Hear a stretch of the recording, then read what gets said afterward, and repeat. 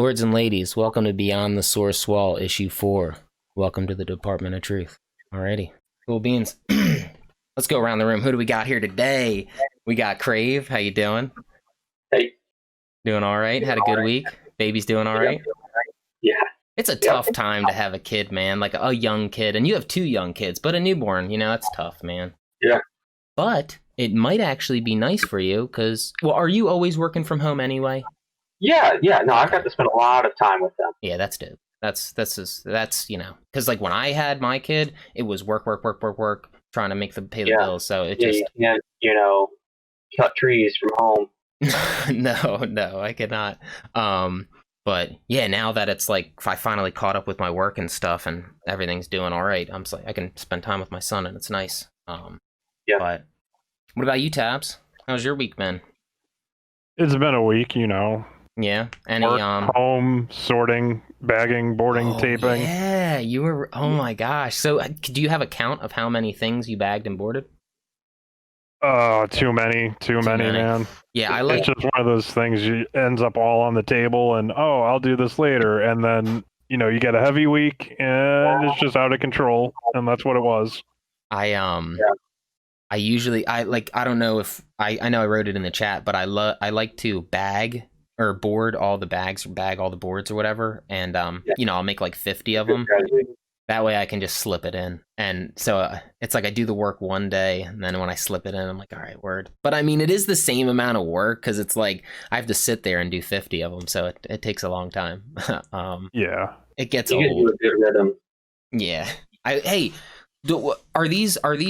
Are you bagging and boarding comics that were new from your shop, or just ones you grabbed out of the bins and stuff? I'm just wondering.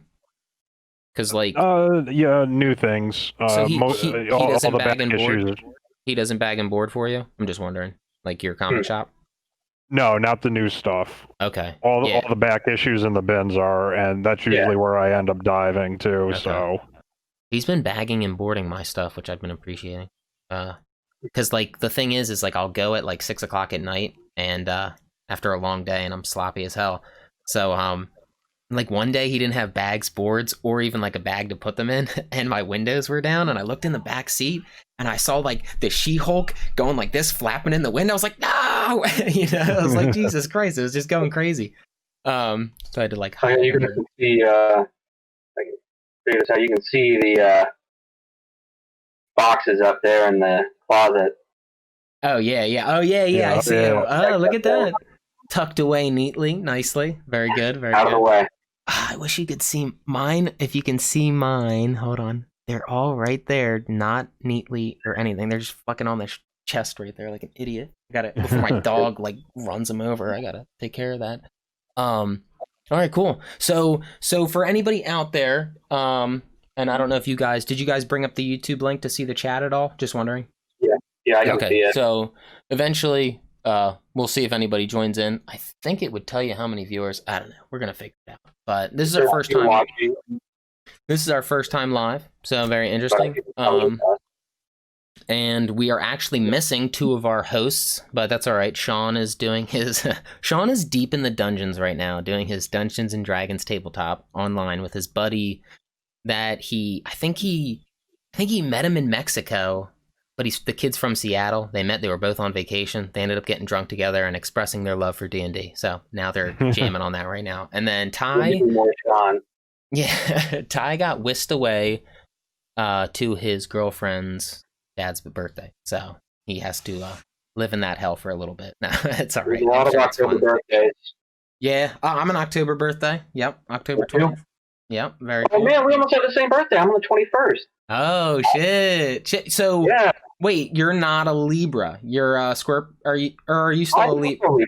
Oh, you're still a Libra. Because I don't remember when the day changes. I know it's okay. A lot of there's a federal holiday, Martin Luther King Jr. Day. A lot of people get at it, and then a lot of people get born in October. Damn right. Damn. Oh wow, that's funny. The correlation. It's like when your city. I've heard of when your city wins the Super Bowl. There's going to be a lot of Super Bowl babies. I'm like, what ridiculous concept. I've never even thought of that. So yeah, here we are. We're gonna do. Let me just get this over. Turn this over to the boys here. Cool. We're going to talk about The Boys episode 7. And this is the second to last. They do 8, right? And The Boys, they're going to do 8. Yeah. Yeah. The penultimate episode. Yeah. Yeah, it was so did anybody see the lamplighter thing happen? Did you see it? Like did you think that's what he was going to do? So he's talked about burning his house down. I thought he was going to light the whole fucking tower on fire. Yeah. I didn't think he was going to cop out and kill himself. I was like, damn. But when you look back on it, you do kind of realize that he was fucking depressed, man. Like throughout that episode, like watching like Tabs, what was the porno called? The deep one? The deep does it in the blowhole. Yeah, whatever. What the fuck? That's ridiculous. Along with the whole stack that he had going. Mm-hmm. And I mean, like he was depressed, but he definitely knew if he talked, something bad was going to happen. So he was dead either way. did you think that his fire could kill him? Like, do we understand that? Yeah. I thought there It's was just fire. imperviousness. Well, I thought he might have been impervious to his own, like to fire itself, like just because he can. Oh, you know what? Wait a sec. Now that I think about it, he was throwing flame at people, Yeah, he can control it. but he wasn't. Yes, okay. He wasn't producing it himself because he was always flicking the lighter. He needed something. It's not like Iceman who can cover himself in ice and be okay. It was like he literally just had he can access control over the flames. I get it now. He wasn't actually impervious to it though. Yeah, very much like the Pyro character in X-Men.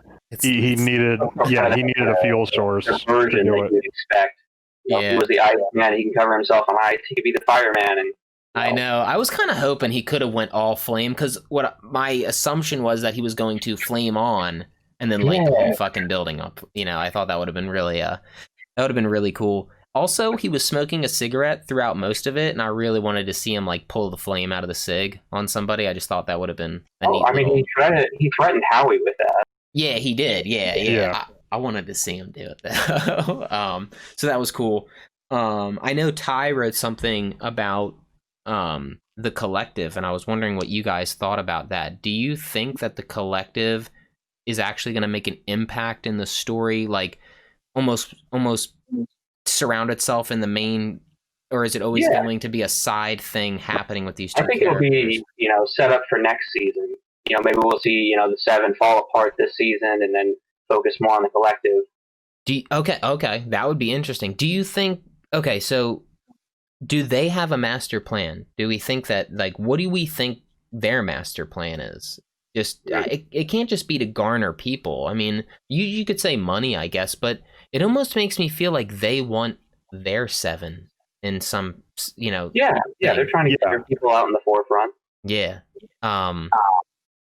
And A-Train is, I think last time we spoke, I said that A-Train may end up loving it because he's getting all this attention. And then, but Crave, you let us know that, he was forced into it pretty much through blackmail. And now I'm kind of seeing in this episode, no, I don't think he's gonna, I think he sees through it, and he's kind of like, fuck, man, you're just like that, you're gone, we'll just cast you out, and then say that you're crazy. Because what was the Arrows guy name? Do you remember? Was it Arc Arrow or something? What was it? Arrow Angel something? Can't remember his name. Yeah, what was it? You know who I'm talking about though, the guy who got the Deep in on it. He was all like, welcome Deep. Like he's so like brainwashed. So I wonder how long it is till the Deep, like, the Deep's kind of clueless, so I can really see him fucking up. I think they both kind of realized what he was saying. With the which guy? Man, why am I blanking on names right now? I'm looking at the right now. Let's see. Alistair Adana. Oh, the head. The head guy. Yeah. The run. That guy's interesting, man, because it's just like he's contracting these people. I still, it's weird because I can't, like I said, it could just be all financial, but it's hard to tell what his end goal is. Do we think he has any powers? Just wondering. It seems hard it seems hard to garner. I mean, they do it all the time, but it seems hard to garner a following without actually being able to, I don't know, showcase. Charisma is his power. True that, Yeah. man. He does. He swayed speed. Yeah, he sways them. You know what I mean? Into doing shit. Mhm. All right. How about Even Bray? the Archer. Yeah. What was the archer's name? I feel like it was Arrow Angel or Angel Arrow. I can't remember it. Eagle the Archer. Eagle. It's Eagle. Yeah, Eagle the Archer. Oh, that's it. Yeah, Eagle. That was it. Or Do Raven Wing. he was just outcasted, right? He's not killed. He was just gone. Okay. Yeah. He's definitely coming back in a conversation or two. I don't know if it will be in this season. I have a feeling like the Deep either has to conversate with him, A-Train has to conversate with him. You know what I mean? Like somebody has to ask him questions because now he's been outed and outcast as like, you know. Probably seen in the background on the TV. Yeah, right. Getting you know, picked on by the media. Yeah, I think it's one of those situations where the Deep is just going to go along with it because he wants to be in the 7 so bad and just play the game, and then A-Train is going to be more conflicted because obviously he sees it, but he wants that fame. He wants back in with the 7, so I think it'll be interesting to see if he kind of like goes to Eagle afterwards and, you know, hey, what's going on? You know, what'd you find out? What'd you hear? This and that, or if he's going to put his head down and kind of just fall in line with the Deep. I wonder if he has to get. I wonder if he's going to do what you just said, like he's going to go digging for answers or whatever, and then they're going to catch him, and then they're going to put him in his place again, make him remember about the blackmail type shit, and like, you know, will he fall in line after that, or will that be the? So, and a rule of 3 sort of thing where they're going to test him, and second, he's been tested once, he's going to be tested a second time, and maybe on the third time he might, you know, balk at that. Yeah. So really, A-Train he's not my. He's an interesting character. He's not. He's good. Like I'm not. How do I say it? It's just like Homelander. Like Homelander's great. The character I hate. You know what I mean? Like I hate him. A-Train I'm kind of indifferent with because I'm like, you're kind of a dickhead, dude. Like, you know. But so he screwed himself over, right? He took too much compound V. Yeah. Yeah, he had the, you know, they all kind of have the potential to be kind of the one-dimensional characters that they kind of been, you know, in the comics. They're, you know, adding a bit more to them. He really screwed himself over in the long run, you know, like trying to like he pretty much now is gonna have a heart attack if he keeps running. You know, it's like that sucks. He ruined his whole career just trying to, you know, be the best. Let's see. Brave Maeve. She had quite an interesting little story arc in that, just because her woman left her, right? Yep. She's so like she's fucked, like mentally. Like I think she's being destroyed mentally. Like it's like she wanted to be with this woman this whole time. Finally, the opportunity arose, but in the wrong way. Yeah. Then the woman finds out what really happens in the tower and what these people are, you know, made of and what they do. And it's sad for Maeve because like I don't really blame her for the plane crash thing. Do you think she could have survived the fall if she, like, I'm just wondering if she stayed in the plane with them, do you think she would have survived the crash? I'm just wondering.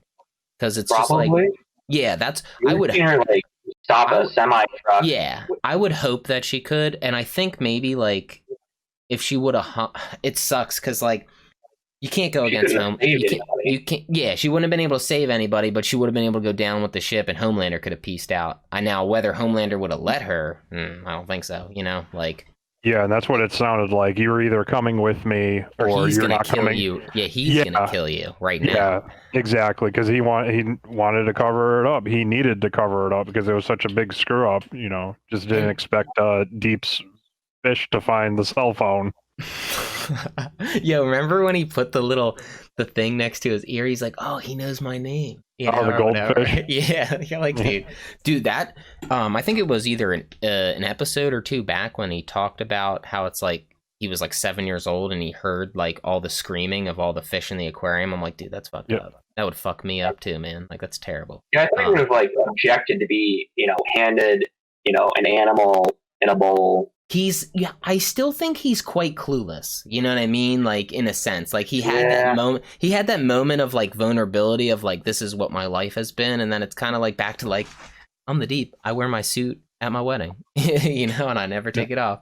Yeah, I feel bad for Maeve though, because it's really, but also she seems kind of, I don't want to, it's kind of empowering now because she's almost like there's nothing left for her to care about, right? She's kind of just like, fuck it.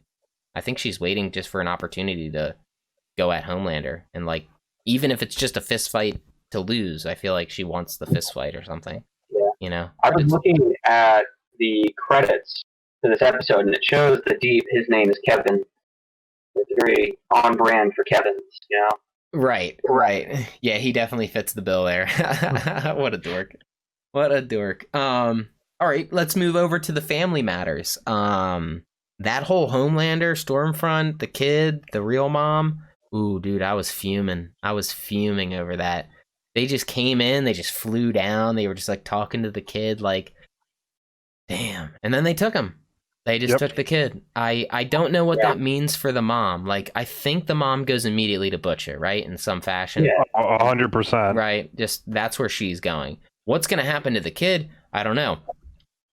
That being said, I did like the little tidbits. I think it was the mom and Homelander had the conversation on the porch about how they did this to you. Don't let them do this to him. You know what I mean? Like, and then Homelander, you could kind of see him feel that moment. Like, yeah, they did. They locked me, you know what I mean? Or they trained me to be a whatever and all this stuff. Yeah. And she's just trying to keep him safe and let him live the normal life.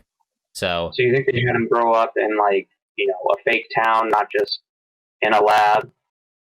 Yeah, right. Yeah, fake, not just in the lab, which is, and then it sucks because, you know, at the very end of the episode, they start popping everybody's heads off, and I really wanted to know what that guy had to say, and I think maybe only Butcher knows, right? Only Butcher knows what that dude was going to say in court, because he pretty much didn't. When Butcher went to that guy's house, it was to get the information, but also get him to go to court, right? He wasn't going to go to court. Am I right? Yeah, it was to get him to go to court to just own up to everything. Because it seems like it's one of those things. If it was anybody but like the tops of the company saying it, they would just brush it off and be like, "Oh no, you know, it's this and that. You know, it's a disgruntled employee, or you know, this person's a psycho," kind of thing, and they would just play it off. But you know, the head of Vought coming in and saying, "I'm going to tell you everything I know that was on the books that was happening behind the closed doors." You know, that's like a senator coming out and saying, "I'm going to tell you everything about all these backroom deals that everybody else is doing." You know, that would just be like huge.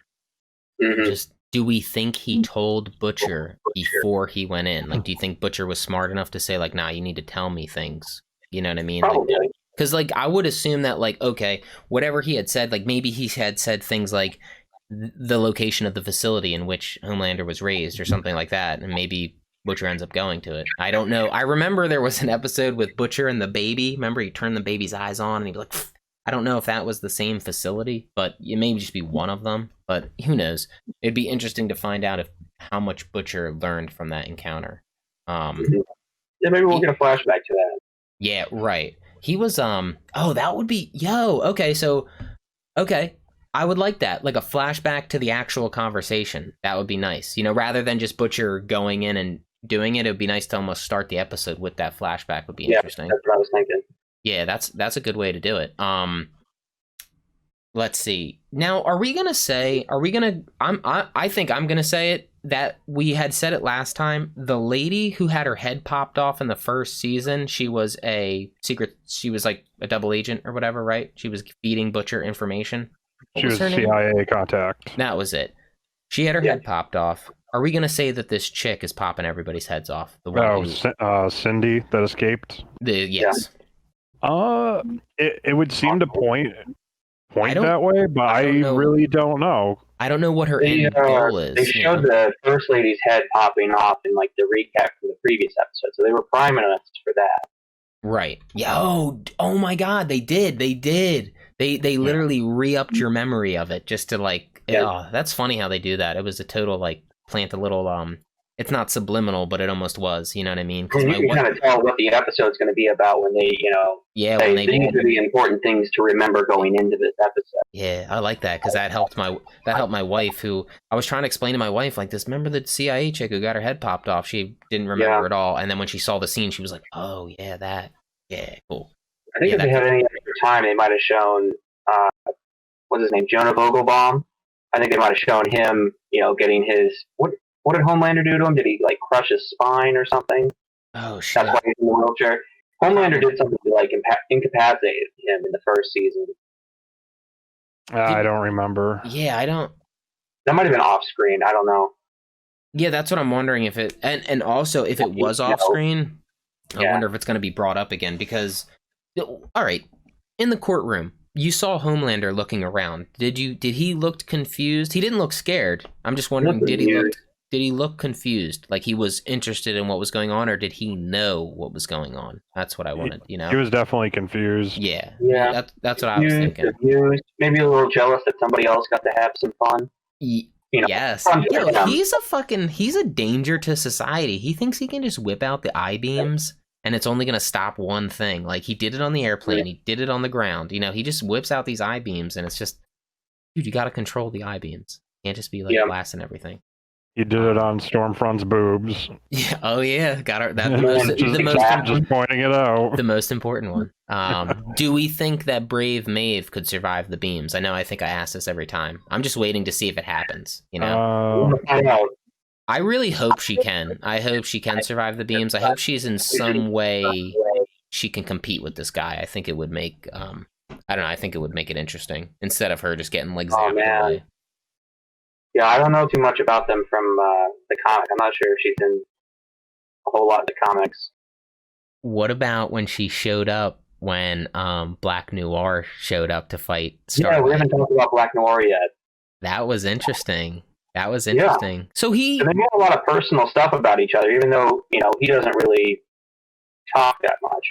I'm wondering why she would know that he had a peanut allergy unless it was just in his case file. You know what I mean? Or unless they were all told that or not a peanut, or it was a tree allergy, nut allergy. Unless just a message from HR, like, hey, you can't have, almond joys. Yeah, don't let him have any nuts at the party. No, or maybe the whole tower had to be nut free because of it, and that's why it's like, because of Black Noir, I can't have peanut butter. I mean, the one lady had an almond joy earlier in the season. So interesting. Yeah, definitely not like the whole tower, but I'm wondering. He was a African American. He was a black guy, right? When they took the mask off, did we see that? Yeah, the actor in the station is. Yeah. I was just wondering, like, Black Noir, is it just a black suit? He looked almost like his face had been scarred up too, right? Yeah. Burnt. Yeah. So. Yeah. When if somebody can help me recall something, remember when Black Noir got like, I can't remember if it was blown up or something, and he had like his suit was ripped off, and I think it might have been in the very beginning of the season, or it might have been against Kamiko. I don't remember, but it was like the very first episode or something of this. He was infiltrating something. It was just like a little. What was he doing? There was also Butcher's mom's house or aunt's house where they were with the homemade bombs too, ripping it open. Yeah, okay, I'm just wondering, is he healing? Are they healing him when he goes back? Did we ever see if he actually healed on the spot at all? I don't remember. I'm interested about this guy.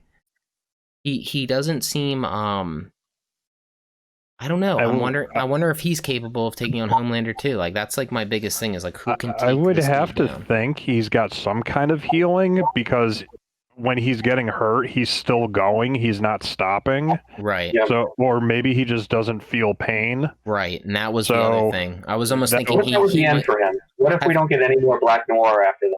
No way. He's way too interesting and mysterious to not give me something else. What about do we remember in DC Comics in the Batman stories you have like I think it was in Arkham Knight too in the game you have Professor Pig. He's like he operates on people until they can't feel or until they like pain. They almost like they're incapable of feeling pain because they've just been like operated on so much. Like it was like I remember in Arkham Knight it was like hard to fight the people because you could punch the shit out of them and they would keep coming. I'm wondering if Black Noir is literally a science project who has just been we haven't seen too much skin or whatnot. I'm kind of on the fence if he's like a cyborg or something. Right. Yeah. Yeah. Even kind of yeah. Thing. Right. Yeah. Yeah. Part organic, part technology. It'd be interesting. Yeah. Okay. So right now they have the kid. Homelander and Stormfront have the kid. Do we think we know where they? Do you think he just took him to the tower? Do you think they took him somewhere special that Stormfront knew? Do we have any? The Fortress of Solitude. Yeah, right. Homelander's cave in Alabama or whatever, where he has his right wing stuff going on, his weird Confederacy. I would think it was interesting that when he found out she did say that she was a Nazi, right? And when she revealed to him, did she reveal that she was a Nazi? I'm just wondering. I don't recall her directly saying it, but okay. I mean, considering the wedding photo was in front of the swastika. Yeah. Okay, so he could put two and two together. I think it's kind of weird that that correlation between like being a patriot of America and then like being a nationalist of Germany or whatever, a Nazi. I always find that weird to be like, dude, I feel like even though they're under the same ideals of being a patriot, they're very like one was one and one's I find it weird that they connect so like glue for some reason. Even in like real life, you're like, what the fuck? Just blows my mind. You would think it would be like a slight on America or something to like for like Homelander, Mr. America to like. I would see that and be like, damn, bitch, you're crazy. Like you're fucking nuts. But he also has been almost brainwashed into believing he's a super being. I mean, I know he is a super being, but that he is better than everybody else, and that's interesting. So they do fit like peanut butter and jelly, to be honest with you.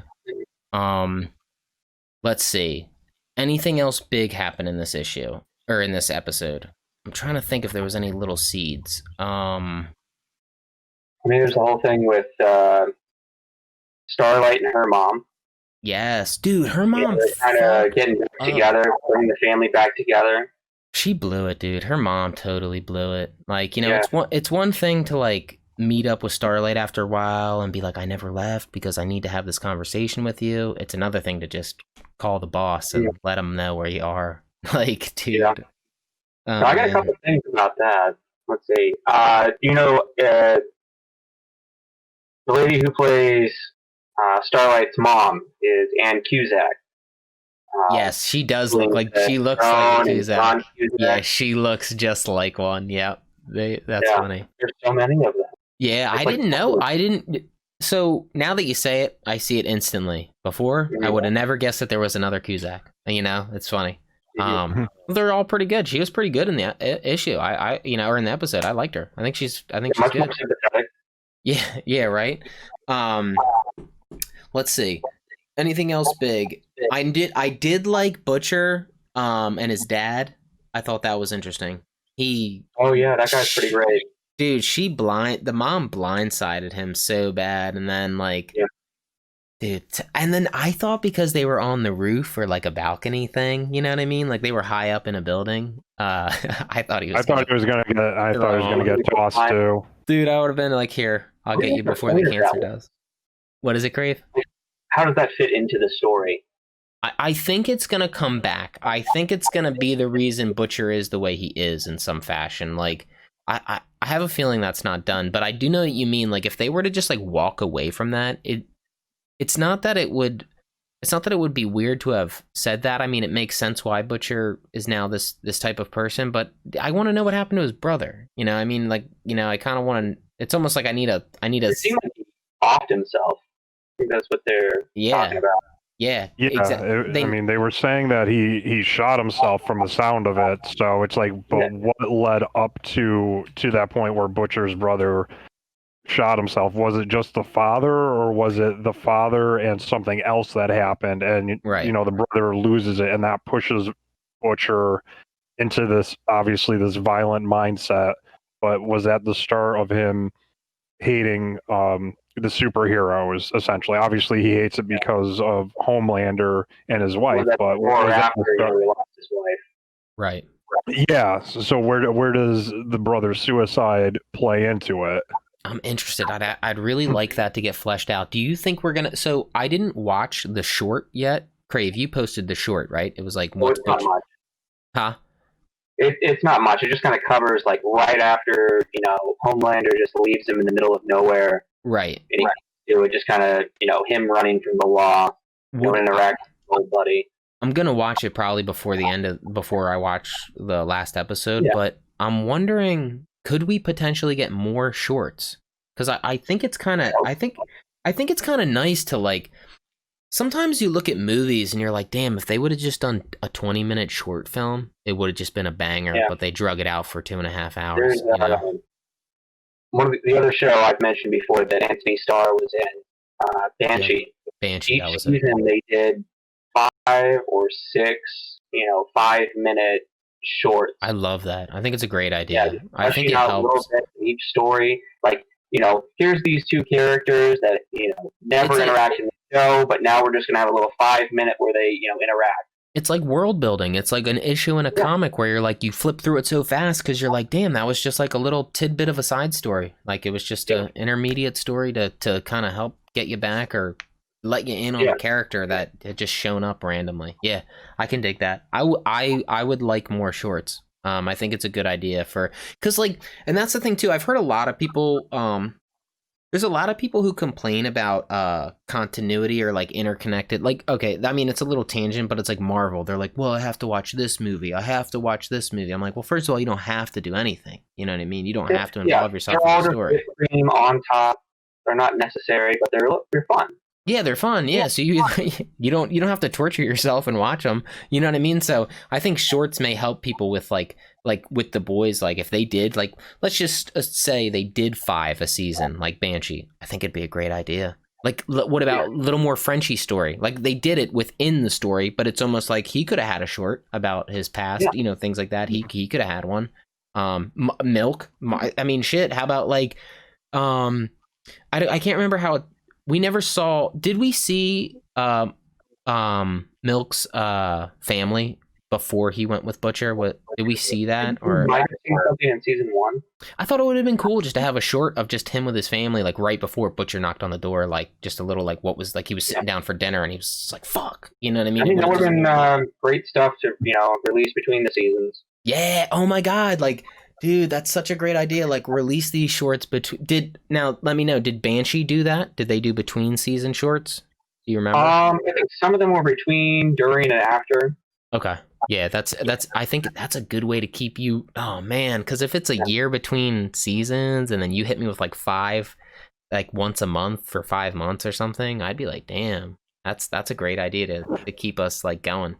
I almost wonder if that was just like an extra scene though, that when they looked at everything at editing, they're like, you know what, we can probably just use this someplace else because it doesn't really do anything for the story.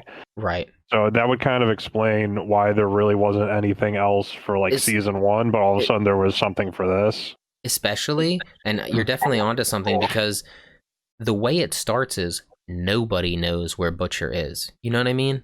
So like I like being involved with the character, like so the character doesn't know, so I don't know. I mean, every now and then it's nice to have something that the character doesn't know, but it's kind of nice we went into it the same way the characters did. They're like, where the fuck is Butcher? So the short makes sense and not have it included in the show, and have it as the short. Like you said, it was a piece where they're like, well, I'm looking at the video and I realized we were gonna include this, but the characters didn't know and Butcher just showed up, so let's just make it like a little side piece. It's a great idea. Yeah, it's not necessary at all. Yeah, right. Because I mean, it's for the purists, the people who like to watch it. Yeah. Well, you get the info too, when it's like, dude, where the hell were you? And he's like, oh, I went here, and then all of a sudden he was at like the TGI Fridays knockoff place, whatever it was in the show, So it's like, oh, okay, that's where he was. Homelander just left him someplace, and he had a, probably knowing Butcher like steal a car or something to get back. So it's like, lady. yeah. So it's one of those like quick things. Oh, okay, that's where Butcher was, and then you're moving on to the next thing, and people's heads are exploding. And the way season 1 ended, like it left me like fucked. Like I really was like, it ended with him just getting dropped off to like this fairy tale town or whatever. You could tell something was weird about what the hell was going on here. It was like a facility built. I don't know. I had all those vibes immediately. I hope that this season has the craziest like cliffhanger, and that usually leaves me salty because I'm like, well, now I have to wait, So I'm down for that. I like that. If they can make me feel that way, then they did their job because now I'm invested, Do you think there's an army waiting like all right. Do we think Stormfront already has her army in a factory lab, kind of like the babies in that one facility? Do you think she's already got like a crew? I'm just wondering. I don't think so. I think they just have the one facility that they broke into, but they could, try and ramp up production real quick and see what, throw anything and see what sticks to the wall. All right, and what about? I think Homelander is like the big linchpin for her plans now, because if she gets Homelander, he's not only does she have Homelander himself, but she has Homelander's fan base, and then if the more everybody sees them together, the more behind their cause and their rallies and everything. Like doubled down on fans, because however many she had, now she's got double. You know what I mean? Because anybody down with Homelander is going to be down with her, because they exactly. I really thought about that. That she was, using him for something. I thought, for this, whatever time, I thought she was just doing that to kind of keep him out of the way. Right. Like if she didn't want to subdue him, he'd, get in her way. Is she manipulating him? And 100%. I wonder if she really has the balls. She definitely does. Yeah, I know, but the way she's going about everything, she's poking and exactly. She's poking and prodding the right areas. Like when she, what's the son's name? James, Homelander's kid or whatever. But when I think it was James. To go there and convince him about family and saying how it's important, and then hey, I want to show you my son, and then how she's undermining everybody right in front of everybody. She's not hiding it. She's undermining, and then he's on board. Like, yeah, why can't he go on a roller coaster? Why can't he see my movies? Do you think Homelander is still a child inside his head due to his upbringing? Meaning, like, he's still kind of, even though he's a little fucking brash, evil, he has his ways. Something tells me that he's actually ignorant and innocent, and that when he gets 2 times by this chick, he's not seeing it coming. I don't know why. I just like you said, like literally she was the one pulling all the strings when she was at that like town when she was just like yeah, no, I mean he should be. Stunted. Yes, emotionally stunted. That's kind of what I'm going for. Yeah, like that he's almost, when he finds out that he's played, I can't tell whether his eyes are going to glow red or his heart is going to sink. You know what I mean? Because he's just been, toyed with. I mean, we can assume that maybe when he found out he was being toyed with the first time, is that maybe the time he broke that dude's back? I don't remember. I'm just saying things like that. Yeah, he was lied to, and then he came back and got the real truth, and it was like, they're punishment for lying to me, kind of thing. Pain for pain. Yeah, that's crazy. Yeah, I don't even know if it's so much ignorance as it's just arrogance, because he's been told that, he is like the pinnacle of humanity, of superheroes. Yeah. Exactly. Yeah. And just the way he carries himself, and you see him stumble and not understand why when people at the rally, what was it, 2 episodes ago, when he's trying to justify killing that guy in Africa, killing the terrorist, and the soldier's like, you don't speak for us, and then he just imagines laser beaming everybody in half. He's got emotional. Yeah, he gets emotional, but like he's been in control of everything. And right then and there, there was just enough noise happening to like almost send his brain catatonic or something. You know what I mean? Like, yeah, because he just doesn't understand, because he's just been, everybody just did and does what he tells them to, in terms of he runs the 7. What's up, Sean? Johnny boy. There he is. Yeah. But yeah, like, you know, he's the leader of the seven. He's in charge of everything. He's the shot caller. He's the one that was bossing everybody around, even the other CEOs. No, you do what I say. You tell me what they're doing. It's a shame. No. So real quick. No, I think it's more arrogance than ignorance, and he's losing it because he doesn't have that control. He's a control freak. Yep. Yeah, that's what I saw when his eyes lit up and like he mentally zapped all those people. Yeah, I saw him being a control freak and not having control, and that sent him down the spiral. Bad thoughts, man. Imagine that. Just terrible fucking thoughts. I do not know what we've mentioned thus far, but I'm just going to mention my favorite part of the most recent episode. I was going to ask you a couple questions, so go ahead. Tell me your favorite part. Black Noir's nut allergy. Wait, oh yeah, we mentioned that. Yeah, I watched the episode at work on my lunch break, and I was sat in like the break room, and I just burst out laughing, and people were like looking around at me, wondering what was going on, and I was just there in hysterics. It's like Black Noir is on a rampage, and then you look over, and she's opening up an almond joy, and she's like, "What are you doing?" It's like contingency plan, just feed him an almond joy. Yeah, it's fucking hilarious. I almost wonder if that's going to come up again, because Huey and Starlight had that conversation. I just remembered liking almond joys, and he's like, "You're crazy. It's a terrible candy bar." And she's just like, "I just like them." That's interesting.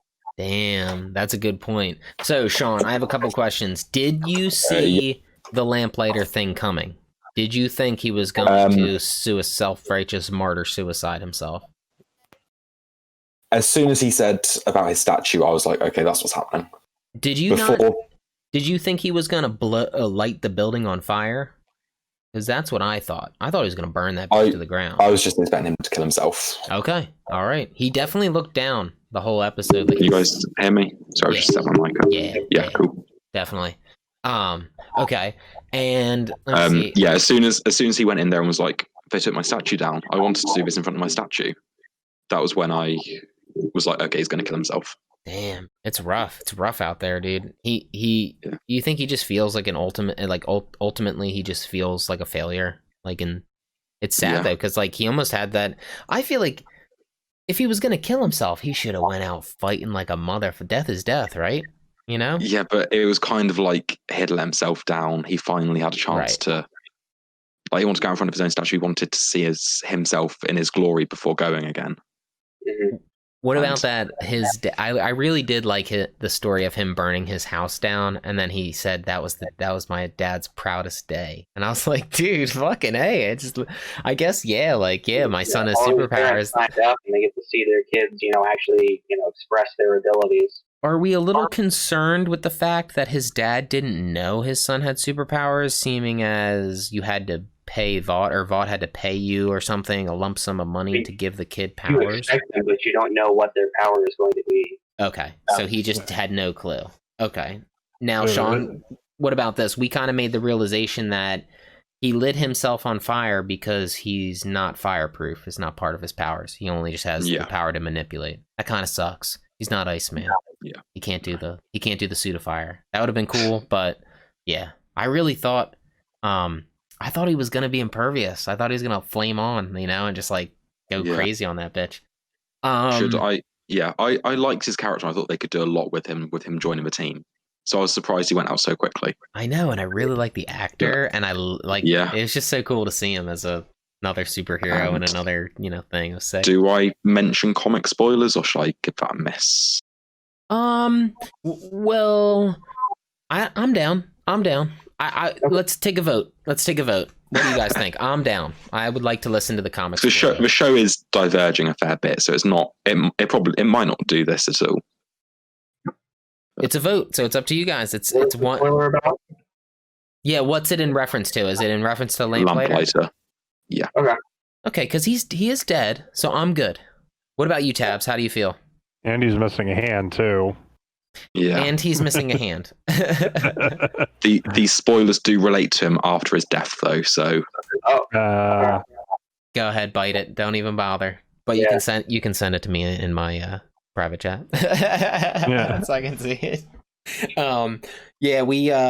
Do you think? Okay, I guess. Let's see. Another question was Black Noir. Do we think like, did you notice that his face was scarred up? He looked burnt.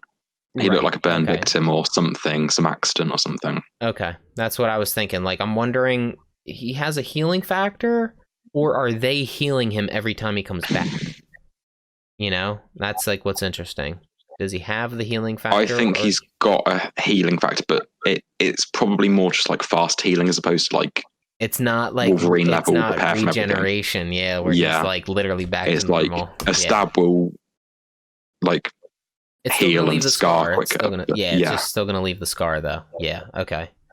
Damn. But yeah, it was just the nut allergy. I was just in hysterics. I was just laughing so hard. Do you think there's a side group of people who are kind of pissed off at that scene, saying like, "Oh, that's a stupid cop out" for some reason because they don't understand like that this is like people get upset over everything. Yeah, I could totally see, like, when I saw it, I was just like, damn, she put him out with an almond joy. I was cool with it. I thought it was funny. Yeah. I thought it was quick, and as well, it's like these are still fairly real world heroes, right? Yeah, they're still people. Yeah, they have issues too. It's not, oh, we need to go get a kryptonite spear here. Yeah, right. These are still humans who have been experimented on and turned into soups. Yeah, not like what was that movie? Brightburn. You can the kid with the like the evil Superman. Yep. Oh yeah. Wait. The story is, what if Superman was evil? Right. I'm sorry. Is that what it was about?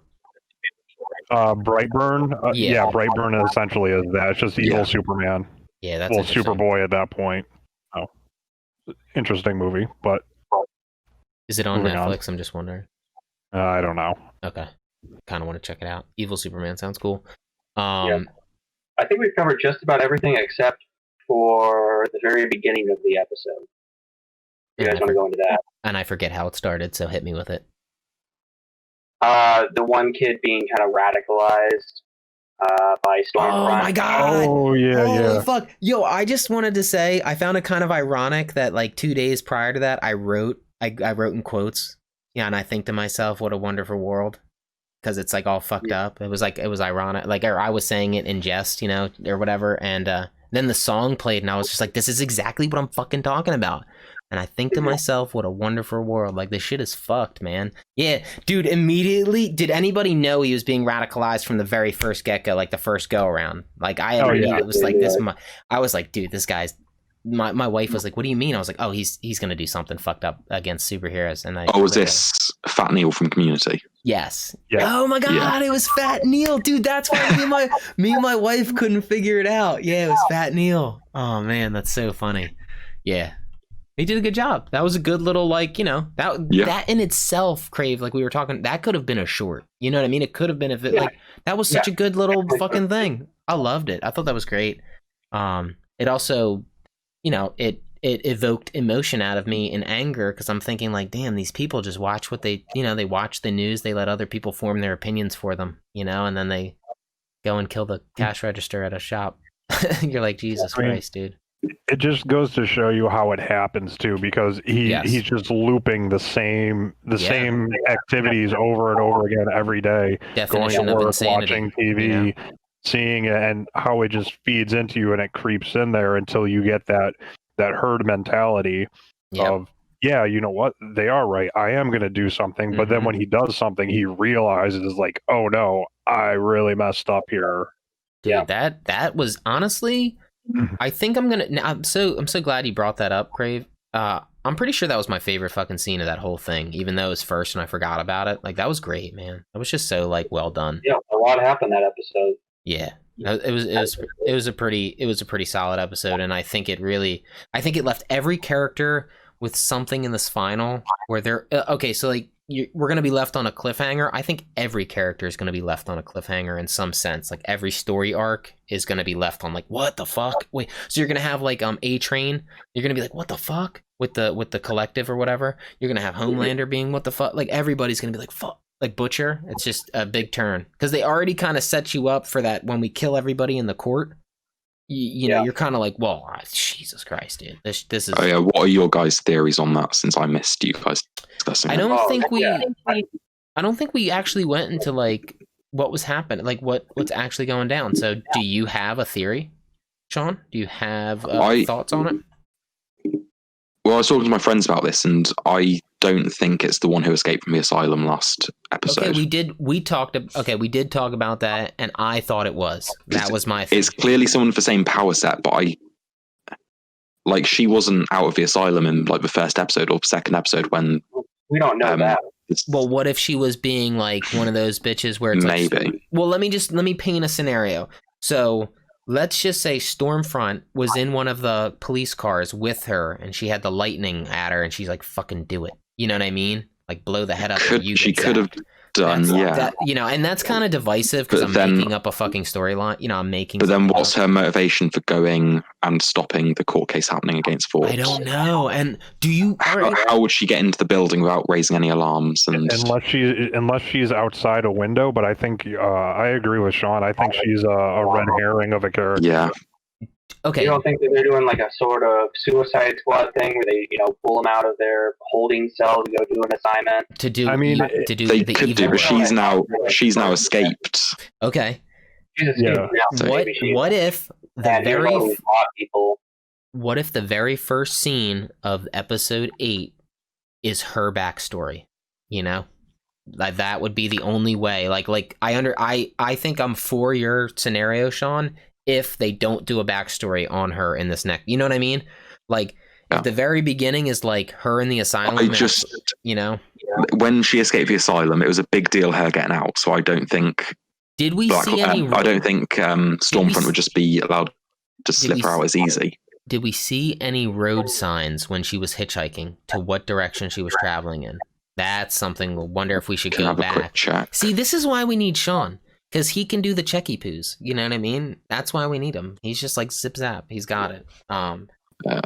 Before we, as you're doing that, and we're gonna make the transition into comics. How was your D&D thing, Sean? Was it good? Because I didn't get to say hello. It was fun. What are you? I leveled up, which is cool. What's your class? It's basically Thor. Basically Thor. Basically when we first went. Yeah, he's called Thor. He's an Asimar fighter, and with this level up, I got the ability to call my hammer back to my hand when it's not in my hand. I was like, that's pretty sick. Fuck, dude! One of the best traits of all like powers is to call the weapon back. That'd be sick. So very cool. How is the digital mapping? Is it cool? Like, do they draw out a nice, cool map or something and make it kind of interesting, or is it literally base tabletop online? Yeah, it's just tabletop, and it has got like a map and stuff, but it's not custom. It's just a generic. But does it have the mountains of Alderaan, and like, does it have like little segments of it or anything?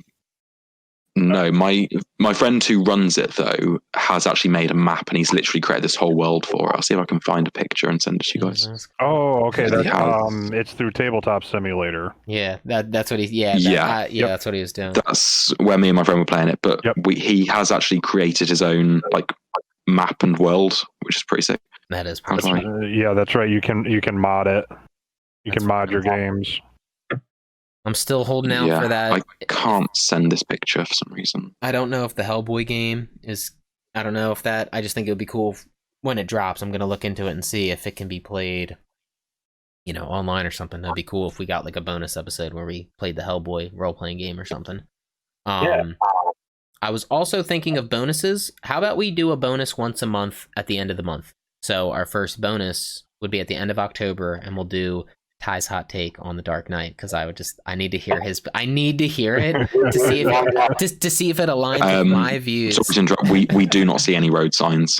No roads. See, that would have been a really nice little Easter egg, like saying like, oh, they're heading to Metropolis, type shit. Like, and there you go.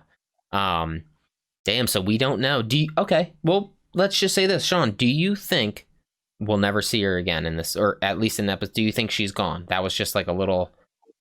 She will show up again. Okay. Yeah. But I don't think she's responsible for the courtroom, and we might not even see her next episode. It might be a season 3 thing. Now I asked Craven Tabs this, and last question: did Homelander know what was going on in the courtroom, or did he seem confused? I think he seemed confused. Yeah. Okay. He didn't look scared. Not that. He just looked like He was like looking around, like, what the fuck? Let me have a look at his face again. It just. That guy's acting. He's a good Homelander. Probably. I mean, I've never seen another person attempt the character, but pretty fucking solid. Like he gets the like he's very intimidating in the role. Yes, and I swear to God, he shaves literally before. He's like in Predator, the black guy in Predator, always shaven. He must shave literally before every scene because the grit on the way his shit, like it's crazy. He's got quite the he's got a scary face when he wants to be scary. Yeah. Now I want to see him when he wants to be suave, like James Bond, and just see how he looks and see if he looks scary like that. You know, just I've never seen him in anything else, so I'm not sure. And okay, in Banshee, was he a bad guy in that? Just wondering, I can't remember. He's I guess you could say okay. He's a criminal that just got out of jail, and now he's impersonating the sheriff in a small town. So I would kind of say he's a little kind of a bad nefarious. guy, but he's pretending to be the good guy. Interesting. Homelander's not freaking out in it. I'll send you a picture of his face. Yeah, he's not. Give me the candid shot. All right, and what are we going to move to next? He looks more sort of interested than anything else. Taking a picture with your phone? Huh? I can send a screenshot, but it's just effort. It's quicker just to send it on my phone. It is. I feel like screenshots are effort. It's like annoying. But that look kind of plays into that arrogance I had talked about earlier. He's confused, but he doesn't feel like he's in danger whatsoever. Yeah, like everybody else is literally, their heads are exploding all over, and he's just like, what the hell's going on? Homelander sees himself as the main character, so he's like, nothing bad can happen to me. I'm safe. Yeah. Damn, that's but what's Stormfront doing? She's just sort of, she looks a bit more scared than Homelander, but still not. I don't massively. think she is. I think she needs to manipulate Homelander because she knows she's not as perfect or whatever of us. Like she's not the golden god that he is. You know, like she may be damn close, but I think she knows that Homelander trumps him or trumps her. You know. Yeah. All right. Do we want to go? I'm gonna just really super quick. Anthony Starr, who plays Homelander, one of his first credits is playing in 2 episodes of Xena Warrior Princess back in 95 and 96. But it's all about, now that you say that, so is Keith Urban's in that too. It's all about who you know, bro. It's so weird, the inner circles of like the way the shit goes. It's so weird. I've connected so many dots, man, and like that's another Hercules and Xena, man. Those were 2 huge TV series in the mid-90s. Totally. All right. What do you guys think about the fan casting of him as Wolverine? Who? Anthony Starr. Is it? Wait, they did, or it's a potential? No, fan casting. Oh, fan casting him as. I think he could be good. Well, yeah, I definitely wouldn't doubt his acting. Now, whether or not he would fit the bill of like Wolverine, that I don't know. Because here's the thing with Marvel: do you think they're gonna fucking make Wolverine small? Do you think they're gonna do that? You're gonna go with someone like Danny DeVito. No, God. Dude, I'd actually take that. I would take that. Oh my god, and that'd be hilarious. That would be he'd actually probably kill it too. I'd just love it, even if it was hilarious. So anyway, I started blasting. Yeah. Oh shit. So do you think that the MCU is going to go the comic route and make him a smaller character, meaning they're gonna hire somebody who's 5'5"? I don't care about the height as long as he's got the right sort of physicality for it, right? Look, I personally think I just think Hugh Jackman was the perfect. I get in the comics that he's small and he's like a little stubbier, but even in X of Swords he doesn't look, or not X of Swords, even in the X-Men and the Wolverine shit, he's not coming off small right now. He's drawn differently, and I'm not about the stubby Wolverine, like the super stocky stubby one. Like it just. Maybe the right face look and the right acting for it. Like Batista, but Batista's already been. I think Henry Cavill should do it. He did a good job in The Witcher. I liked his rawness. He did a decent. No, just get Carl Urban, man. Damn, that's already. I mean, he's been Dredd, he's been Butcher. Well, no, Wolverine. He can't because he's Scourge. Dez and Troy together they make Destroy. You're ridiculous. And a lot of people are salty. That was another thing that bringing up salty shit. A lot of people were salty that they kind of ruined Scourge in MCU potential. And I'm like, they didn't ruin him. He's fucking perfect. First of all, Scourge is just a fucking. I've read so much Thor shit, dude. He's just he's just a character who takes on Thor, you know what I mean? Every now and then he kind of can put up a fight, but he always gets fucked up, you know, and he hangs out with Amora the Enchantress. I mean, this guy was awesome. I thought he did a great Scourge. He was kind of a goof, but he went out fucking banging. Yeah, the thing is, are they ever going to do... Would he ever have shown up in the movies if not for that role? Exactly. Would Scourge ever shown up? Is that what you're saying? Like the character Scourge? No, he would have never made an appearance. He would have never made an appearance. So would you rather have him as a joke role where he does show up, he's got a little bit of screen time, or would you rather just never see him in live action? Exactly. I'd take him. I think some people would say, you know what, Yeah, you just they'd rather not just see it. don't. Yeah, exactly. It's one of those things. But I love Carl Urban. Carl Urban has such a good track record overall. Dude. Even if his movies don't do well, he is so well. He does really good. That's another thing. There's a lot of movies where I say like, the director, but the actors were great. You know what I mean? Like, you know, so, and it can go the other way too, where like the directing seemed good, the actors seemed like they fell through. You know, so casting was wrong or something like that. You know who would make a good Professor X? Who? Carl Urban. No. Billy Zane. Bring back Billy Zane. I can kind of see it. He's shaving his head already. Yeah, let me see him now. I haven't seen him in a while. Oh, he's been shaving his head. He's getting older. Yeah, he might be able to do it. You're kind of right. He might be able to do it. Do you think we're getting an older Xavier? Oh, I would prefer him to be Lex Luthor. Seeing him with bald head, he is Luthor. Yeah. Oh, I mean, I see that too. Immediately, I thought he almost did play a Lex Luthor already because he literally looks exactly like the character. I forgot he did the Phantom. Oh yeah, the Phantom, right? Oh shit, that's crazy. So, hey, you're kind of right. He kind of has the potential to get in on something like comic booky. He's a good actor too. He's a real good actor. Yeah, always. He's pretty funny. Yeah. Oh, he was in The Boys. He was in 2 episodes. Get the fuck out of here. Where? Right, earlier in the season. Season 1, episode 5, and season. He played 1, himself. Episode 6. Oh, he played himself. Yeah, he played himself. That was it. Yeah. I gotta watch season 1 again. I forgot it all. I feel like he might have just appeared or something.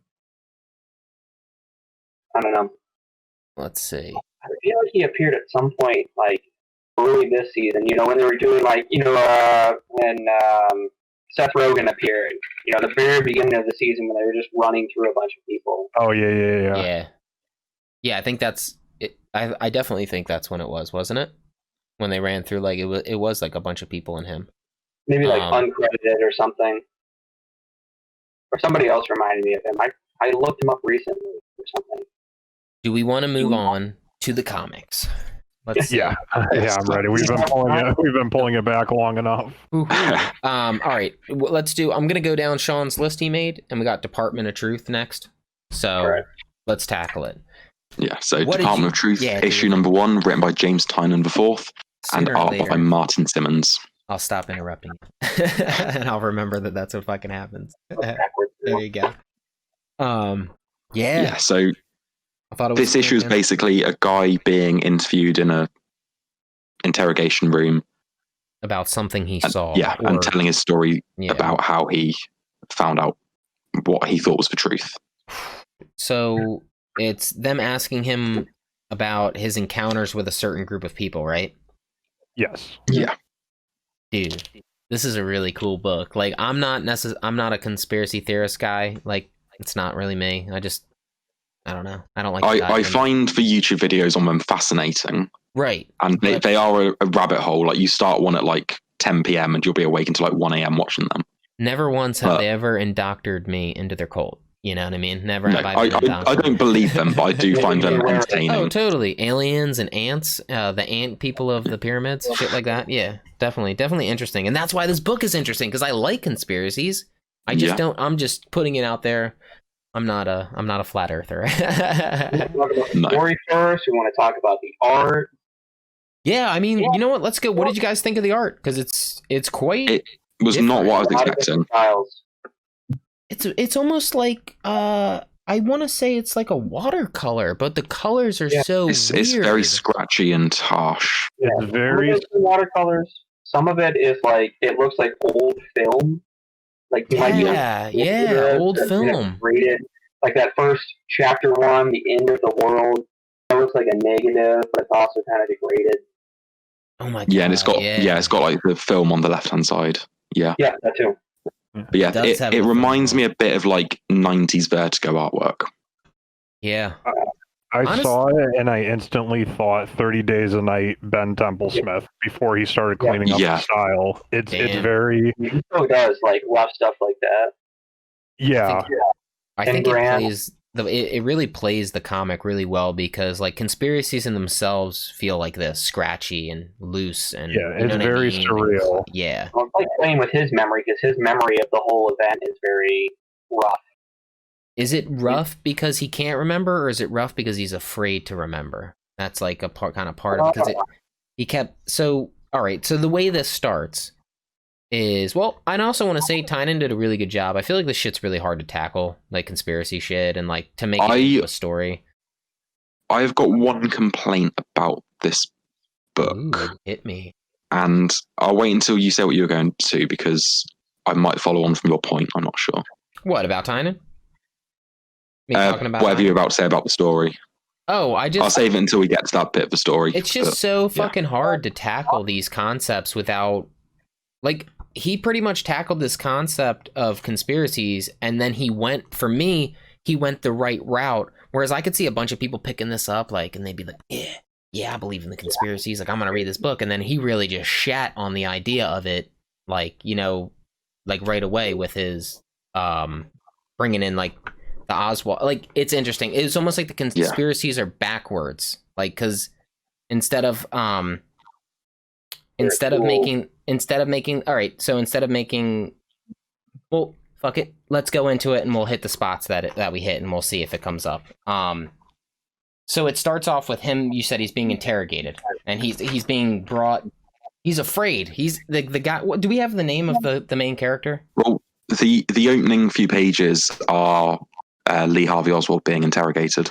Yeah, it's Lee. That's right. It was Lee Harvey Oswald. After the assassination of Lincoln, not Lincoln. Sorry, Kennedy.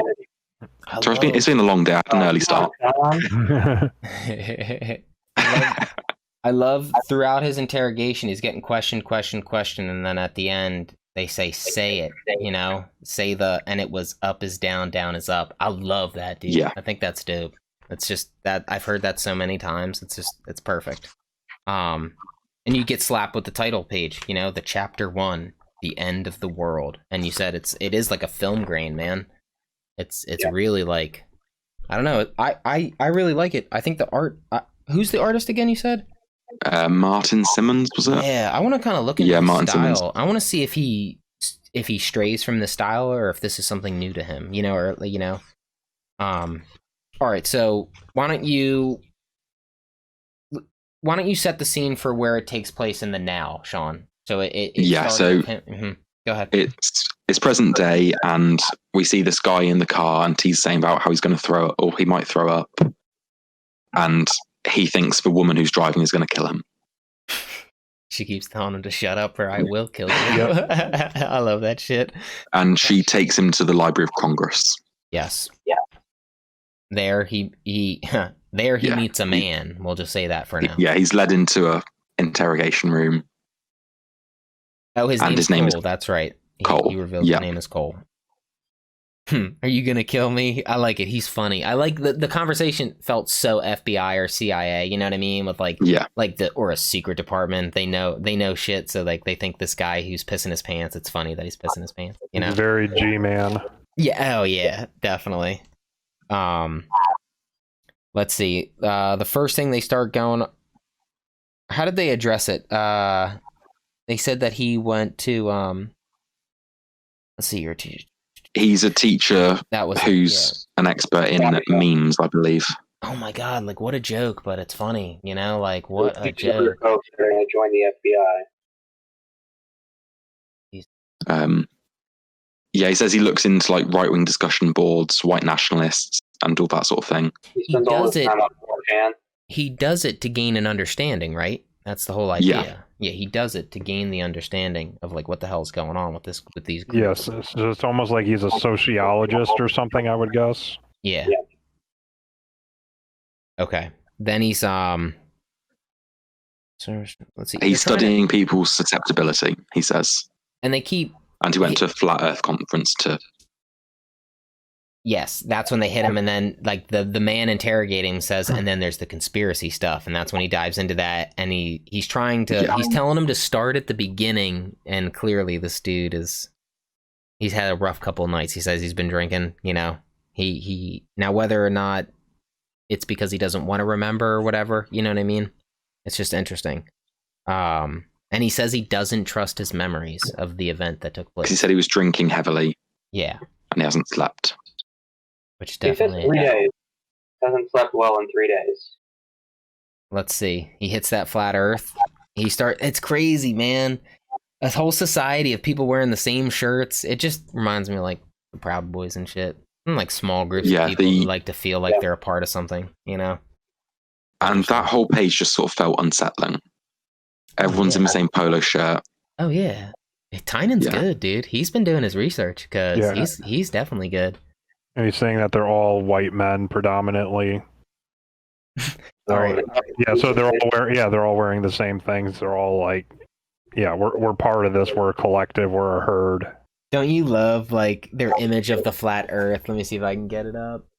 Like right there. With the dome. I fucking think that shit's hilarious. It's great. And then the book says like flat Earth and the protocols of the elders of Zion. You know? You're like, damn. They're getting real deep with their lore there, you know? Let's see. I know he goes. Yeah, and he says it's about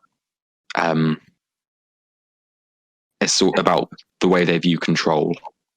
Right. And they're building their own reality where any concepts that are too abstract for them or too complicated, they disregard and replace with something simpler to understand. I feel and like then the old guy laughs at that. Yeah. Oh, well, he goes, huh, right? Is that what you're talking about, Grave? Yeah. Huh. That means he knows shit. You know, when you laugh like that, you know shit. Tell me. Well, it's a feeling. I sort of took that as him sort of acknowledging it, like, yeah, that's a feeling everyone has, but some people take it to the extreme. Yeah, exactly. We can talk more about that once we get to the end of the comic. He wants for the whole comic. He wants Cole to tell him when the story went sideways for him. Like, when did shit get weird? And that's when he's going back to his hotel room. Because I guess at the convention, you get a hotel room, right? That's the idea of this. Yeah, so he goes back to his hotel room. He gets intercepted by somebody who calls him Special Agent Cole Turner, which is like, damn, dude, I feel like that would be... he teaches at the FBI Academy, doesn't he? Pontico. Yeah, I just feel like it's weird that he a couple things in the field. He goes and so he gets addressed by this guy and he pretty much says, what, come with me, right? And he takes him to a room filled of the bigwigs, and these bigwigs are pretty much businessmen, right? Yeah, it's Kenneth and Bertram Boulay. Could have just been like the Koch brothers. Exactly. That's what I'm feeling. And I'm just going to mention it while we're here. It mentions that the main character's gay. He says he has a husband. I thought that shit, dude, that's Tynan, man. You know, that is Tynan. That's pretty dope. I was glad. Every time, what was that one comic that you guys read? Is it Wind by Tynan? No, the one with the guy that was deaf, and then everyone was hearing the meme. Mimetic. Oh, Mimetic, yeah.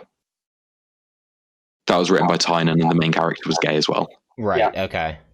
He seems he's good at it though. His main characters all seem to be gay.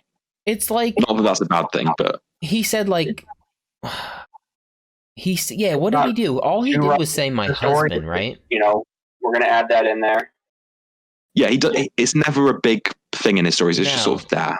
I like it though because I feel like it helps with I don't know, gravitates to a more normalized world. Like, I'm so like tired of hearing all these anti things, and I'm just like, word, cool, works for me, man. You know, he doesn't beat you over the head with it. Did you think, Sean, since we've been reading some Tynan, did you think it was going to happen? Because I had a feeling the character was gay just the moment I saw him. I don't know, just glasses kind of thing. The main character in Mimetic was gay. The main character in Something's Killing the Children is gay. Yeah. So the main character in Wind is gay. Yeah. And so I took a stab in the dark that the main character in this was also going to be gay. Yeah, I mean, he drew like a pretty boy. You know what I mean? Like it's perfect. Okay. Then they mention there was a woman in the convention wearing the red dress, right? And that's Yes. and when he met with the people, one of his questions. Okay, well, first of all, let's talk about these people. What do these businessmen do? They like to run these little conventions like a carnival. They like to get all these people together, get them to believe something, right? Yeah, so they are Texas oil company billionaires. Yeah, and they fund the right wing politicians. It's crazy stuff. So I love it. It says they're worth billions, so they're just kind of like playing around, I guess. At this point, it seems like. Yeah, and so we see them at a party, and they're showing an undiscovered clip from the moon landing. It's almost a secret. It's a secret party within the convention. For like the elite members, the inner circle. Yep. Yes, they're showing a video of a moon landing, and you see Stanley Kubrick stood in the background watching the astronauts get off the shuttle. Damn. So I like it, and it was also not only footage; it was footage from a different angle, right? It was like it was a different shot, which is interesting. And they mentioned it was from Kubrick's private collection. Yeah, it's like he kept that. He's like, I did that. That's dope. egos keep that's what allows you to keep that shit. Did you ever hear that Stanley Kubrick joke about the moon landing and this conspiracy? What is it? It said that Stanley Kubrick did film the moon landing, but he's such a perfectionist, he made them film it on the moon. On the moon, yeah. Yeah, I have heard that. That's hilarious. Yeah, I could see that happening. Oh man, that's nuts. All right, so this after they do all right. After they show the footage, they pretty much say they're going to take him there, right? Isn't that what's happening? Yeah, they're going to take him to the edge of the world, where the big ice wall exists around the flat Earth. And it's been days he's been traveling, right? Or he didn't know. He's like, it could have been. Didn't he say like he didn't even know how long? It felt like days. Yeah. He said they stopped to refuel a few times, but he lost track of time. And everybody else on the plane was like shooting the shit about their conspiracies, and he was just sitting off to the side, Yeah, and I really like the artwork in that panel where he looks out the window and they say, "We're off the edge of the map, boy. Here there be monsters." Yeah, and he's got like a devil face. Yeah, it's fucking crazy. Yeah, and you saw that like what was and it? That's supposed to be one of the big heads, right? That's supposed to just be like imagery of one of the big heads talking to him. Yeah. Yeah, that's either Kenneth or Bertram. Sorry, Tubbs, what were you going to say? I was going to say, if you go 4 pages back, you get that in the reflection of the glasses, too, that there's something sinister about them. And that's where I got like that. Yeah. There are more people. That's a cool panel. Just that next page. I mean, it's beautiful. Like, yeah, that is, the colors on there are amazing. I love purples and pinks. Yeah, it's kind of hard to comprehend what he's really looking at. Supposed to be like an ice wall? Is that what's supposed to be there? I think the flat Earth theory is that there is a wall of ice surrounding the world. That's what I was going to say. Like, based on that theory shit I hear, there's a fucking ice wall. That's crazy. Yeah, and this looks like a lot of watercolor mixed with a bunch of other stuff. It's kind of hard to, really understand what's going on, what the big circles are. And it's funny you say that, because it's almost like that's kind of the idea, right? It's like a hazy, you don't, it's like, here's an idea, but it's so fucking loose that it's like, it's hard to see, So I kind of get you, Crave, like, too. It's like, are there 2 planets there? Is one of them the moon? You know what I mean? You almost see like circles.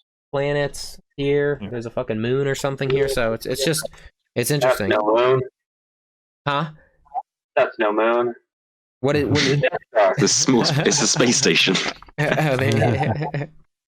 All right. They get there, then we get the woman again with the red dress and the sunglasses, and she takes them off and she's got some black X's over her eyes. Yeah, what the fuck does that mean, dude? I don't know, man. That shit bugged me out. He's original to this comic. Say it again. Sorry? Say it again, Crave. She's not from something else? Oh, yeah. No, this is the beginning of something, so this is all original. She's never been on anything before. Whether or not she's a reoccurring theme, that's yet to be seen. You know what I mean? Like, is this chick in every conspiracy? You know what I mean? Like one of those things. Yeah. Okay, so she just appeared on the cover of what was that thing about the kids? There was like an alt Something cover is killing for, the children. Oh yeah, no, Yeah. Didn't Tabs? There- No, Tabs. No, that was a variant for this. Oh yeah, that's the Merca and Dolfo variant. And I think it's since Tynan writes both of them and shit, it's like here do a something's killing the children variant for truth, which is really cool. Tabs. That was dope. No, there was another one where the artist of Something Was Killing the Children did a cover for Department of Truth in the same style as for Something Is Killing the Children #1. With the red dress lady, right? Isn't that? Wait. Yeah. Let me see it just so we can. Yeah, Tabs. Isn't that what you grabbed? Didn't you say? No, I'll find it. Oh, really this quick. is. Oh. Okay, I see what you're saying, Sean. This is. It's the same. Okay. Yeah, I just sent the Something Is Killing the Children one. Right. Okay. And then Tabs, you grabbed the Merca one. You said. Yeah, I had a hunt for that one. Damn, that's cool. I didn't even. That's cool. If I would have known, I might have grabbed it. I do like her art. It's beautiful. It's a 1 in 50 though, so it was more pricey. Oh, yeah, right. But not the greatest picture, but that's it. Yeah, I like it. That's cool. It's very Marilyn Monroe in a way. Yep, totally. Yeah. Totally. Very. You think it's gonna be that? That might be one of the conspiracies. Well, down the road. Here's the interesting thing. With I see the X's over her eyes, it almost is like a physical metaphor. Right. I know that sounds weird, but like you can't believe what you see. Right. But her word bubbles are also red. Everybody else is white. Right. So she also has like the normal round speech bubbles, whereas everyone else is very angular and jagged. And her text is more consistent too. Dude. That's a really good point. Yep. That's... So what is it about this? Like, is she? Does she represent the truth? Right. Is she the light through the fog? Yeah. Or is she something that's always there in all of the conspiracies? That's what I'm saying. Is she the woman in the red dress, like in the Matrix? Yes, that's kind of what I'm getting at. Like, I have a feeling she will be a reoccurring theme through all conspiracies in this book. Yeah, just that one simple idea. She doesn't get off the plane. No, she stays on. And the moment, okay, so they land, right? That they land. Yeah, no, wait, what? Hold on. Oh, yeah, they're on the plane. They get out. He throws up. Yeah, he throws up. They get out. And then they get out. And yes, and then the special agent from present day shoots everyone and takes them. Yeah, guns them all down except Cole. That's it. Yeah. Yep. They say, and once again, Special Agent Cole Turner. It's just like, it's funny to me that they knew, these big wigs, they approached him, said Special Agent, so obviously his FBI status has been blown, and then these people, they knew too, they've been watching him, So he pretty much, he flew for days only to get off the plane and get back on and fly for days, which sucks. Yeah. And I love when it goes back to the interrogation room, it's like, that's all I know. You can kill me now. We're not going to fucking kill you. Calm down. Yeah, I thought that's a good callback, like for him, like just to keep bringing that up. Now, did any of you notice the woman's name? Ruby. Yeah, it's Ruby. Do you know who Ruby is? Jack Ruby. In relation. Yeah, you knew it. You knew it. That's cool. It's Jack. So I don't know what that means. She's obviously not Jack. No, but we have. Could be Jack Ruby's daughter. Oh, yeah, okay. Oh my god, dude, Sean, there you go. I think you just nailed it. I think you might have just nailed it. Jack Ruby's daughter. Yeah, I think that might. Because look, she's so much younger. He's so old. You know what I mean? Like maybe in this conspiracy line, Ruby approached Oswald, found out the truth, and said, "Fuck it." You know what I mean? Like you're right. You didn't kill the president because you remember Jack Ruby offed Oswald for killing. What did Jack Ruby actually look like? He's not one of the guys in the beginning, is he? No. I don't think so. He was just like a white. Honestly, it's just a white New Yorker. Receding hairline. Yeah, so it makes me wonder if it's just the name choice is kind of intentional for Oswald. Is it just that, or is it that just reaching out there? Did Jack Ruby meet some woman and have this daughter, and it's like an interracial relationship at the time, you know, which would have been like outside Right. the social norm Totally. and whatnot. And then Well, how old actually is she? Your agent name is Agent Ruby. She looks. She looks young, you know, right? Yeah. Yeah, she's got to be like late 20s, Yeah, maybe, I would say early late 30s. So if this is present day, then maybe it might be Jack Ruby's granddaughter. Yeah. Because he was already fairly old Right. when he killed. So I'm just gonna possible. assume bloodline at least. I'm gonna assume in some way bloodline related to that whole, because that was neat. The moment I saw Ruby, I was like, dude, this is great. So what we find out is the guy who's interrogating Cole. Well, we'll get there. Let's not even. Well, we're gonna get there. We're gonna get there. There's something big I want to talk about first. Go ahead, hit it. You carry on with what you're going to, I think. Okay, so they're so when it jumps back, he says, "That's all I know. You can kill me now." He's like, "We're not gonna fucking kill you." He's like, "What do you think, Ruby?" He says he's fine. I think they're trying. Their goal is to see if this guy's gonna be a good fit for the department. You know, how well is this dude gonna work? I love it. He's in shock, but he'll do. You know what I mean? Like the dude's been pissing his pants this entire time, thinking he's gonna die. He wants to know what's happening, and he's like, it's so funny. Imagine just being poached out of your job. He's like, yeah, you don't work for the FBI anymore. You're working for us, you know? He says, son, the world is round.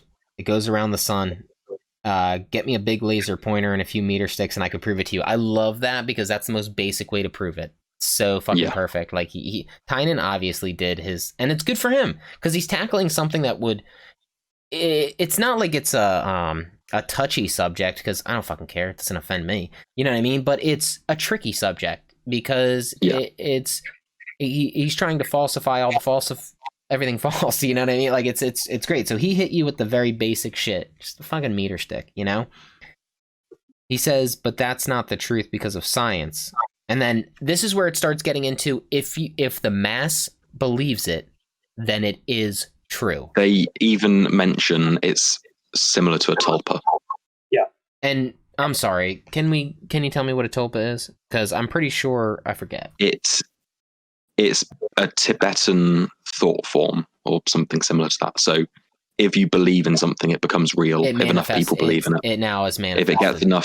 If it gets enough energy, it manifests in reality. Listen, it's about God. People tell, you know, you walk around and you find people who want to say God isn't real. I'm like, the fuck he isn't. Literally 90% of the world believes in a God. I'm pretty sure. I mean, I'm not, you know, I'm saying like because of that, it is real, you know, because of they believe it, then it's real. I'm sorry. Yeah. And like, whether I believe it or not, it's irrelevant, you know? This is kind of that big complaint I had about books to begin with. And it's not a complaint about the book's quality. It's just a complaint about the premise. I was expecting the book to do something really clever. But do you think that it might, do you think that this, do you think like what I just said, that, you know, just they believe it's real, so it is. Do you think it's actually going to manifest itself? Because didn't the world seem flat because they believed it?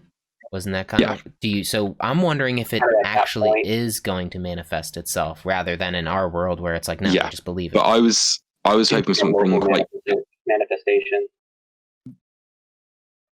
Yeah, like I really enjoyed this, but I was expecting something clever set in reality, addressing all these in a like realistic way, but then it introduces something supernatural and is basically doing I gotcha. Yeah. Well, it's the same problem I have with like a lot of Stephen King's books where the premise often gets let down in the end because he gets a bit too weird with it. He definitely does. Fucking, I don't know. Yeah, like there was a book he did a few years ago where the premise was a man, they've got like indisputable evidence that this man killed this person, but then he's indisputable evidence that he didn't. Oh, yeah, they made a TV series out of that. Yeah, The Outsider. Yeah. Yeah, and like the first half of the book is like a dark crime drama. And I was expecting something really clever, like a big twist about how it happened. But then about halfway through, they basically just decide, oh, it was a shapeshifter. I'm not trying to hurt. And I'm like, right. I'm not trying to hurt anybody's feelings, but the same thing happened. Spoiler alert for The Same Outsider. thing happened with it, though. You know, it won. Like, not that the clown itself. Like, I know he's like whatever, but it too. Like, they literally mentioned it multiple times. Like Stephen King was like about McAvoy's book. They're like, the ending kind of sucked. dude, yeah, that was very meta about King. Sucked. Yeah, it was like, you know, so it's kind of funny. Yeah, he could have stopped when he was ahead. In the book of it was never, the clown sort of became popular because of the movie. The clown wasn't the big part of the book. Right. In the book, it had a lot of different forms where it took the form of people's fears. Yeah. But then the Tim Curry movie made the clown the famous thing, and that's what it all revolved around now. Everybody wants to know about the deity it, you know. All right. Earlier, I think in an Outer Limits book from the late 90s. So it was like, you know, Outer Limits kind of for kids or teens or whatnot. Right. It's called The Vanish. And these kids wake up in, I think, probably like New York City or something. And it's just, you know, 4 kids waking up. Everyone else has kind of disappeared. And it seems like they're being, you know, hunted by somebody else.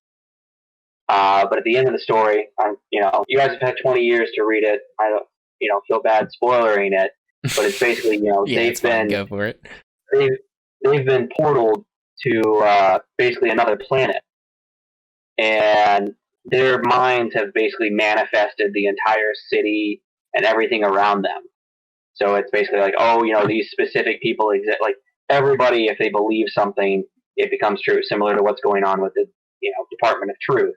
But, you know, there's certain people that are, they call them cornerstones that, you know, have much greater power, much greater pull to, you know, make things manifest in reality. Am I in the wrong to say it feels organization? It feels a little Twilight Zone. You know what I mean? It's like all, you know, a little all, you know, it feels a little Twilight Zone, which is cool. Definitely. Well, it was an Outer Limits book. Wait, say it again. It was an Outer Limits series, like the Outer Limits. Yeah, exactly. So it's cool because it's like I don't know. I think it's cool. Like if Sean, how do you feel about the Twilight Zone? Do you dig did you dig those stories like in shit? I've not seen a lot of it, but it's an interesting concept. And it's always kind of like I would kind of put it in like this issue was one episode, you know, where it's like it gets weird. It always gets a little weird, you know, the scary door. Scary door. Yeah. Kind of thing. All right, just to end it. So it ends up him recruiting him, telling him about the manifestations and saying, "My name is Lee Harvey Oswald. Welcome to the Department of Truth," which is dope. Because so you find out that last page is great. Yeah, Oswald never died. He's now been, you know, working this secret department, which is sick. The thing is, you know, they're talking about, you know, it seems like, you know, they want reality to make sense, and everyone wants to feel, you know. So they want reality to make sense. And then that was when he went, you know, he kind of laughed at that, and he's like, "Yeah, you're getting pretty close to the truth, dude." Do you think that, like, pretty much so their role as the department is to infiltrate little organizations that believe these crazy things and then to kill them all? I mean, I don't, in some fashion, or like, you know, and to take prevent it. Yeah, to prevent it. Okay. Yeah, it was cool. Yeah, so, they're trying to keep the order. Next month, it looks like it's going to tackle Reagan in Satanic Panic, which is pretty cool. It's a little devil Reagan shit, which is, you know, that might be a conspiracy, I believe, but no, just fucking with you. I was just going to mention, the last page sort of reminds me of David Mack's art, if any of you are familiar with him. You mind posting something? He does a lot of covers and stuff. Give me a second, and I'll post some stuff. It does feel like a cover, you know, just, like just sort of the framing and the posing and everything, and like the style of the page.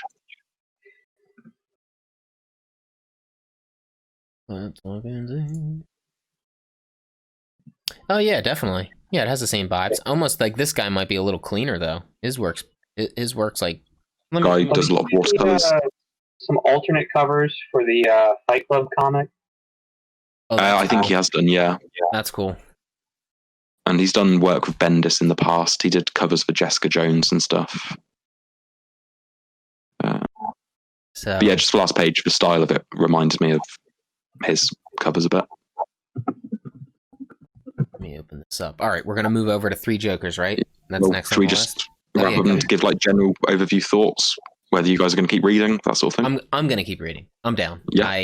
Like I said, I'm not the biggest conspiracy nut, but I do find them interesting. Just like I find religion interesting. You know, I read to learn. You know. Yeah. I really enjoyed this. You know? Yeah, I'm going to go with it for a while, see where it goes.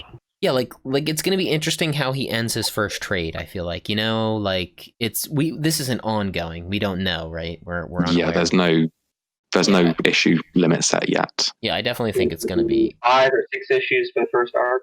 Yeah, I'm thinking 5, 6, something like that. And I wonder how. Okay, I have another question too about trades when they end a trade. Do some so Mercy's kind of doing this, but when you end a trade, do you take a month break or do you still I know Marvel, they're like it's up to the creator.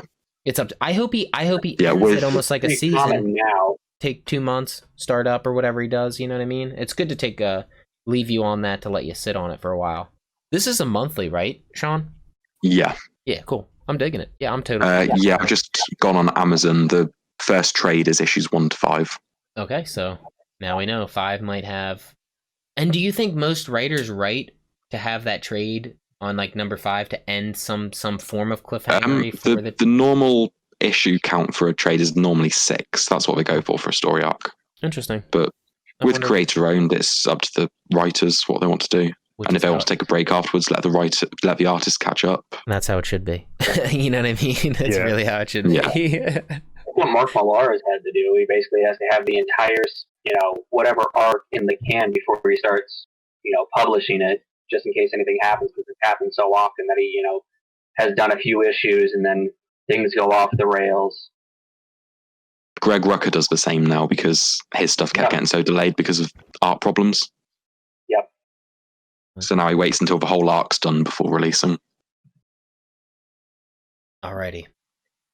So we're gonna continue it, which is nice. That we can all read something. That's always good. Let's move over to 3 Jokers. Sean, hit us with it.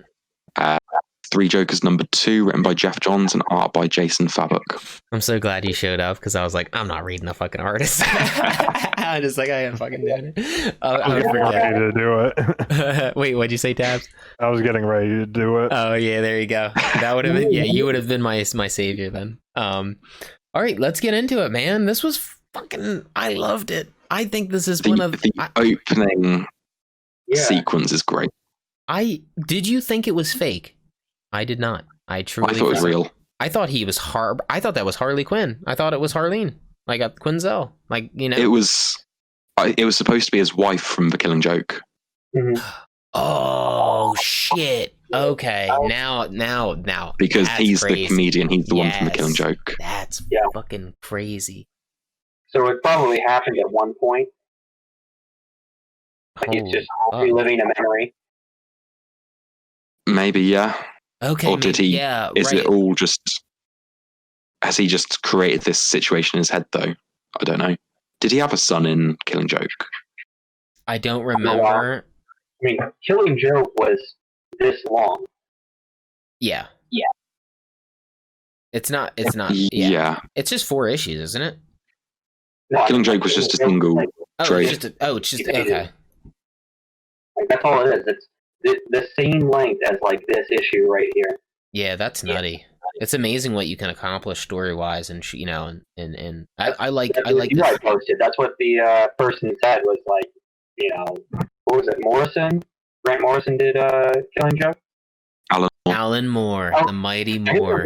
It's my bad, but no, it's all, I get them all fucked up too. With 50 or 60 pages versus plenty of stuff happened here in this issue, but not as much.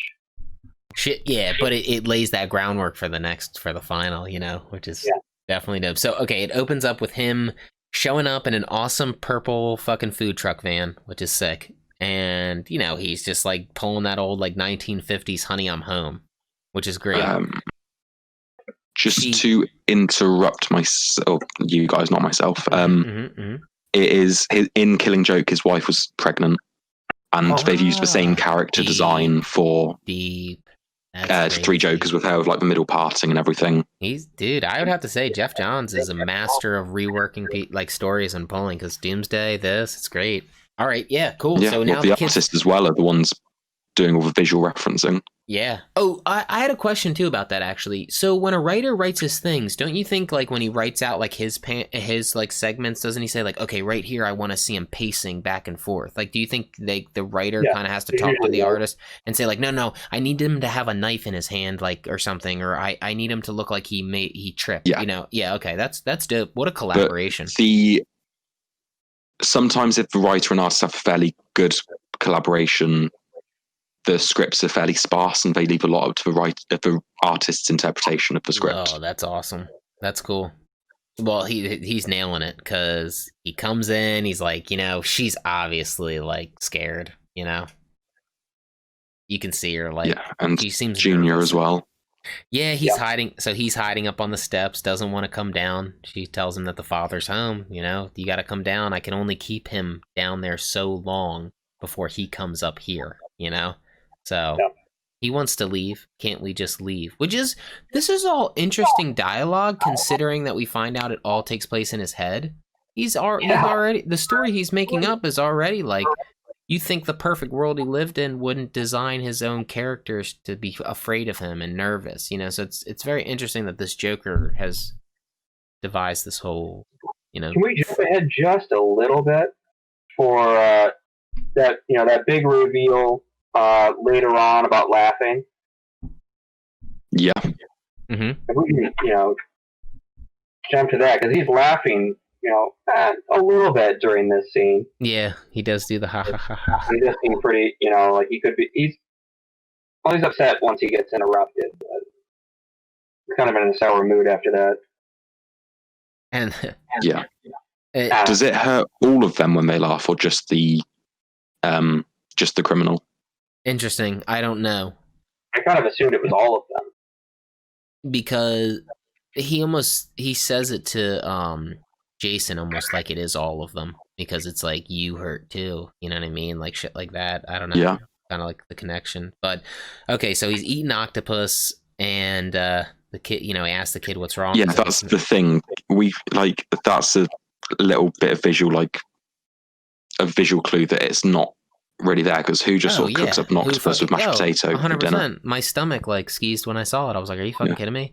I've seen this. There's this weird fetish on YouTube about eating raw octopus. It's fucking disgusting. That's Korean. That's why. It's fucking crazy. Old Boy. Do they do it in Old Boy? The Korean one. The other one's Josh Brolin, right? The other one's a Josh Brolin Americanized version. Yeah.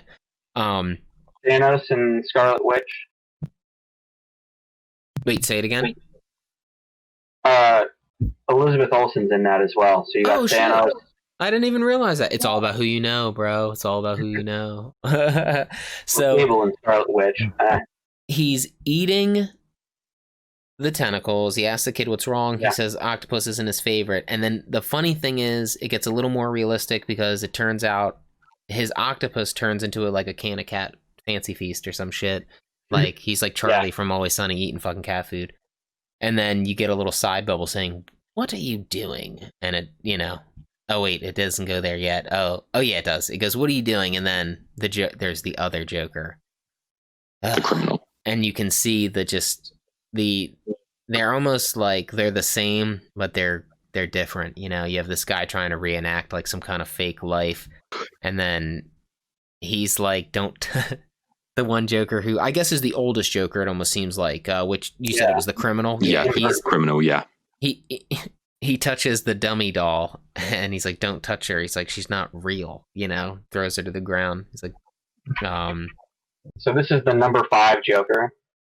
You guys watch Umbrella Academy? No, I did not see it. Never mind. Okay. And then it flashes back. So they pretty much have a conversation about how this was kind of your fault, that the comedian had set this up to lead Batman on, to give him a string of a trail to follow. So it's now, and now one of us is dead. So they pretty much have to step up their game or keep it going strong. Yeah. Yep. Cuts to, well, you see, does a little paneling of, which is pretty awesome, the dude's head blown out from the last issue. Clown. Yeah. the one, yeah, the clown Joker got his head blown off, and then it cuts to just Gotham City, right? You see a sign, beware of dog. You got Jim Gordon, and then they look into the paneling, or they look into the window, and you see these rabid dogs. Then you see Batman, then you see Batman get a little closer. I liked this because all of a sudden the dogs were gone. And Batman walks out, he says, call animal control. And Gordon goes, are they? Like, did you kill them? He's like, no, they're sedated. I was like, oh man, that was interesting, because I kind of thought the same thing. Did you just kill? That was good, because I wondered if he would have killed the dogs or not, and I got my answer. They were sedated. But yeah, the guy inside was mauled to death by his own dogs.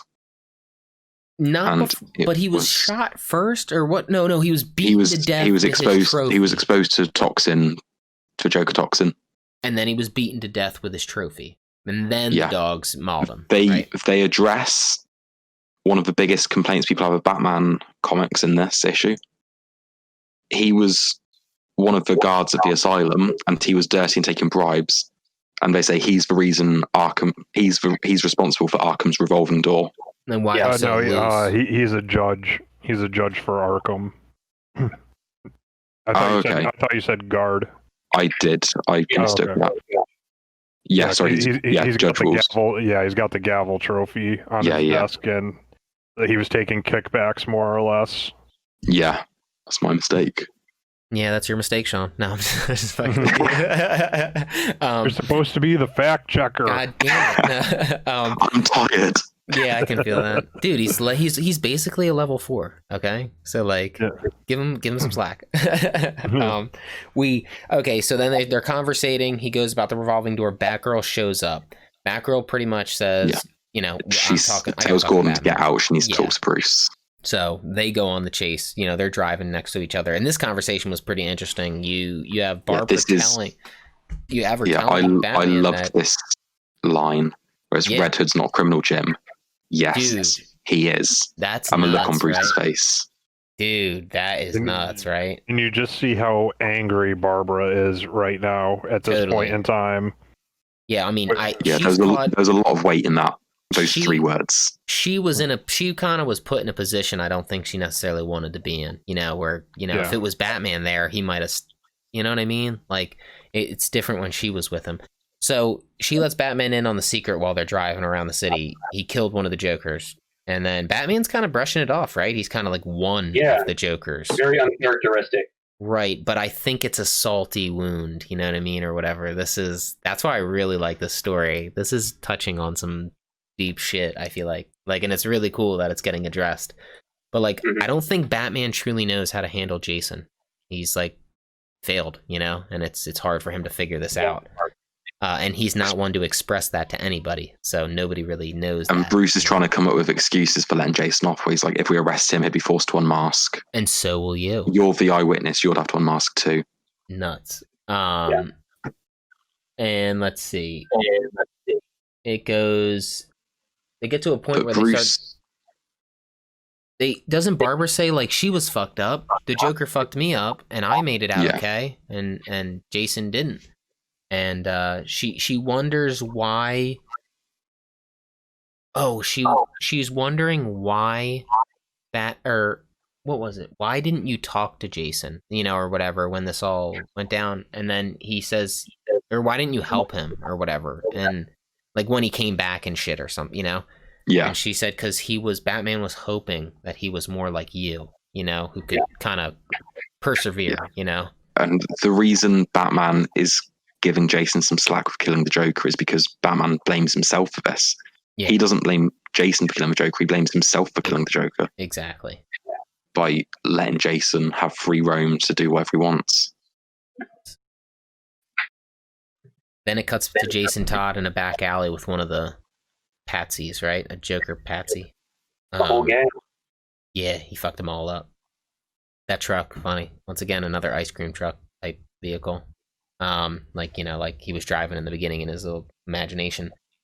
It's funny because he's beating the shit out of this guy, and the guy's like, you didn't even ask us a question. He's like, I don't ask twice. I'm like, damn, dude, this guy's on a rampage. He might have not asked any questions. He might have just started beating their ass. So then, hold on, let me just see. It says maybe. Yeah, okay. Then pretty much Barbara sees Batman off, like, just make sure Jason puts the guns away, make sure, he doesn't go on any more rampages. So then it cuts back to Jason. What was the big thing? I think his helmet activated, right? His helmet was picking up the chemicals on. That was it. And that's like detective vision in the Arkham games. Yes, and that's pretty much why they were able to spot, right? Alfred claims that they spotted him in a location because of he activated the helmet to do that, or no? Was that eventually, yeah, in a few pages. Yeah. Okay. But on this, Batman says he can't find Jason, so they're following up on another lead. They go to Blackgate because the fingerprints are from on the award for bludgeoned him to death were from an inmate. And what inmate were they from? Oh my gosh, go ahead, you can say it. Joe Chill. That's nuts. That's cool. Joe Chill. Yeah, I liked as they entered Blackgate, you got a couple different people. You know what I mean? Yeah, Rupert Thorne and Dr. Phosphorus, I believe is. Yeah, I think that's Alexander Sartorius. So very cool. They get over to Joe Chill, and then it's funny. Batman's struggling. He remembers the whole event. Joe, does the flashback to him as a kid, and then you see him say, "You know who?" And he's like, "Yeah." He's stumbling over saying. He started saying it in Bruce Wayne's voice. Yeah, and then he's like, before putting on his Batman voice. He fucking loses it. I love that. I like the yell. He kicks the gate right in. He says, "We need to talk." He kicks a fucking cell door off. I know, psycho. He's not there. Interesting. The panels, though, it looks like he has a family or something. I don't think it means anything. It's just weird that they showed he's photos. got a wife and daughter on his wall. Interesting. Well, maybe that's a reason to just why would you kill somebody who had a son? You know what I mean? Things like that. It's a nice little touch. Maybe it'll be touched on with the Joe Chill shit if Batman ever actually gets to talk to him. Yeah. They moved him. Where is he? He's sick. So we find out that he's got a couple months to live. He's been in like the Blackgate hospital wing, dying. And stage 4 cancer. Yes, stage 4 cancer. Yeah. Oh, he only has 2 months. So that's it. He's got 2 months. Stage 4 cancer. Let's see. They're trying to figure out how fingerprints got on the murder weapon if he was in the hospital the whole time. Batman kind of does the old assuming that somebody broke in. They got to go check the security footage because somebody could have broken in, did a copy of the fingerprints off his hand and then used them to plant evidence. So, let's see. Oh, that's when you get hit with the Jason accessed the back computer. We know his location. Yeah. So, good work, Alfred. Then Jason's at a pool and he pulls out the crowbar. He's at that Gotham City pool. Yeah, exactly. He's at that Gotham City Y. Yeah, it's hilarious. Yep. He whips out the crowbar, which is a nice touch, Yeah, because that's what killed him. Pretty much. Awesome. He just keeps that against his back the entire time he's out? I don't know. Apparently so. It makes me wonder if it isn't just behind his back from the last time he just, because he just killed the one Joker. Do you think the one Joker, I can't remember, in the 3 Jokers, did he have a crowbar in his hand? I don't know, you know what I mean? It just makes me wonder if it, the one Joker walking around with a crowbar all the time, I could see that. Red Hood walking with one on your back, I don't know. But nonetheless, he pulls one out, breaks the lock. And I like how the chainsaw falls in a smiley face. In the bottom right panel. Oh yeah. Oh yeah. That's interesting. Yeah. Yeah, I noticed. It's like a noodle nose photo or whatever. You know what I mean? Like a noodle making it out of spaghetti or something. It's funny. Yeah, I can see it. Damn. That's a good touch. So he walks into the pool and he finds the chemicals, right? Yeah, the pool is full of dead bodies. Fucking crazy. And he takes out. Yeah, he does a test swab. And it just burns. And it just burns, but I like what he says. He says the chemicals have settled now, Like, so the smell. Yes, safe enough. I could imagine I would think, though, once the pool started moving again, and if there was splashing, that would cause a stink, almost like chlorine. Yeah. So that was interesting. So you have pretty much a guy in the pool. He leaps out, grabs Jason. I like where he tries and reaches Batgirl. He's trying to raise her on the comms. Wait, let me see. Which panel? Top right panel. Batgirl. Yeah, Batgirl. Do you read me? Yeah, because when I read that, my assumption is Jason doesn't think what he did made Batgirl so traumatized. You know what I mean? Like, he's like, I'm still on the mission. I'm still trying to figure this out. Like, where Batgirl's like, this guy's a psycho. He's a criminal now. You know what I mean? So it's interesting. Dude, got one of these so are we gonna call them like knockoff Joker zombies or something? Yeah, these guys. Yeah, they're attempted Jokers, aren't they? Yeah, like they've tried to create a new Joker. Mm-hmm. Attempted Jokers, and like grab his leg, kicks him in the face, pulls out the gun. Somebody puts was it like are we just gonna say he hit him with the chlorine or whatever, the chloroform over the rag? Like, is that what he did to him? I don't know. They just you can't really see, but they both just grab him and drag him back. Listen, I'm gonna assume, because I do not think that two Jokers could take Red Hood like in a, I'm gonna assume that their gloves are always dipped in chloroform, and that would be a fucking dope little touch. So they grab him and they say, yes, he will be perfect. And I was like, oh no, it's gonna be him, dude. Like, they're gonna try to do him. That's nuts. Yeah. Man, this poor kid, dude. He's been broken so many times, I feel like. Jason Todd, petty thief, right? You should have been break out of those zip ties easy. Come on. I know, man. But you know what they did to him? They pulled him. Yo, Sean, do you know your webcam shut off? Just so you know. Yeah. Okay. It's fine. It'll be back on in a second. They did the old James Bond, Daniel Craig Casino Royale, tie him to the chair. All they had to do was hit him in the nuts a couple times. There might be a seat there. So they pretty much say that should have been cuffed, should have been arrested, but then Batman took him in. So it's kind of like it's like a double standard. Batman gets justice for people who are criminals, but he saw something in Jason, so that gives an excuse to exonerate his criminal activity prior to, being a Robin. He made him the second Robin. He was reborn, and then after your death, you were reborn again. That's, in reference to the Joker's kicking the living shit out of him. Let's see what goes on. So this is where he says it hurts when I laugh, the Joker. It's funny. He says, but things happen in threes. Yep. Which is interesting, and they have lost one, so I would assume that Jason Todd would complete the set, which is pretty cool. They wouldn't already be trying to make another Joker when they had 3, so I'm guessing the oldest one is about ready to go. So they might need to make another one. I see what you're saying. So it's like they were actually planning for the death of the oldest one. That's what that was. Yeah. I don't think they were trying to go for a 4th one. Yeah, right. No, that makes a lot of sense. He starts. Oh, and then Joker just busts out laughing. As soon as I get free, you're next. The Joker starts bust out laughing, and he says, "What the hell's wrong with you?" He says, "I'll let you in on about the Joker." Oh, interesting. This is going to answer your question, Crave. I think all Jokers hurt when they laugh. Because it says about the Joker, not me as the Joker. Yeah, no, it wasn't me that was questioning that. Oh, well, it was me that questioned it. Oh, okay, there you go. So yeah, I definitely, I think it's the Joker. Yeah. So then Jason hits him with so you're the real Joker, and then the Joker hits him with the bullshit answer. What does he say? Who is the Joker really? You know what I mean? It's funny. He's like a non-alias. You know what I mean? It could be. It's crazy. So then he pulls out the Red Hood helmet and he puts it on him. Yeah, they put the helmet back on and it's got a smile painted on it. The dopest. That is the dopest helmet now. I need one of those for Halloween. Sick. I'm gonna fucking paint up a Red Hood.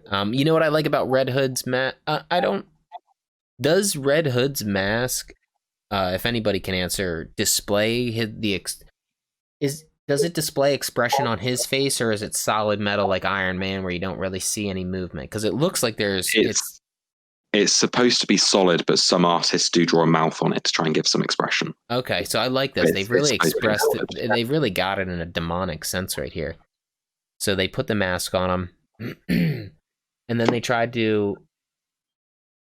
What's going on here? I forget. The two Jokers are babbling about something. Who is the Joker? We found that the judge, a serial killer, surgeon, all predictable and uninspiring. So they're trying to find the next. Yeah, they're trying to find the next Joker. Yeah, that's good. Like, who's gonna be the evolution of the Joker? Like, we're gonna positively evolve this character, which is very interesting. It's almost like fourth wall for the Jokers, are almost like fourth walling themselves in some sense, which is really cool. Yeah. Jason Todd has been front and center. They started issue 1 off with him. Yeah, and yeah, that's funny. And they've really been playing with his emotions too, which is and really getting to the root of a lot of things, or at least digging up old dirt. I think this is giving Jason something he's never really had, which is a great story for him. Yes, I do. I think so too. And like Batgirl had the Killing Joke, which was a tremendous story. She's had all these acclaimed runs over the years. Jason kind of been died in the forgotten when Jason died in Death in the Family. Yeah, it wasn't the best story ever. It was mediocre. Right. He got a sales boost from killing him. When he came back under the Red Hood, I think isn't that because, like, I'm just saying, I remember, like, there was right before the Death in the Family issue, they actually had an Ask Anything or whatever, and the most requested thing was, like, fucking kill Jason Todd and get rid of him. The people hate him type shit. I feel bad for the character. Yeah, because it was pretty much like that, and like it almost makes it like there's a reason why Death in the Family wasn't that good, because it was getting rid of a character nobody liked anyway. It was just to get rid of old baggage. To be fair, I think the first 3 issues of it were fine.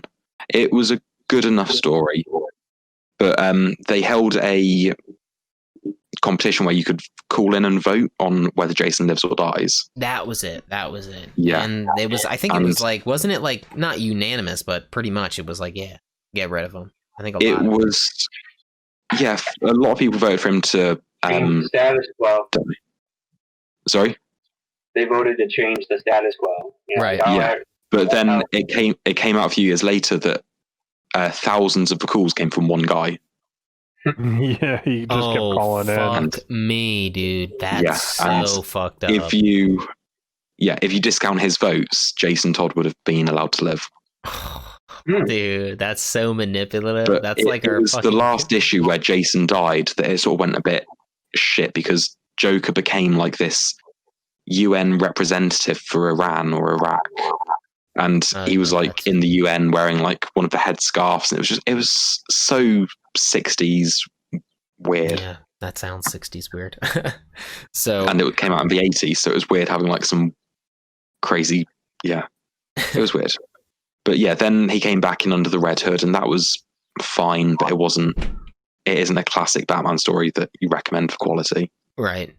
And he's never really had his iconic story that you would recommend to a Jason Todd fan. I truly think he's getting it right here. You know, I think it's turning out. I'm really digging him. This is Jeff Johns trying to give Red Hood his own something, you know, classic story. So pretty much the Jokers say that it's really weird that you called yourself the Red Hood after what we did. And I love Jason because it's just for me, I'm like, yeah, that was brought up in the last one. And then he says, come on, is every one of you copycats going to say the same thing? You know, I think it's funny. Like, oh my God, that he even said that. It's a joke, you know, that's nuts. A joke. We left you with brain damage and permanent nerve pain, you know? And then he hits him with the "you and me, boy, we're more alike than you'd care to admit," which is kind of, it's interesting. You know, I think villains are, you know, and they say that Jason hates Bruce more than anyone. Yeah, doesn't even hate the Joker. You know, like, I mean, like, you know what I mean? Like, more like it's more Batman than it is the Joker, because he never, you know. Yeah. Well, he hates the Joker, just not as much as that's what I'm saying. It's like but it's not even what the Joker did isn't even enough to hate the Joker more than the bad, which is amazing. That's like some deep rooted emotional stubbornness. Like, you know, he doesn't understand too, because he was just a kid and he wasn't there with Batman and all them, so he really doesn't know the lengths people went to try to find him. You know, and Batman being the type of person he is, never really expressed, you know, like the true expression for it, and had a talk with him. But yeah, then they tell Jason he's not bright enough. The criminal tells Jason that he's not bright enough to be the next Joker. And then the comedian starts beating him with the crowbar again. Yep. And then it goes red. And I like that last The band. criminal was saying, "We hoped it'd be you. It's poetic, but unfortunately it's not in the cards." But then that's why they're going to beat him, right? They're going to beat him till he potential done. Is that what? Well, I think the criminal doesn't want anything to do with Jason anymore. He's like, "We had hopes for you, but it's not in the cards anymore." No. Then he says to rise up and prove us wrong. Options right now. He says, "I'm still rooting for you, kiddo." Yeah, but that's the comedian saying that, not the criminal. Gotcha. The criminal was the one who put his hat on and was like, "Yeah, we're done with you. We're done here." Yeah, that's. But the comedian's still rooting for Jason. So who do you think he's going to go to next? I don't know. It's very interesting. They got Batgirl and they got Batman.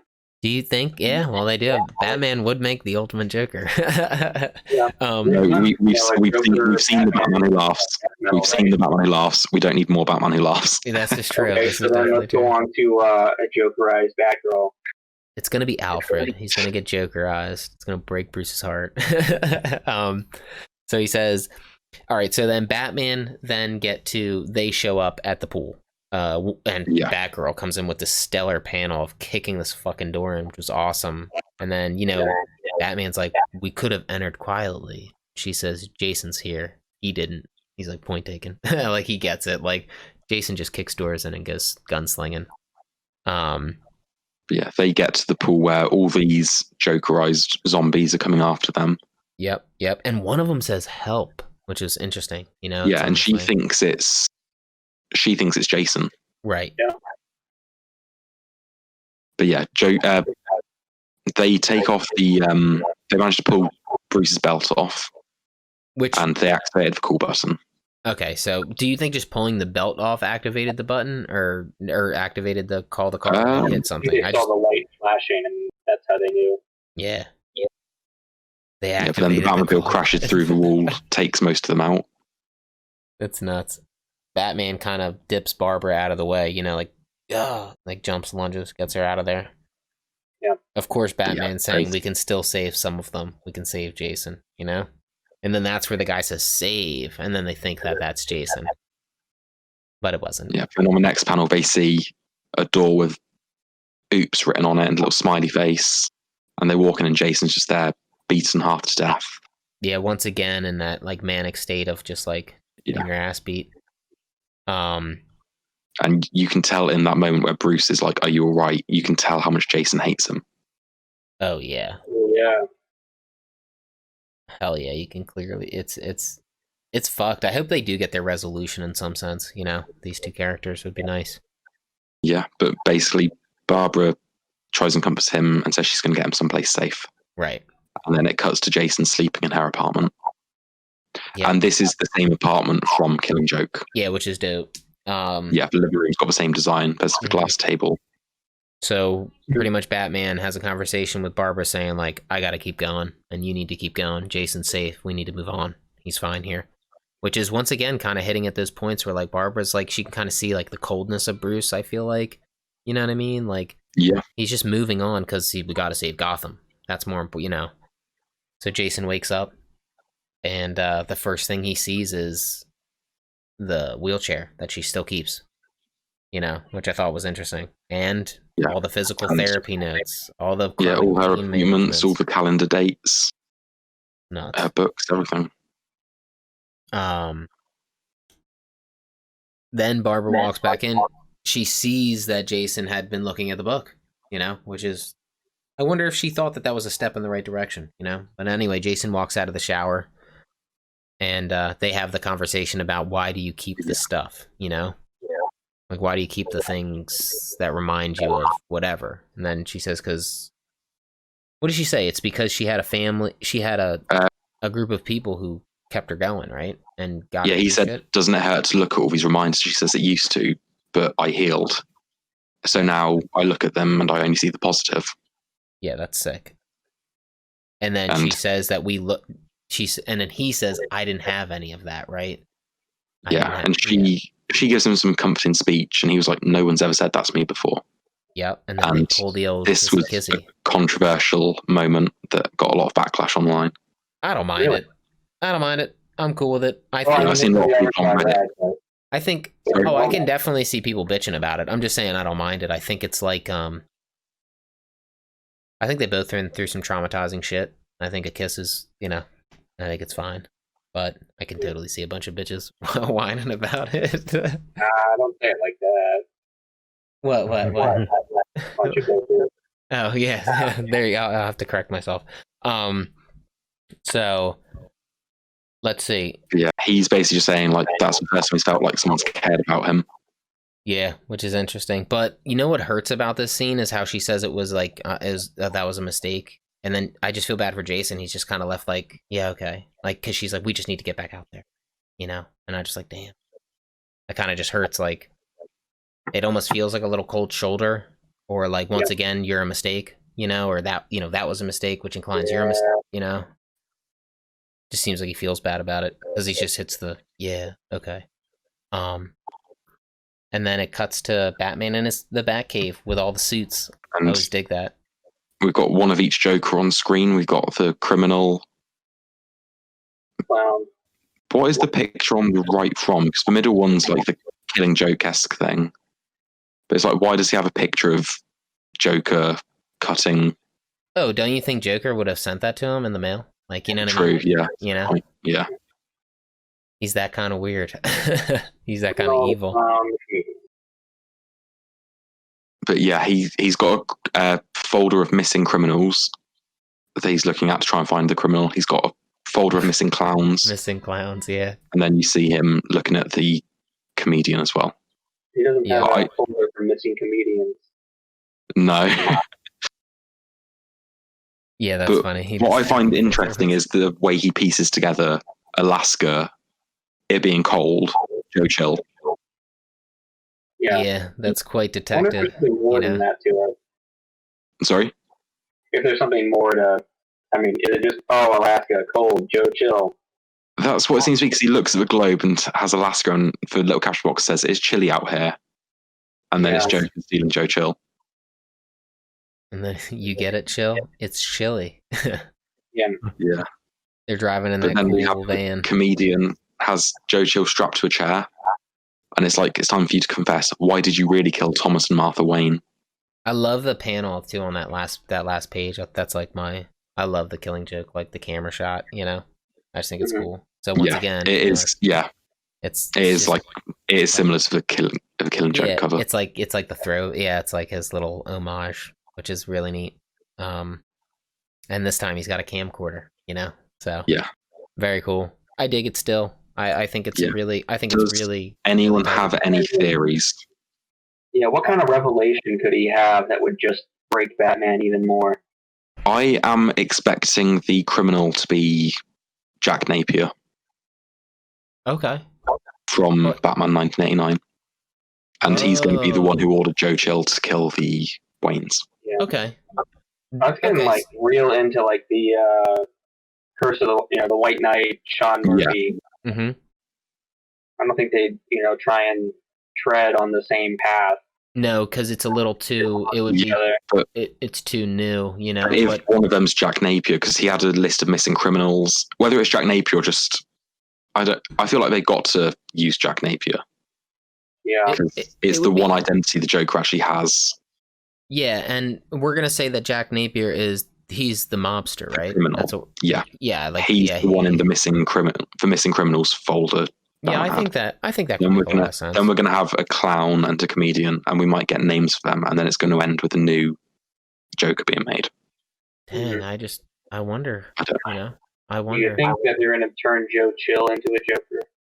He's too old, and he's got the cancer. So I don't know. Now that being said, I don't know what the toxin can do to you. I don't know if it'll end up curing your cancer. Weirdly enough, but Well, did any of you see any of this coming? Did any of did you make any predictions about this issue? I was expecting another Joker to die this issue. Okay, me too. I would have thought that it was one by one till the end. Sure. But it didn't happen, and it's interesting. Yes, we got two in the end. First issue, all the other things that the Joker was doing, the other people he was killing, and I think he had talked about political mobster connections, I think, on the TV. And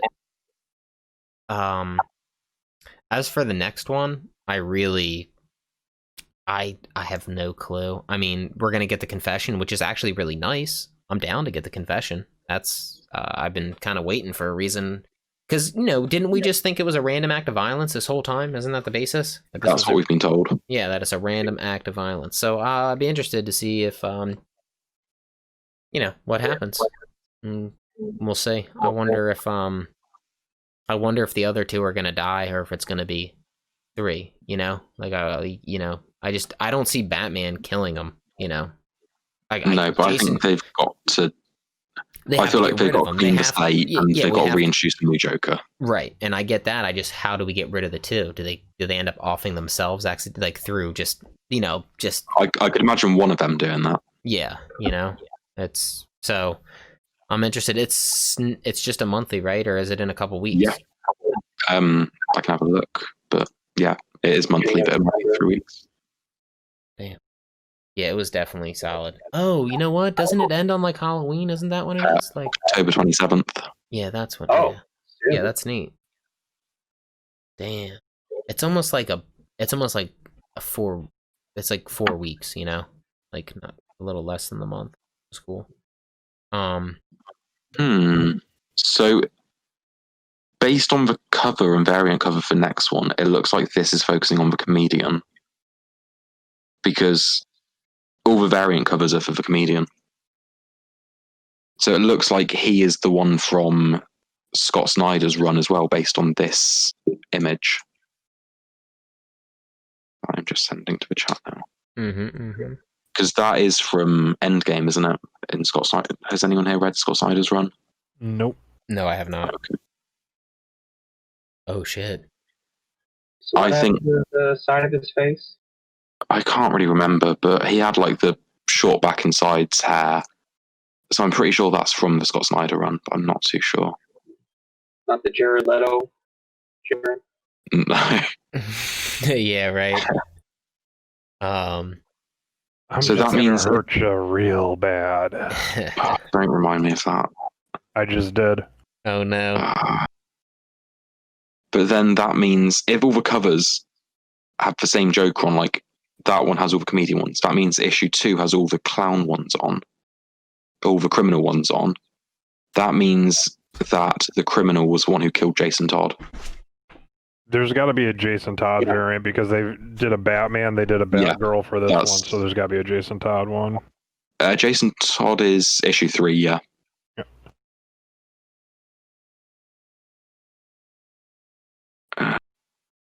But yeah, it's weird because I don't know which variant relates to which Joker, but yeah, I don't know.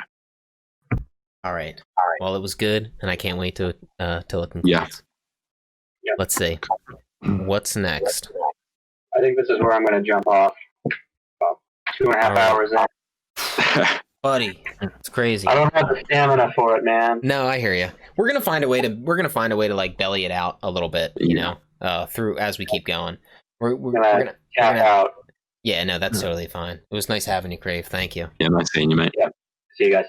See you later. Muchacho. Later. So, let's see.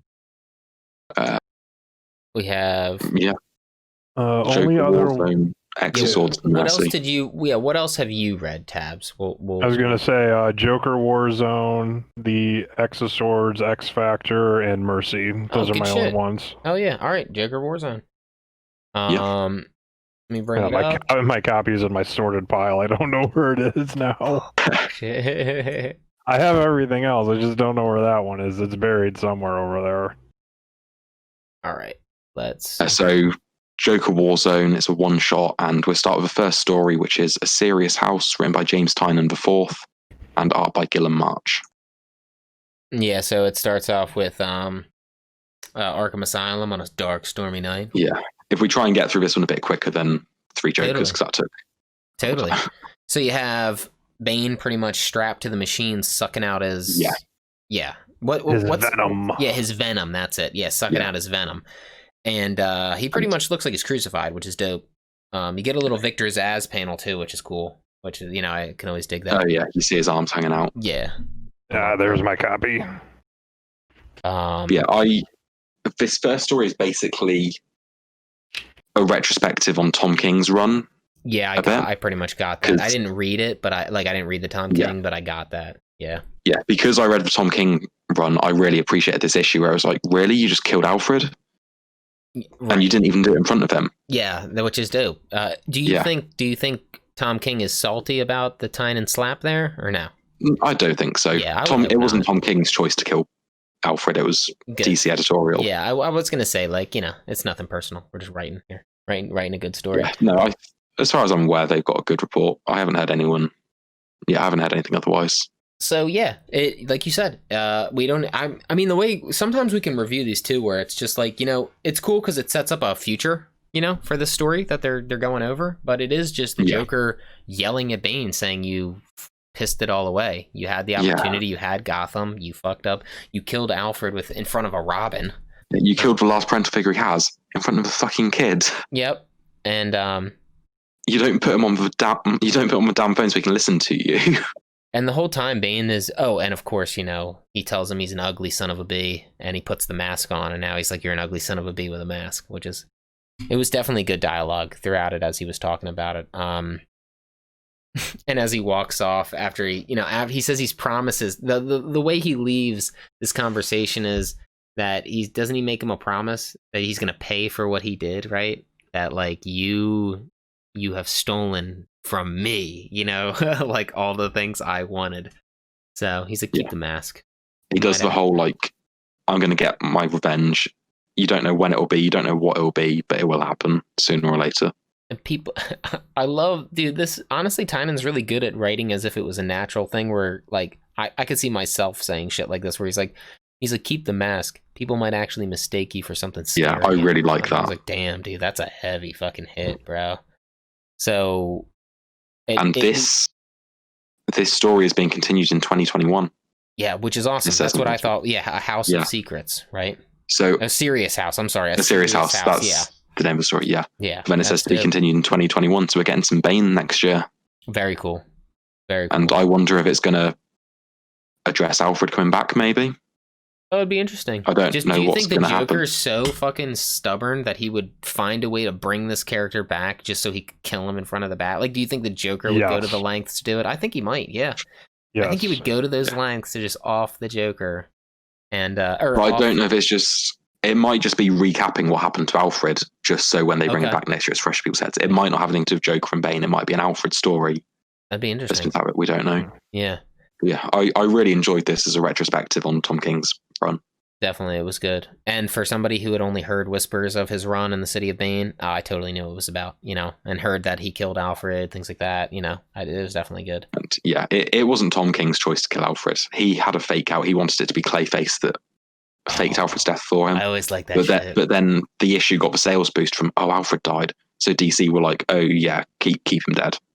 So Tom King had to rewrite the end of his run, have Alfred dead. That's no good. No, they fucked him over big time. Dope. Clayface would have been dope. That would have been sick. I'm always a fan of Clayface showing up and being like, you're like, what the fuck, dude? You need to read Tynan's Detective Comics run because Clayface is a good guy in it. He's part of the team. I've heard that run before. Yeah. I heard it delves pretty good into the Bat family, right? Doesn't it's a Bat family book. Yeah, and that's sick. Clayface is on the team. He's a good guy. Yeah, that's awesome. And it's such a good run.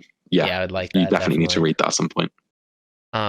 Okay, second story, Family Ties. So the next, Family Ties, written by John Ridley and art by Olivia Coipel. So we pretty much, I don't know. We have. Can I just ask? A lot of people are making a big deal about John Ridley writing a Batman series. Why is that? I'm not familiar. I'm not familiar with him either. That's what I was going to ask. Oh, me neither. So no, because he was he got a lot of buzz when it was announced he was doing Secret Universe of the DCU, which is a Black Label book. Okay. People were like, "Oh shit, John Ridley's writing a DC history book," and then people were freaking out when he did a Batman book, and I don't know who he is. Oh, he's the one that did 12 Years a Slave. If I'm assuming this is the right one. Interesting. But it looks like it is because it's Yeah, he's a playwright. He's done novels. He's done some graphic novels. So I am assuming this is who it is. Yeah, so yeah, he was the writer for 12 Years a Slave. He's also written some Wildstorm stuff in the past. Interesting. Okay, fair enough then. Okay, so he's got a good track record in terms of his quality of writing. Yeah. I wonder why they're salty. No, I don't think they're salty. I think it was just getting a lot of buzz that John Ridley's writing a Batman comic. It was good, and I just didn't know. Okay. Yeah. Isn't it sad that's the first place you go when you hear, oh, there was a lot of buzz about it? It's what's everybody pissed off about now? Yeah, isn't like everything bad press nowadays? Like, you know what I mean? Like, there's like no such thing as good press. It's crazy. I mean, Rick Moranis got punched in the fucking head. You know, I know. What the That's fuck, crazy. Dude comes back out of the fucking depths of, Canada after raising his kids, goes to what, New York, gets punched in the head. Ridiculous. Yeah. So I'm assuming that this is Lucius. He was infected with the toxin during Joker War from Punchline. Yep. Yeah. What I'm gathering. Definitely. Yeah, and obviously arguing over what to do with the money, give it back or it's ours now kind of thing with his family. Yeah, that's interesting. Yeah. So everybody seems to have different... Luke Fox is the one in blue. He's Batwing. I was gonna say which Batman character. So this ties back into Catwoman 25 then. Yeah, this follows on where they got the money. Yeah. Yep. This is which is interesting. Yeah, so I like how they did that. Yeah, so Lucius Fox is one of the executives at Wayne Tech, and then his son Luke Fox has his own billion-dollar company, and he's Batwing, who's basically a Iron Man bat. Yeah, it's pretty sweet suit. If he's got his own billion-dollar company, why do they want Bruce Wayne's money? Right? Why do they want even more? His fucking money. You know why? Because it's that's to go back to Bruce. No, it's just they're saying so. Like in this comic, I'll just set the scene real quick. So pretty much, you have Lucius struggling with the toxin getting out of his body. It still kind of seems like it's in his body slightly, like he seems a little deranged. He walks. Yeah. He goes to go downstairs and he hears all of his family arguing about where the money should go, how should it be. You have some of them saying that the money should go back to Bruce Wayne and he can divvy it up the way it's his money, so he can do with it and do right by it. You have others saying, no, Catwoman just gave us the money just to do right now. We can just do right. Let's just do it, Let's use this money and do it our way. And I think what Tabs is saying is, why didn't if Luke, if he's a billion-dollar company, he can just use his money to make the world right? Why does he need Batman's money to do this? I've just gone back to the Catwoman issue, and she said most of that money is to cover Wayne Enterprises' valuation before the theft. Oh, and then the rest of the money's to be distributed to Gotham's low-income population. Interesting. So most of the money came from, she stole it back from the people who stole it from Bruce, and then the rest of it she stole from Penguin and them lot. Yep. You have Luke. He's getting like a message on his little beeper saying, something's coming fast. So he's like, everybody get down. A giant car, drive an RV or whatever, Humvee or, fucking drives right through the wall. You got all these clowns. Look pretty sick. Axes, picks and shit, swords. All right. And then he turns into the bat. What was it called? Batwing? Batwing, yeah. Yeah, it's a cool suit.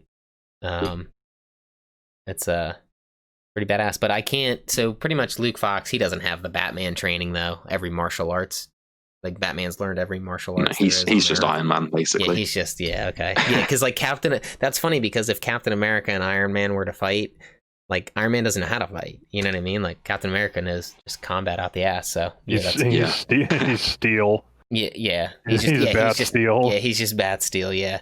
So as they're going. Lucius, while Batwing's fighting, Lucius grabs a gun and he's like still contemplating like we have to change this, what's going on. And I liked this one Joker that I think he gets popped on the next panel. He's the first guy to get popped by Lucius, right? And he kind of looks like that Heath Ledger. He's got that Heath Ledger vibe. I was thinking that as well. Yeah, I thought that too with that mask. Now I'm assuming that Lucius doesn't know his son is Batwing. I don't or am know. I wrong? I got that vibe as well. I don't really know, but Okay, because I see him pointing the gun and telling him to leave. Yeah. But he says, "I know who you are. I designed the suit." Yeah. So does he think he's Batman? Because he's still tripping balls on. I don't know. I think he's still slightly like disillusioned, through it all. Well, I mean, you see his eyes are discolored through the whole thing. Yeah, they're like jaundiced out, Yeah, they're orange, and he's always smiling. Yeah, because later on though, like he's back with Luke, and he doesn't seem phased at all. So I'm wondering, does he think it's still Batman? Is he Yeah, while he's tripping balls on Joker? Yeah, or is it kind of coming in and out? Where like he's having like almost like episodes like throughout like the scenes. Yeah, seems like some scenes he's doing the weird smile, and then the other ones seems normal. So he comes out guns blazing, takes him out, tells the Batwing to leave. Batwing leaves, which is dope because he's got the wings, which is pretty awesome. We're just very Batman Beyond. It reminded me of. And then he the police pull up and they're like, "Yo, hands up, freak!" And he's like, "I'm not the Joker." Lucius. I can see how that would mess his head up even more as he's getting gun pointed at him, assuming he's the Joker. Or then Luke runs out and he's like, "Don't shoot my father. I'm the one who called you." Yeah, and then you see the cops like, "Oh, geez," and because like with that panel, I was like, "Oh, what are they going with this one?" Right? Are they going like very, very social commentary? And I'm like, okay, they dialed it back and maybe alluded to something like that, but then by saying he's like, immediately apologizing, saying, you look like one of them, more or less. Right. He gets cut off by the partners with dealing with all the clowns and everything on the street. So I thought that was kind of like an interesting little rope that was walked with these couple panels, and I think he did a very, very good job on it. Yeah, without going too far. Like he went as far as he could without saying anything, but immediately kept it within context of the story. Yeah, totally. Where it was just enough to put you on edge, like what's going to happen, because there's dead clowns everywhere, and there's a man with a gun on the sidewalk. Yep, definitely. So, and I'm wondering what's going to happen to Lucius, like as he's obviously still has to come off the drugs or something, So it ends with the family saying like we need to do better, Yeah, and John Ridley has an upcoming Batman miniseries with art by Nick Darrington. I don't know if it's been solicited yet, or it might have just been announced. Right, if it's the kind of, what are you assuming, like a continuation of the story in some sense? Like, I don't know, but they mentioned at the end, the last thing said is it's time for Tim to come home. Yeah, so I wonder if Tim Fox is a character. I don't know. That's definitely interesting. Damn. Well, yeah. We'll see. We'll see who Tim is. Yeah. Yeah, Tim Fox is a character. Let's see who it is. He hasn't shown up after Crisis on Infinite Earths. Mm-hmm. So he's been gone, and now he's assumingly he'll be back. Interesting. Oh, his last appearance was DC retroactive Batman 1970s #1 from 2011. So he's really not been in a lot. Mm-hmm. So, moving on to the next one, I have to say this was one of my favorite arts because it's very cartoony. I love it. I didn't like the art in this. I knew it. I'm with Sean on this one. So, yes, I love this cartoons. is The Symbol, written by Joshua Williamson and art by David Lafuente. Well, let's say you don't think it fit like the funny style of the comic itself. Like they've been setting up Steph and Cass becoming Batgirl again since 2016, and have the big moment be in like super cartoony art. Oh, okay. So I don't know any of that. I just saw I have to say though, if it didn't have that big moment at the end, I would be fine having this story have the fun art. Yeah, but it's just when you've got that heavy moment at the end. Yeah, it did. The art just didn't fit that moment. It definitely did. Okay, so let's go through it then. Pretty much, there's a guy named Henchmaster who goes around and he proves you worthy to hang out with the Joker, right? To work for the Joker. Yeah, you got to like beat him to become part of Joker's group or whatever. Or you Is have that to right? or you have to do something crazy. Like he's going to send you on a mission and you have to accomplish it, and like that's going to be your, Well, it's funny. Isn't he kind of like the henchmaster for all the bad guys? Yes, he's like, yeah. It's not just for the Joker. Okay, yeah. Yeah. It's for all of them. He's the guy you go to get put into. He's like the Sorting Hat in Harry Potter. I was gonna say he's like the ad agency. Like Exactly. you go to him when you need somebody. So let's run through it real quick then. It starts off with it starts off right away with him going over all that shit, and then all of a sudden the girls come through on their bike, vroom vroom, and they're like, And they start fighting him. and they're like, pause, let's go back an hour. So they go back an hour, and they're just eating like, what are they eating? Enchiladas or some shit? Yeah, it looks like enchiladas. Something like that. Empadilla. Okay. Yeah, there you go. empanadas. Empanadilla. Empanadilla. I don't know what that is. It sounded really delicious. It did. So And anything out of a food truck's usually dope. So oh, it's a it's like Jamaica they call them, or the Caribbean. I know what you're talking about. Yachty patties. Yeah, They're, I think it, they're, yeah, I know what you're they're talking just about. like spiced meat inside Yep. of It's rolled dough. yeah, very Oh, okay. basic. It's a very basic like dough wrap thing. They're really good actually. But nonetheless, they're eating and they're talking about what are they? They mentioned that the bat signal's been destroyed, but That's it. Steph's dad had a spare one, or had an old one in his storage locker. And they're like, well, fuck it, right? We're gonna go get it. Yeah, they're like Yeah. the city needs a symbol more or less, so they want to get it back And to give they people hope. They also, I don't know if it was mentioned in that panel, but they also mentioned how like one of them isn't a fan of Batman. Like even if I'm not a fan of Batman, the symbol in the sky means something. Like one of them says it. I think it's that's probably Orphan, right? Steph. Yeah. Oh, we both said different people. No, I think it's the purple one. I believe so.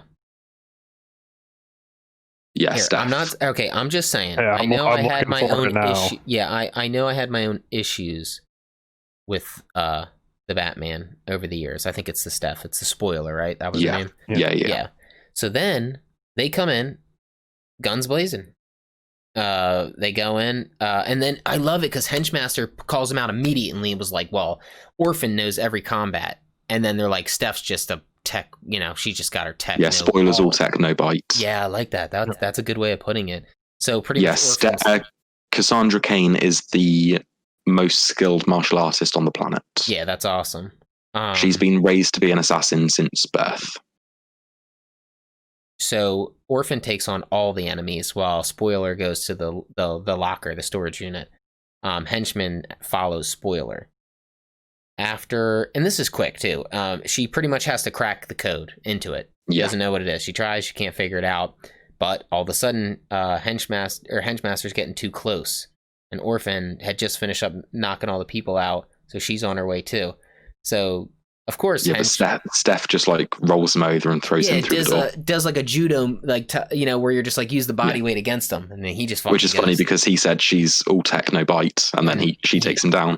Well, yeah, easily with no tech, Yeah. So there's the broken bat symbol. They get it and they put it at the Did they? No, they don't. They don't get it. Oh, they don't get it. It's broken. It's broken. That was it. So but what do they? They make themselves a symbol. Yes. Oh, that was it. Yeah, and they're like, no one gave Batman permission. You know what I mean? So why should they have to ask for permission? Our own symbol. I get what you're saying. Yeah, and now they're back as Batgirls. I still like. Finally. I'm just saying, I like the art style. I like cartoons. I like it until the last page where it's supposed to be this heavy moment. That. It's just overly cartoonish. That is a very it's pretty much mellowing out the whole seriousness of it. It like takes away all the flame. I'm sad Tynan didn't write this story because he was one who was setting them up to come Batgirl again in Detective Comics. Yeah, that sucks. It's funny, he wrote 2 stories in this, didn't he? Yeah, but not the one I was expecting him to. Yeah, right. Yeah. So next one, let's go into it. Ashes of Eden. Yeah, so Ashes of Eden, written by Sam Johns and art by Laura Braga. Ivy's This was a very straightforward story of Ivy just taking out a load of bad guys. Yeah, but she's in the garden. She's in the Eden, right? That's where she is. She's in that place. Like that's her. Yeah, the underground. And you have to be naked to Garden be in there. for. You gotta remember, like that's you gotta be like naked to be in there. Yeah. So all these clowns are like, they're there, and Ivy just isn't having it. Strangles, burns them all. Done. All the clowns are gone. But then there's this lady left. I think I missed, like, is that just her new love interest or something, or is she just? No, I think it's one of the Joker girlfriends because she's got the clown mask on. Yeah, yeah. And she goes there as well. She's bringing food back. Yeah, that's right. She strangles the shit out of her. And then I love this. So what she ends up saying is things can't be. She doesn't end up remaking Eden. Like she makes it. They call it, what is it? They call it like Devil's Ivy, right? Yeah. Like she burned everything with the fire, took away the old ivy, and then regrew the Queen Ivy. Yeah, it ends up being Queen Ivy. Yeah, she liked the other name. So that was really cool. So she's got her own fucking plots and ploys. Yeah, it looks like she's become a villain again because she's been kind of an anti-hero over the last few years. Yeah, and this one's saying continued in 2021 as well. Yeah, so it's another one that's gonna. Who's her beef directed at now? Like, it doesn't seem like it has to be directed. It's hard to keep track of Poison Ivy. She flip-flops so much depending on what each writer wants to do. So I'm interested to find out who's got her all pissed, and when this continues. Yeah. It'd be interesting to see what happens with everything too, because I heard through the grapevine. I don't know how true it is, or specifically which level of DC or Warner Brothers, whoever, or DC. Not sure which level it came from, but I heard from my shop owner who used to work there that some people up there weren't too keen on the Ivy Harley love things, like with it in terms of it becoming canon. So I almost wonder if they're gonna potentially dial it back, if she's gonna go more villain potentially. And this was from like a while ago, so who knows? Somebody gets an idea and it doesn't manifest till like 3-4 years later. How do you feel about it, Sean? How do you feel about their love interest? I've never really read much of it. It's typically just been in Harley Quinn's own book that it's been. Well, wait a sec. We have read it in Deceased, right? Yeah, it's been in Deceased. It's well executed there, though. Tom Taylor writes it well. I think it makes sense for Harley to become interested in women after breaking off from the Joker, only because, abuse. It's like the same thing in real life. Like, women gets abused until she realized that she falls in love with another woman because men are fucking, you know what I mean? Like that type of shit. So I kind of makes sense. Like the Joker is so fucked up that, I think I'd become gay too. You know what I mean? Like I definitely think I thought it was appropriate. So I'm down for that. And I also think it would make a nice dynamic too, because what if Ivy, let's say Ivy pulls a fucking Arkham a night where she just like can envelop the entire fucking city in Ivy. Like you're just like, holy shit, she's got like underground shit going on. And then, the only person who can pull her from the edge is Harley, like that would be interesting. More of a love story or something, something like that. It just depends on the writer. Definitely. Some seem to press it more than others. Some are more like very good friends, and others imply something more. And like I said, this is just rumblings from someone at some point, saying they're just not totally on board with it in terms of making it canon. So because I guess in Deceased it's not canon, right?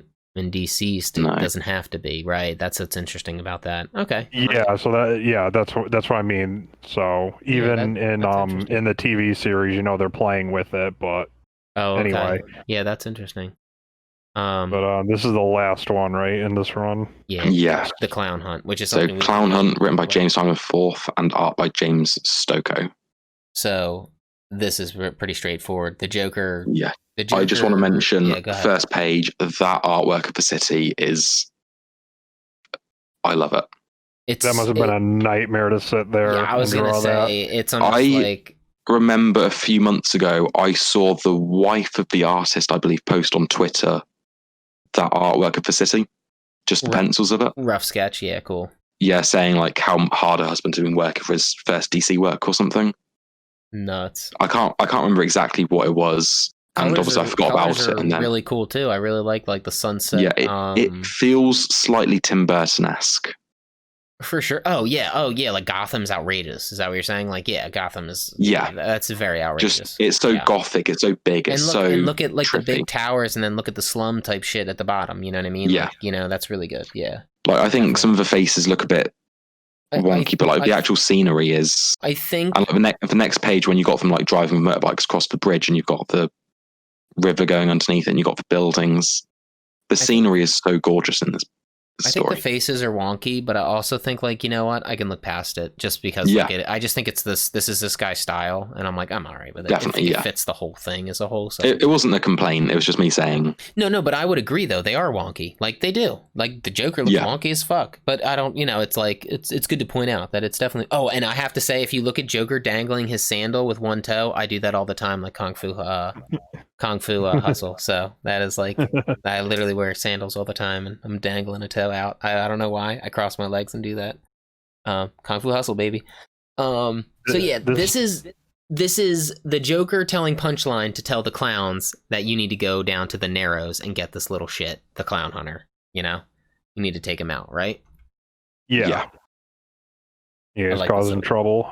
Yeah, so they're driving down there, and they're like, yo, stop your bikes. Spike strip, nuts. So this Clown Hunter is very Batman. He sets the traps, he's a hunter. He's got a lot of traps. He's very tactical. Yep. So they find, like, pretty much the Tree of the Dead or whatever. Like the clowns are tied to a light pole. And, one of the clowns... Oh, well, let's just make it known, too, just so we know. It was cool. The names of these clowns that were sent after them are Snap, Crackle, Pop, and Big Ed. Big Ed. I love it. I thought that was so hilarious. Big Ed. It's perfect. So anyway, they go. The one clown goes up to the light pole to investigate, and boom! Of course, it was booby trapped. So I forget. Is that Snap who died? Yeah, Snap died. So now all we have is Crackle, Pop, and Big Ed. And Big Ed's like, "Listen, I'm controlling this shit." Look, right? It wasn't a trap. It was. Oh wait, sorry, I was looking at the wrong bit. Yeah, right? Sorry, yeah. It was, it was a little booby trap, right? Yeah, so then Big Ed pretty much says, all right, you're listening to me now, buddies. So they're making their way in. Touching stuff. Yes, don't touch anything. They make their way into the Narrows, and I love the no clowns go to heaven. That's good. Like, all dogs go to heaven. That's great. So when they get to the city, they see a bunch of people up in, like, what? They're just surveying, like, people in the windows and stuff. They're just watching out. Yeah, they're just, like, in their apartments hanging out. So the clowns find the truck that had all the Ace chemical, and they wonder, like, man, if we get this back to the Joker intact, maybe he'll double the price. I'm like, dude, that's wishful thinking. You're an idiot. You're lucky if he doesn't kill you. He's going to kill all of you as soon as you walk into the room. Yeah, you're so fucking stupid. So what? The Clown Hunter? Oh, it was a dummy. Yeah, they end up like burning it all, right? They burn the whole fucking thing. They burn it. They just burn it because of the dummy, right? Like, they just flame through the whole thing.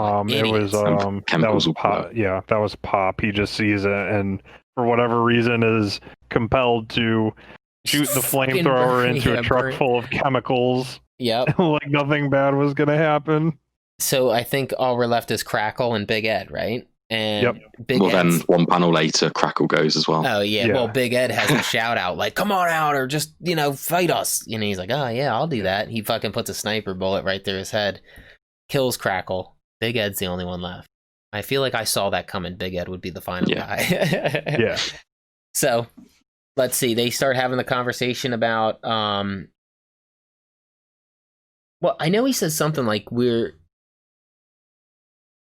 oh yeah, he's like, yo, go work for the Joker, man. I'm sure he'd give you a job. And like, he's like, yeah, I'm sure we'd be best friends. And then he chucks a grenade at him. He bats the grenade at him, which is dope.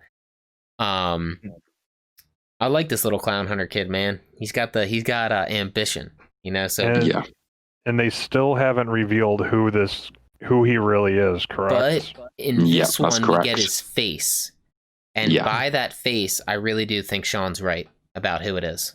Well, who was your guess? Who it was, Sean? Red X. Yeah, I kind of from think the Teen Titans. I think cartoon. Because of the hair. He's got a red X on his mask, and then he's also got a X shaved into his hair. Yeah, so I think I think he's gonna join the Bat family and be Red X. Do you really think that's a shaved into his head, or is it scars on his head? You know, it could be a scar. Either or. Yeah, I'm thinking scars. I think that's going to be part of his story. Like he got fucked up. I'm going to be honest. He's just going to be another Duke Thomas. Okay, yeah, just like almost because Duke Thomas was big in Scott Snyder's run, and he's just barely been touched since he became Signal and no one gives a shit. I think let's say he doesn't become. All right. Do we know Red X's real name? Just wondering. No, it was Jason Todd. Huh? It was. They hinted that it was a. They hinted it was a Robin, so everyone's like, okay, it was their version of Red Hood. I'm hoping that it was cancelled before it was actually revealed. Batman ends up having a conversation. You know, like let's say Batman and him finally meet, and the first thing the Clown Hunter does is because he's pissed off because Batman was unable to save his family and shit because of his. You know, he's gonna try to fight him, and Batman's probably gonna talk him off the ledge type shit. Maybe get him back to being a kid. Maybe save him and not make him a Robin. Not making him a Robin. It might be interesting to have an anti-hero run around Gotham that isn't on Batman's team. Yeah, I'm down. I really do like the Clown Hunter. I think his outfit's sick. I like his little fucking spike batarang. So anyway, he ends up, I forget the reason, what catches Big Ed off guard? Because he ends up putting the batarang right through his head. Oh yeah, and he's like, Clown Hunter, yeah, Clown Hunter. He has a whole crowd of people, and it pretty much throws Big Ed off. He's like, oh shit. Yeah, all the Gotham starts chanting for Clown Hunter, and he realizes he's in a bad spot. The people have spoken. You know, boom. I initially thought they were cardboard cutouts in like the first panel when they rolled up. I thought funny. I was like, oh, are they just cutouts? Because like obviously the truck is a trap. Are these people just like, posed there? And then after that, I was like, oh no, they're actually like watching like a Romanesque gladiatorial arena, and they're like screaming for blood. Like literally screaming for blood. Yeah. That would have been interesting if it was cardboard, just because damn, that's a lot of prep work, dude. And I can see him all these traps, it would make sense. But yeah, it was shit. Go ahead. And now if this is Red X, he was never in the comics except for like a mini series I'm looking at his Wikipedia page, because he was created for the Teen Titans. Yeah, he's like a teen cartoon character, right? Yeah, he was for the first Teen Titans on Cartoon Network, but then it says that he was in Red X Masks and then Red X 2X. So I'm assuming that's some kind of comic they made at some point. I assume it was a tie-in to like a little the cartoon. A little Teen Titan side story type thing. It's right here. I just didn't go down far enough. A Red X and the Titans Go comic. Okay, so Okay.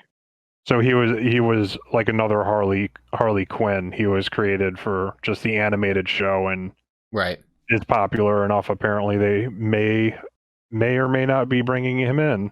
Yeah, even when you look at the mask, it's got the X right on the forehead. The Red X. Yeah, even if it's just a really cool nod to the character, like it could just be a really neat nod, which would be cool. All right, so that was a good one. We got Batman back in 2 weeks, right? We go back to Batman in 2 weeks, or is he next week? Batman's next week. Oh, yes. I believe. Okay. Give me a second. I wasn't sure. Yeah, Batman 100's next week. Yeah, very cool. 100, baby. All right, let's move over to X of Swords, right? So X Factor number 4, which is X of Swords Chapter 2. And this was cool. Written by Leah Williams and art by Carlos Gomez. You've chosen me to be in charge of names, and I'm worst at pronouncing them. No, it's okay. Trust me, you don't want to hear me, because I'll just stumble through it. I'll be like, so Leah Williams and Carlos Gomez. There you go. Stop trying to steal my job. Yeah, in English, and we have 2 English and one English, one American. Funny. All right, this was cool, man. It picked up literally where it left off. Yeah, with them coming back through the gate. I can't remember what it's called. External gate? No, is that the external gate? Yeah, that's it. So you have Archangel flying in Apocalypse, and the only thing Apocalypse cares about is Richter. You just it's funny. I love how much Apocalypse cares for his children. I just think it's awesome. Dude's got a fucking sword hole through his chest, and he's like, Richter. He's like, reach out. He's like reaching out. Like, I hear. He was like, fight the poison. He's like, damn you, mutants, fight. I dug it. I thought it was really cool. And then I don't know who is it? Rachel. She ends up like skirting him all the way back to the healing gardens or whatever they're called. Is that it might have been Rachel. I think that's who she is. I think so, yeah. She does some kind of psychic. Isn't Rachel? What's his? Yeah, it's Rachel. Cables. Yeah, Rachel Summers. Yeah, so it's like And they bring back Rockslide, who's dead. And what does he mean by "I did not ask for this connection to you"? You know, like at the like Apocalypse says that. I just think it's interesting. You know, like he obviously is like. I don't know. He loves him. It's weird. Like, so we'll continue on this. Yeah, maybe that's what he's hinting at.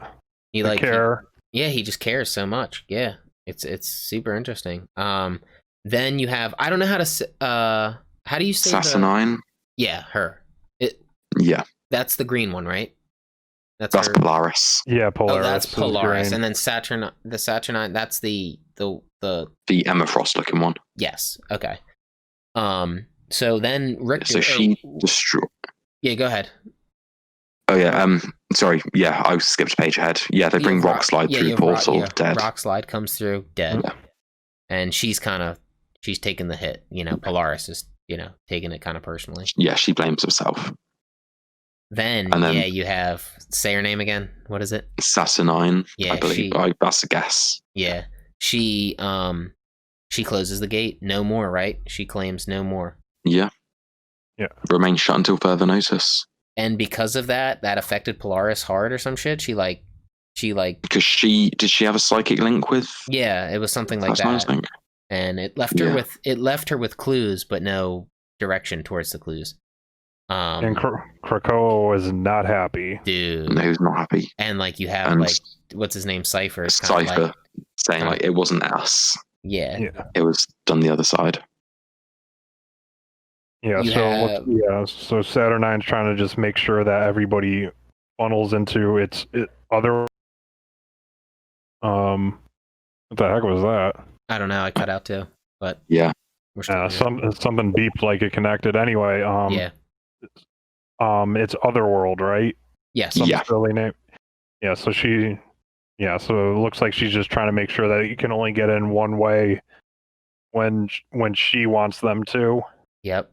And if you go inside, so you have Rachel and the other one. I can't remember the other one's name. There's a lot of characters here. I'm definitely lost. I'm yeah. Okay, so you have like I'm behind on my X-Men characters. Monet. Yes. Yeah. You have Ty was the expert on Monet last time. You have them trying to enter Polaris's mind, and all of them are getting shut out with the same. What do you want to call that? Like a cookie? It's like a backdoor like protocol to kick them out of her head, and it's pretty much like a giant Sassanine like that. Just being like, you're not allowed here. I think that's kind of funny. It's almost like a computer program. Like no matter how many times you enter, you get the same like smiley face. Fuck you. Then it goes to Richter. He's still alive, and so is Apocalypse. But the healer is just. And the healer is actually helping Apocalypse, and Apocalypse says, "Help the boy." He's like, "I must help you both." He's like, "He's dying."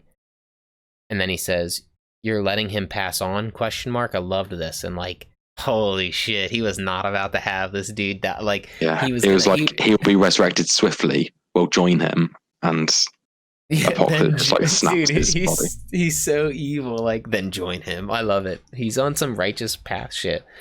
But no, before he could snap him, I forget. Rachel went into his head. Yes, and this is just what he felt or something. Backstab, betrayed. Is this just like his like? He had a flashback to getting stabbed, didn't he? But yeah, it's just like pretty much betrayal is what he feels in his head or some shit. Let's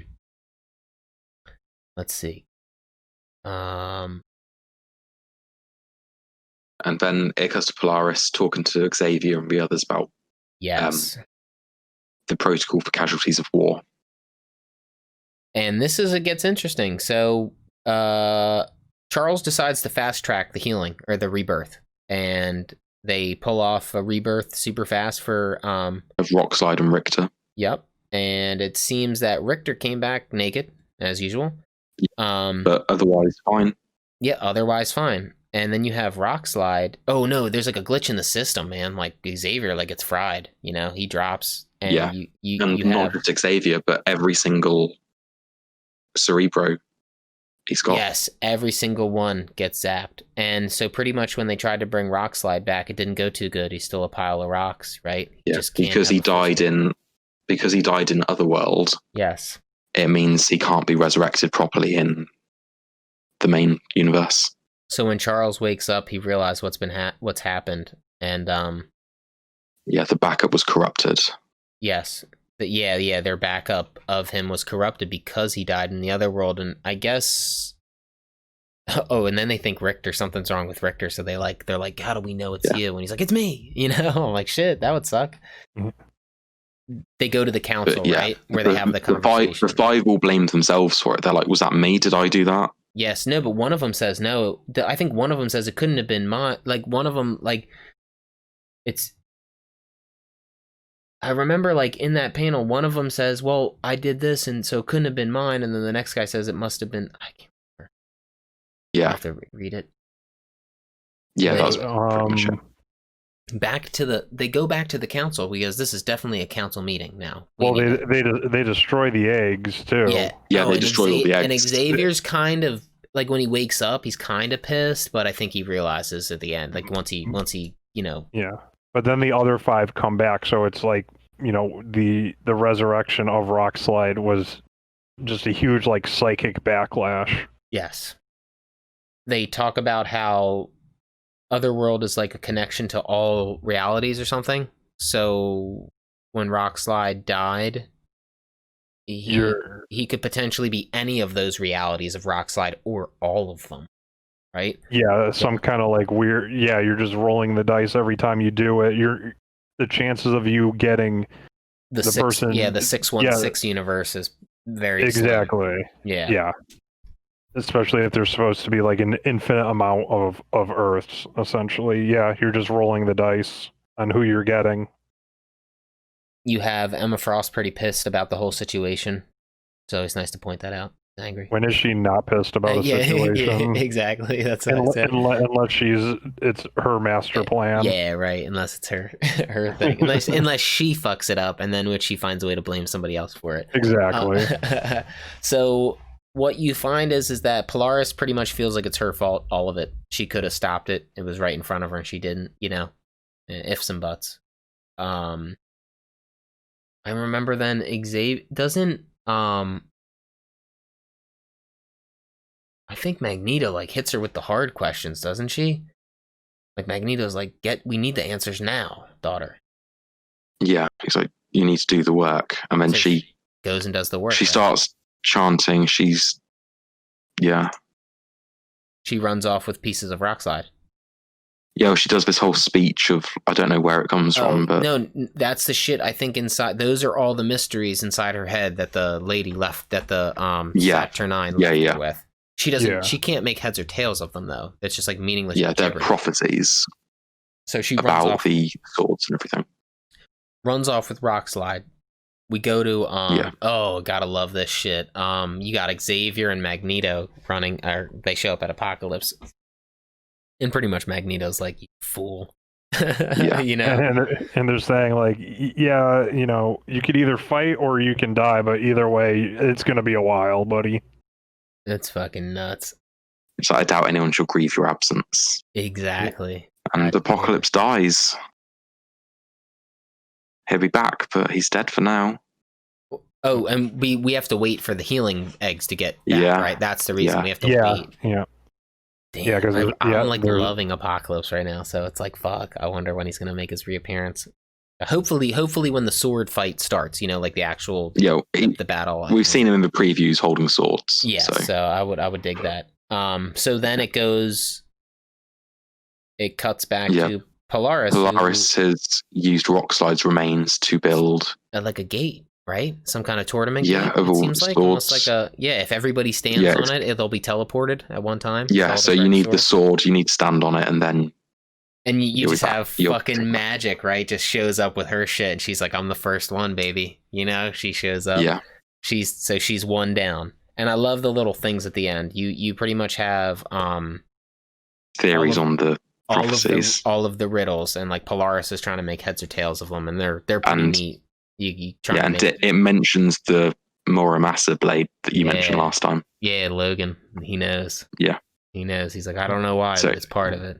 Yeah, we've got a Wolverine issue this week that's going to be dealing with that, I assume. Yeah, I think on the cover of it, he's holding the Muramasa blade too, which is pretty sweet. Well, while he has a bunch of things stabbed into him, I think he's got like a bunch of swords stabbed into him. He's holding one. Yeah, there's like a sai and another sword, but yeah, there's 3 X-Men related. There's going to be Wolverine 6, X-Force 13, and Marauders 13 are the 3 pickups.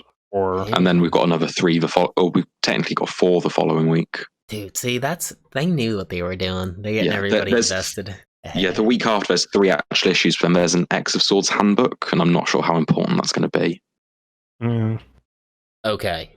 So, let's see. It's probably just like some backfill stuff. Probably, yeah. So it's probably not that important. Yeah, because it's not classed as an actual chapter. I mean, I like how they're doing this, though. Instead of taking forever, they're giving you a bunch of books to read. Boom. And they're utilizing all of their, I'll call them dividends, you know what I mean? Their little their segmented storylines to do it, which is really cool. Yeah. And they're making it very cohesive. I like this already a lot better than like Death Metal. Death Metal, yeah, because it's like, holy shit. Yeah, I mean, like some Jonathan Hickman plotted all these issues himself. He didn't script them, but he plotted everything. Yeah, that's cool.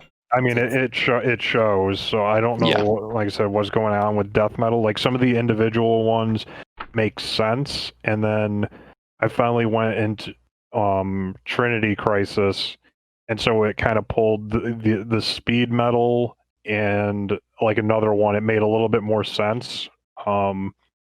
But whereas this is every issue is just pushing the story. You don't need 3 issues to make sense of what the heck is going on.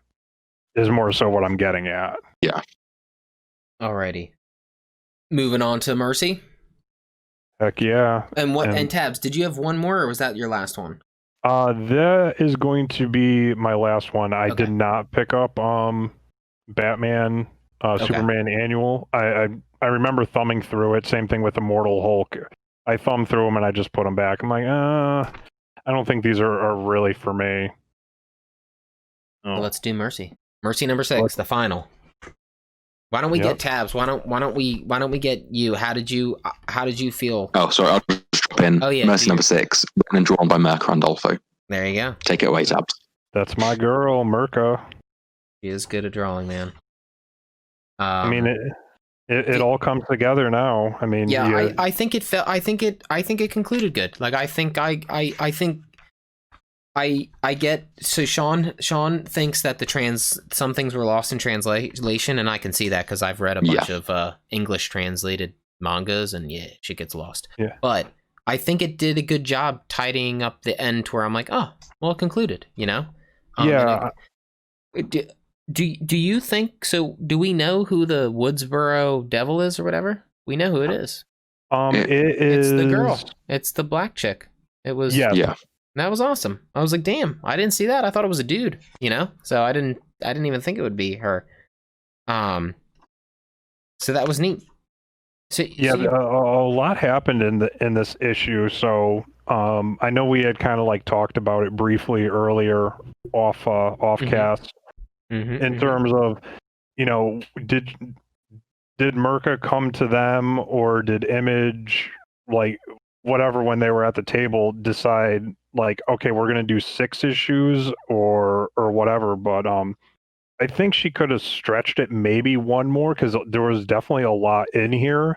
But at the same time, it didn't feel like she really skimmed over everything. It moved very rapidly. It was fast, yeah. Part of my problem with this series is the pacing, because it tries to imply to us that we know a lot more about the characters than we actually do. And that's what I got too. That it almost made me feel like was I supposed to have a prelude to know who these people were, kind of deal, That was but I think through this final one I got some of my answers that I wanted, And like a lot of the pieces came together, and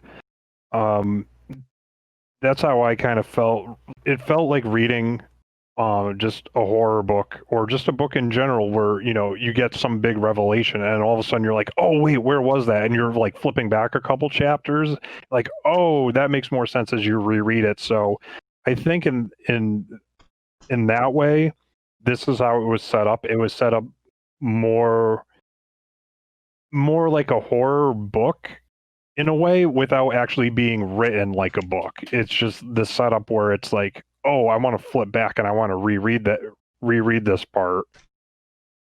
So I thought that was pretty interesting because, you find out more motivation, you find out, just more and more of the characters at this point. And, maybe you pick up on something subtle that was drawn or written into a panel that you might have missed at a glance.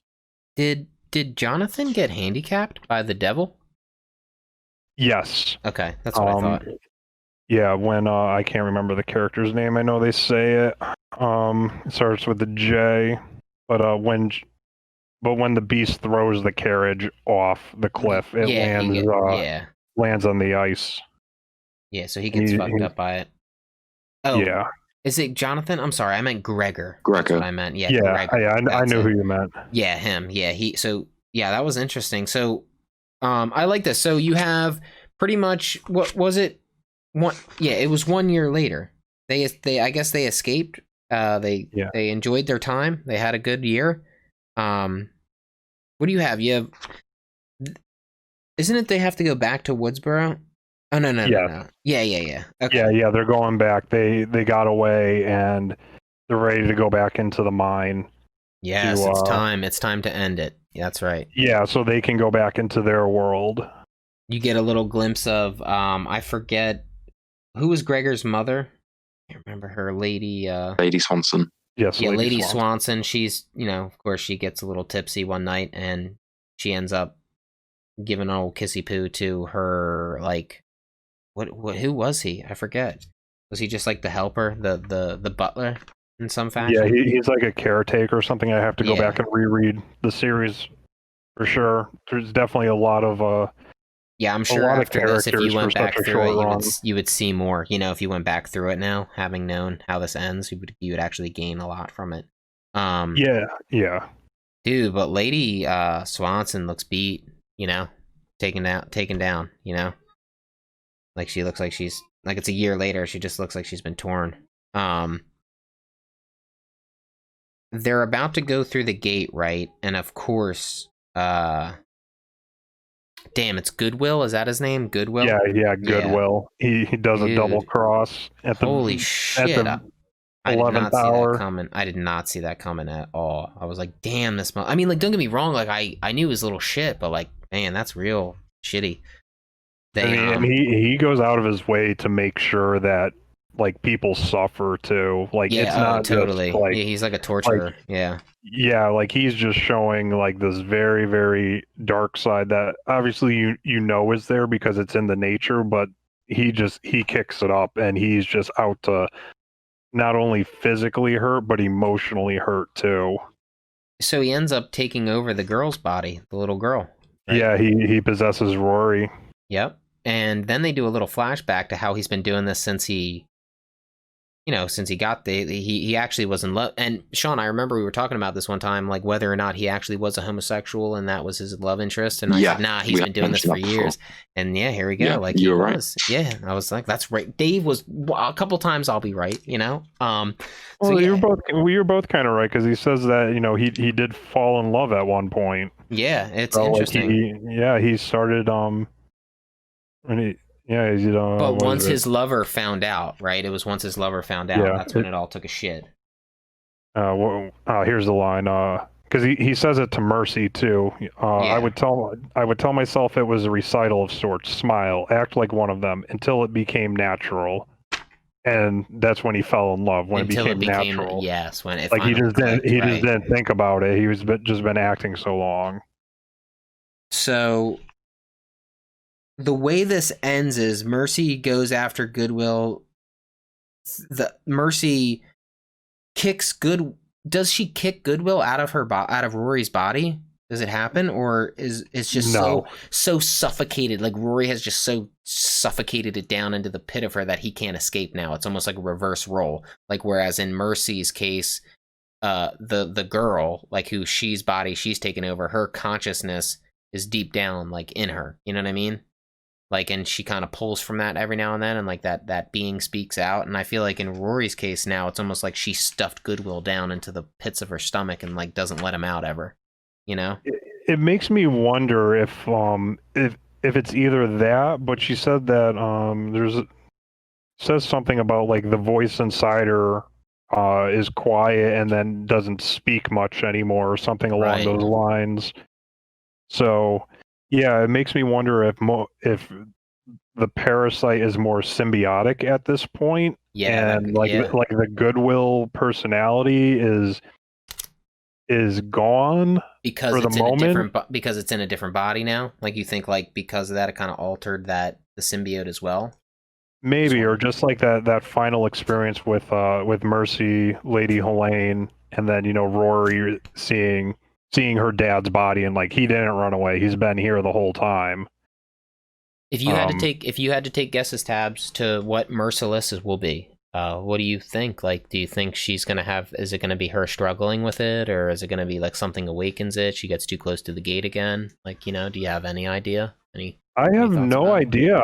If I had to take a guess, I would think that she ends up going back to Woodsboro for some reason, and then perhaps fleshes things out more in terms of story, in terms of issues. Do you think at this point, she gained all the wealth, she has all of Mercy's wealth? Do you think she goes back to try to get, Mom back? You know what I mean? Like that type of thing. Like even if it's just Mercy, like she still thought she was Mom. You know what I mean? Like, do you think she tries to open the gate and get her back again? Because Mercy went through the gate, right? That's what happened. Yeah, she got crushed. No, she got crushed under the rocks when the dynamite went off. She pushed Rory back out into. Okay. So she never got through the gate then. Yeah, no, they were fighting at the gate. I wonder if she's gonna try to because so right now the gate is closed. Then pretty much the mine's collapsed. Yeah. Okay, I'm just interested. Maybe she does go back to the gate.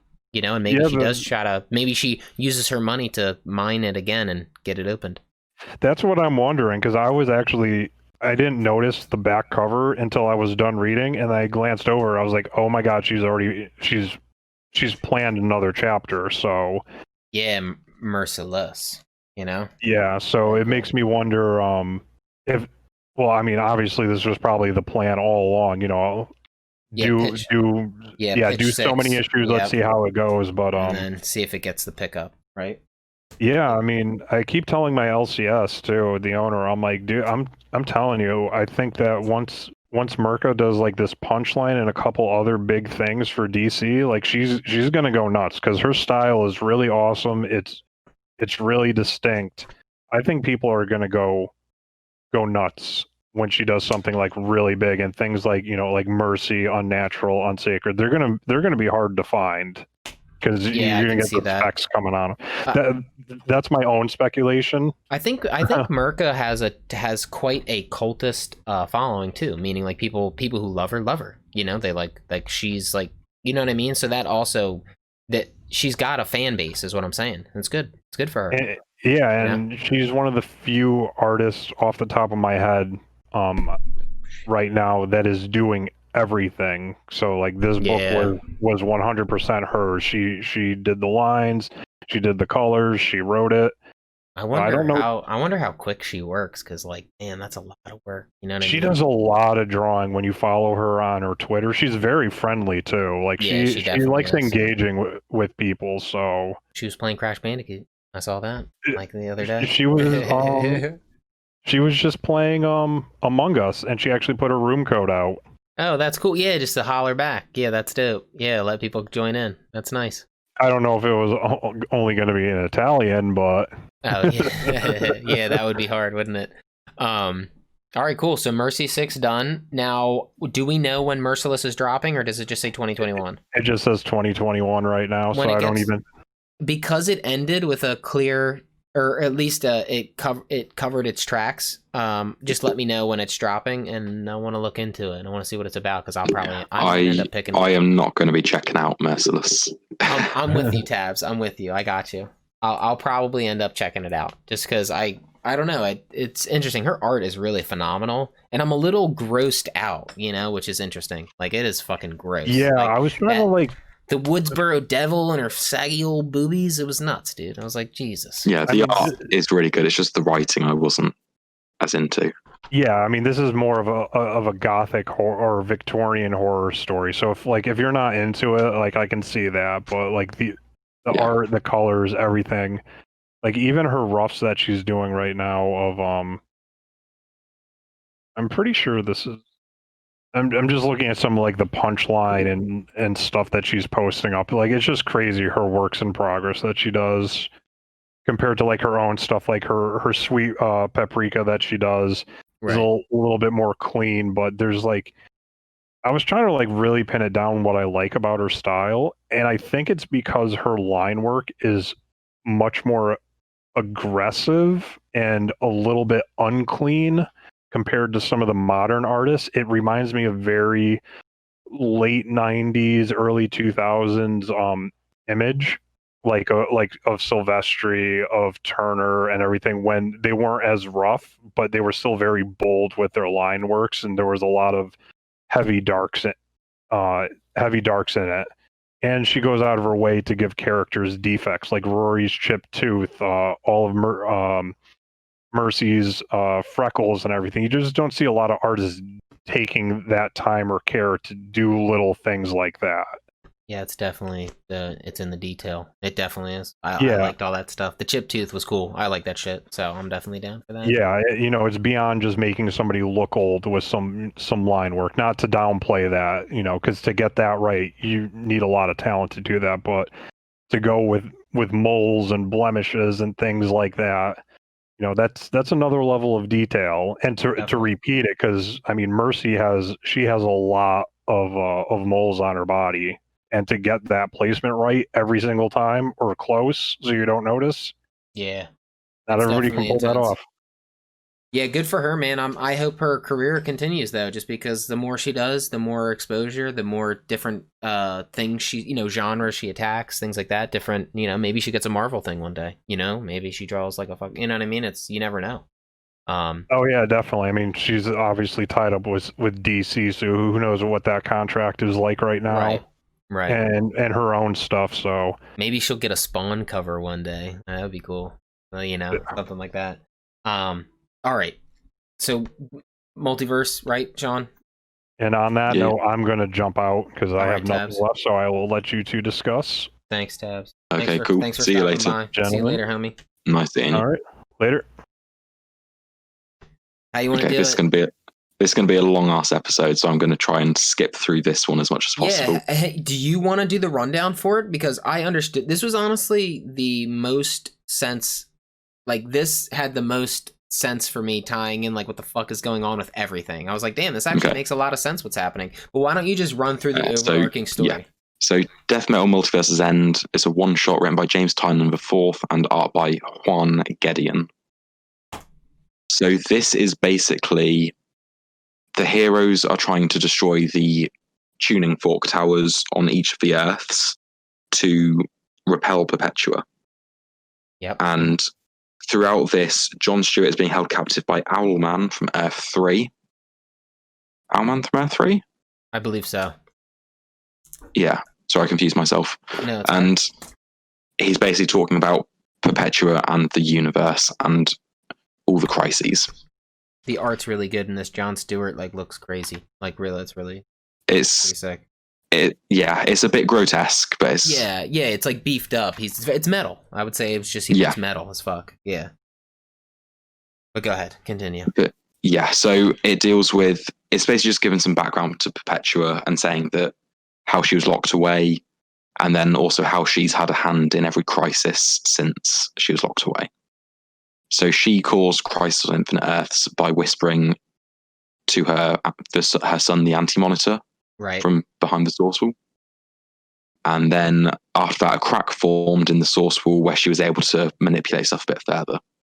So she was able to manipulate parallax into causing infinite hour. Is that what it's called? I think it was infinite hour for him. Let me get to that page for him. There's my parallax shit. Here it is. 0 hour. That's what I was 0 looking hour. for. She manipulated Alexander Luthor into Infinite Crisis. She manipulated Darkseid into Final Crisis, and then she manipulated the Great Dragon Barbatos into Dark Knight's Metal. So, in order to run through it quickly, pretty much it's the whole story is taking place. All these other multiverses are happening right now with their tuning forks, and they all have their own their thing, but they're all banking on John Stewart. Where the fuck is John Stewart? John Stewart's been captured. Oh yeah, I gotta change some shit on this thing real quick on the Streamlabs to make it look pretty because he left. But John Stewart is with Owlman captured, and Owlman's being a real brat. Pretty much says like, I'll give you what you want, but I kinda need some shit out of you first. I need to know what the fuck is going on and how much you know about it, right? Yeah. But yeah, go ahead. They mention when Owlman's died before. And how they come back. And how he comes back. Very interesting. So that makes Owlman... That makes him realize, right, that he's like, oh, fuck, I'm immortal. Yeah. Like, right? He's like, I'm not the original, but I always win because I keep coming back. Right, and that's good enough for him, I guess. Yeah, he's like, if I die this time, I'm going to come back. Yeah, they say every time the universe breaks, it heals its wounds. So John Stewart... Oh, and the whole thing is that the reason John Stewart needs Owlman just as much as I guess Owlman needed John Stewart to get confirmation about this was that Owlman's Batman. He rigged everything. He's ready to blow the whole fucking thing. He's already rigged. He could have blown it up before the issue started, but he's so fucking stubborn like Batman. He's like, no, I want my answers and I want them now. So I thought that was very interesting. I just wanted to point... So, to conclude it, he blows it all up, right? John Stewart ends up back with it. John Stewart convinces Owlman to blow him up, and I love the Rainbow Batman, because that's a throwback to a Rainbow Batman thing, right? I remember, like, there's even action figures, like a whole set you can buy, like a box... Like, here, they had it at my comic shop. It's like a retro Rainbow Batman toy set.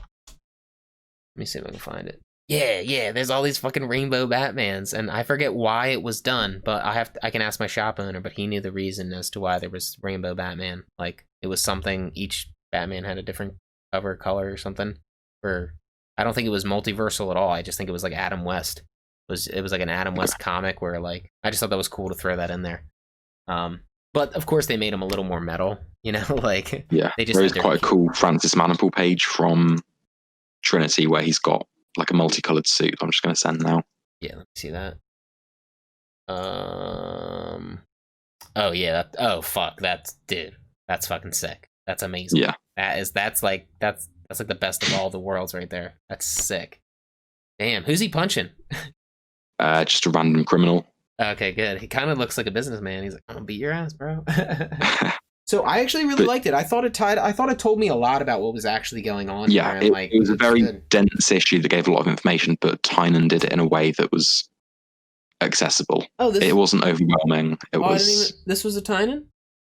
Yeah, Tynan. This guy's all over the place, man. Yeah, this guy's all over the place. That's crazy. Him and Scott Snyder work together a lot at DC. That's cool. That's good to know. They're two good writers, so that's perfect. Yeah, so I would say it was great, and I'm excited for I just want to see how this thing concludes and like see what his... I call it a rebirth because I don't know what else to fucking call it, but you know what I mean. Like whatever's gonna birth out of all this nonsense, I'm very interested to what's going on. I just have to say I did like the art in that comic. Just I don't know. I saw John Stewart right off the bat in chains, and he looked very brooding and like you said, very beastly. I just thought that was very cool. Yeah, the art's a bit ugly, but in an artistic way it works. Yeah, and almost like the sense that the whole thing's like a bizarro world anyway. So you're like kind of like, all right, little creative, freedoms there. Yeah. Holy fucking shit! We had a lot, Sean. We have to find a way to go. We should go through them. Like, we should find a way to go through them quicker. I mean, like 3 Jokers was something we want to dive into, you know? Yeah, Barbara and it Truth, was. I think when it's just you and me, maybe we can speed through them. You know what I mean? Yeah, and definitely. I think that's a decent, unless it's like something crazy, you know, where maybe nobody read them, but you know. So let's go into Immortal Hulk, right? Immortal Hulk. Yeah. All right. Immortal Hulk for Threshing Place, written by Jeff Lemire and art by, oh god, Mikhail Del Mundo. Yeah, let me see. Sure, I'm going to go with that. Yeah, Del Mundo. Let me just pull it up. All right, cool. Yeah, I loved it. This is probably one of the greatest one-shots I've ever read. I'm a big fan of Bruce Banner, and I felt like this really put him back to the roots. So pretty much Bruce Banner's traveling through town. He's tracking down something about a girl missing, and he smells the gamma. Yeah, this feels like one of the early issues of Immortal Hulk I read before it got too cosmic, where he's hunting down these gamma creatures. I love that concept. Sick. You'll love the first arc of Immortal Hulk. Damn, I gotta check after it out. After that, it gets a bit crazy, a bit cosmic. And still good, but confusing. But the first like 6 issues are. Everybody, when I was listening to people kind of like give their review on like, I think it was the hardcover, the first hardcover, which is I think the first 3 trades or something. Something like that. Maybe. The 3rd trade is when Hulk goes to hell, and that's when it starts getting crazy. Yeah, and it was like that. What people said was it started off really strong, and they just didn't know they didn't know where it was going. So that was their big beef. That it felt like it got different from when it started. So yeah, this guy's tracking down something he's tracking a girl who's gone missing. He smells gamma. He's in a backwater town. He ends up. Also, I'm just going to mention on the first page, where right at the bottom panel, when he's looking out the window, the window's green, like the green door. Oh, I love that. Yeah, that was sick. Yeah, that's a really subtle artistic choice. What a great touch, man. Yeah. It's just like, that was cool. I remember I looked at that. That was like what got me started. Yeah. I was like, damn, they're really putting this in. And I'd also like to say, isn't this art like something else, man? Like it is incredible. What a unique this artist did a run on Thor with Jason Aaron. I think he did like 13 issues. Wow. And people did not like it. It was same style. I want to say yes, but I don't know. It's the same artist, so I assume it would be similar. I'm just saying. But I think it's great. I think it almost, at least in this setting, it feels so like even the focal points change. Like I know you probably can't, but on this panel, the flowers focused, and then like the focal points are changing. It's like a camera. It's great. That's great work. So he goes to a farm. And when he goes, he's trespassing. That's he's also trespassing on the farm. A guy rolls up with a shotgun. He's like, he has. Yeah, his daughter's the one who's gone missing. And he has this little flower pendant that he found while he's been searching for her because he's been smelling the gamma trail. And that's when the farmer like pretty much beats him with the gun and says, "You're a liar. You're the one who killed my girl." You know. Yeah. The police show up. Yeah, the police show up. They talk the guy down and tell him to get out of here. We'll handle this. They beat the shit out of Banner, right? Yeah, they beat the shit out of him, throw him in the car. Yeah, they give him a good old punch to the gut, you know what I mean? Like and then one on the face as well. And then he wakes up in the cell. Popcorn. Cop eating popcorn. He's like, "You gotta let me out of here." He's like, "Oh yeah, sure, buddy. Let me just go get the keys." I like that little shit. But then you hear like a mighty Krakoom, and Banner's like, what does he say? Oh, he says run. I love that shit. Like when it's like the Hulk, he's trying to. He knows fucking knows he's not going to be in control in a minute. And this is where it got crazy. I didn't know that this dude, he kills people in this. Yes. He fucking kills people. I'm like, holy shit, I loved it. I was like, that's amazing. Because so many times in comics and like the PG of Marvel kids and all that stuff, I'm like, dude, this is the Hulk we're talking about, man. He doesn't have that control. Yeah, and can we just mention the absolutely insane transformation he does into a Hulk? It is so grotesque. Oh, yeah. Oh, is that his transformation? Oh, that's his transformation? That's him turning from Banner into the Hulk. Do you think that was physically, or that's just that's how he feels he's being ripped apart? I think in Immortal Hulk he does have some pretty grotesque transformations. Jesus Christ, I would not want anything to do with that transformation at all. I mean, it was bad enough to watch his arms like break as he like, Yeah. you know what I mean, like and shit like that. You're just like, holy fuck. Okay, so Banner kills a guy, kills the cop, breaks out, goes on the hunt, finds another grotesque being, a gamma being, which is interesting. Like like full of teeth, blood, veins. Yeah, and then he's pretty much talking to the beast like he's like the beast can't answer back, but he's like, you smelled that gamma, didn't you? You know? Because in this, Hulk can absorb gamma from people. He's much more in tune with other gamma beings. I thought that was so sick. So he just pretty much saved the girl, sucked all the evil out of her, all that gamma, saves the girl, and of course, guess who shows up? The farmer, right? He sees the little girl, you know? Yeah, and Hulk gives him the girl. And it reminded me of kind of like the movies when Incredible Hulk movie where he's like in the cave with Betty Ross. I don't know if you remember. You're talking the Aang movie, the first one? No, the Ed Norton one. Okay. He like runs away and he like takes Betty with him. They're like in the cave and it's raining and it's raining. Yeah. It just reminded me a bit like that, like a sensitive moment with Hulk. Definitely a sensitive moment. And then the farmer's like, "Where are you going?" He's like, "Smash some shit." I love that. So the Hulk goes, I guess, to the Gamma factory, right? Yeah, for the factory that stuff's been done. And they're experimenting on food, making it bigger with radiation. Which isn't far from the truth and reality, which is upsetting, but yeah. Yep, strangles them, kills them all. It's crazy. Yeah, but I was so surprised that he killed people. I was like, damn. He sees that they've kept her prisoner. There's like a little hole in the wall with her hairpin in it. Yes. A water bowl.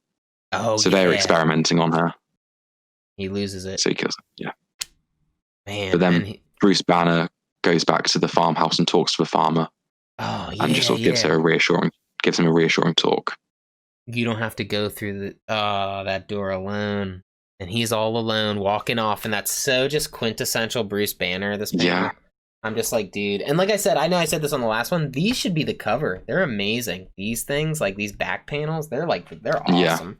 Even if they did them as like a variant to where like, so like the variant was always the very last panel without any speech bubbles, so you get no like, you can't get any recognition to what's going on. But if it had like spoilers and stuff. I know, if it did. But I feel like that, if this didn't have a speech bubble. No, that one's fine, that one would be okay, right? So really cool. Probably. Would you like me to Photoshop the text box out for you and send you the image? Yeah, I'll probably make it my phone background. They wait, how do you Photoshop the text out and still keep the background intact? You have to like fill it back in or something? Like with the text box, you can use a content aware tool that sort of scans the surrounding pixels and fills it in. AI, baby, AI. I have to say, for anybody, this was one of my favorite one shots I've ever read in my life. It was just so in tune with just being its own. It was very good. I've never read Immortal Hulk, so I know nothing except I've learned some things through the Immortal She-Hulk. It was awesome. I've only got a very vague sort of idea of stuff. Like I read the first like 10 issues maybe. It was pretty fucking solid. Yeah. So good on that artist. I'm gonna look up that artist because I felt like it was almost like a point and click game. Like they do that weird art style. Like it was just so cool. I wonder like what that is called. Like what because there's Illustrator. There's all these different types of drawing, and I wonder what he would call them. What is he credited as? Is he just a penciler? Artist? So he did pencils and inks. Oh, he did. He did some of the colors himself. Okay. It says he did colors, but someone else did as well. So you know what I mean? It's like a little blocky. Like things are slightly blocked, and the shading is blocky. So it I don't know. It's quite a style. I want to see his Thor one too. Yeah, I'm waiting for the Jason Aaron Thor omnibus, to be honest with you. So I don't know why they're not giving him his omnibus, but I don't know what fucking reason they would like hold out. But so we got Batman, Superman Annual #1. I mean, we can run through it as it's not what I expected. I thought they were gonna throw down. So Batman Superman Annual #1, written by Joshua Williamson, art by Dale Eaglesham, Clayton Henry, and Gleb Melnikov. Oh God, that is poor Gleb. We're sorry. I'm sorry your parents gave you that name. Yeah, there's nothing we can do here. So yeah, I mean, I'm just gonna say, when you told me Batman, Superman, they're supposed to throw down in this, I was like, oh man, I'm like, they're gonna fucking throw down and just have a good old fashioned brawl. This was interesting. It was fun. You know, it was a fun little like trip story. You know, you pretty much have. Do we know these two? Am I supposed to know who the kids are? Are they like? Am I supposed to know? I don't know them. Okay, so you have Mixie Pitalik. I finally said his name right, and you have Batman. Yeah. They're both deities in some sense, right? Cosmic gods. They are fifth dimensional imps. Fifth, I think. Yeah, fifth dimensional. Yeah. So they end up seeing two of, I guess, kids in the fifth dimension who are having a fight about Batman and Superman and which one would win. Yeah. So that they end up pulling them apart and saying, like, quit fighting, kids. We all know who would win. And they both say the opposite, right? They're like, oh, Superman would win. And he's like, what? What are you fucking kidding me? Batman would win. Yeah. And then they're like, oh yeah, well, let's settle this. So they settle it. And the way this is getting settled is using like almost like a tabletop version. They're using toys and playing, you know what I mean? They're like playing with toys is what's happening. They have the bat. Yeah, but because they're fifth dimensional, they can make it real. Yes, so we get to see it, and yeah, we get to see it real. So the first story is Batmite's story, right? It's his. Yeah. Okay, so Batmite's story. He pretty much tells a tale that something's going on in the universe, so instantly that must mean... Yeah, there's like a big multiversal storm, lightning strikes everywhere. Oh, the multiverse is being ripped apart. We see worlds blown up. It says Superman is in front. This isn't the right Superman or something, right? He's the anomaly in the multiverse. I don't think they say that. I think they just say he's the problem.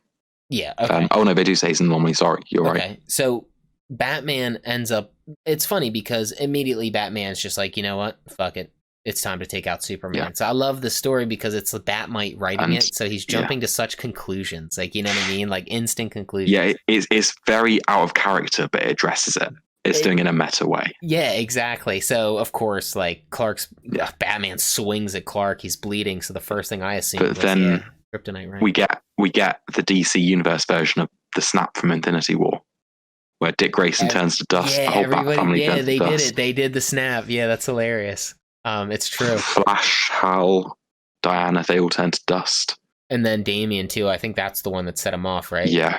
It was Damian, which was mad interesting. So he's got the kryptonite ring. He's fighting Superman. And... Oh, and then it goes through all these different versions. It's like... Yeah.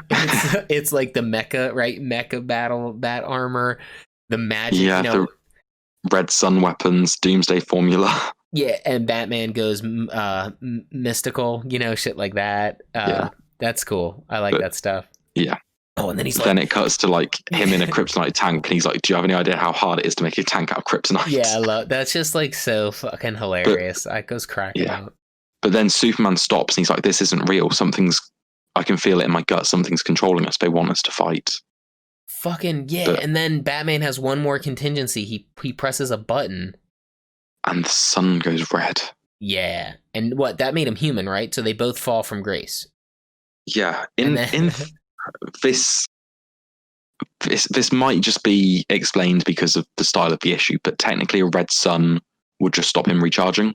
Okay. So it'd still have his powers until... Well, think about it. There's already holes in the plot because both... Yeah, that's why I'm willing to not say it's a mistake. Yeah, Batmite's like, yeah, Batman wins. And then Mixie Pitalik's like, dude, Batman dies too. He falls from the fucking sky, you know? So it's like hilarious. So pretty much he says, oh yeah, if you think it's so easy, you do it. And I loved it. I love that fucking Mixie Pitalik's version of the story is hilarious. Yeah, Mixie Pitalik is 1 page, 2 panels, but Superman just... pushing Batman into the floor. Yeah, just one punch. That's it. Done. And Superman even says, boom, done. Yeah. So Batmite kind of gets pissed off. He's like, no. You can't just do this. You have to write the story, right? That's what he tells him. You got to write the story. So he writes the story. You have Superman chasing after Batman. And he's a mean motherfucker. He's using those laser eyes, destroying his Batmobile, which is a cool Batmobile, just saying. That's neat. You know. But the Batarangs had... oh yeah, he kryptonite dust inside them. So he chucks one at Superman's face and he bursts it and it hits him right in the face. That's a good move. That's a good look right there, you know? Yeah. But sorry, carry on. So Batman ends up back at the Batcave. Of course, Superman's there because he's faster.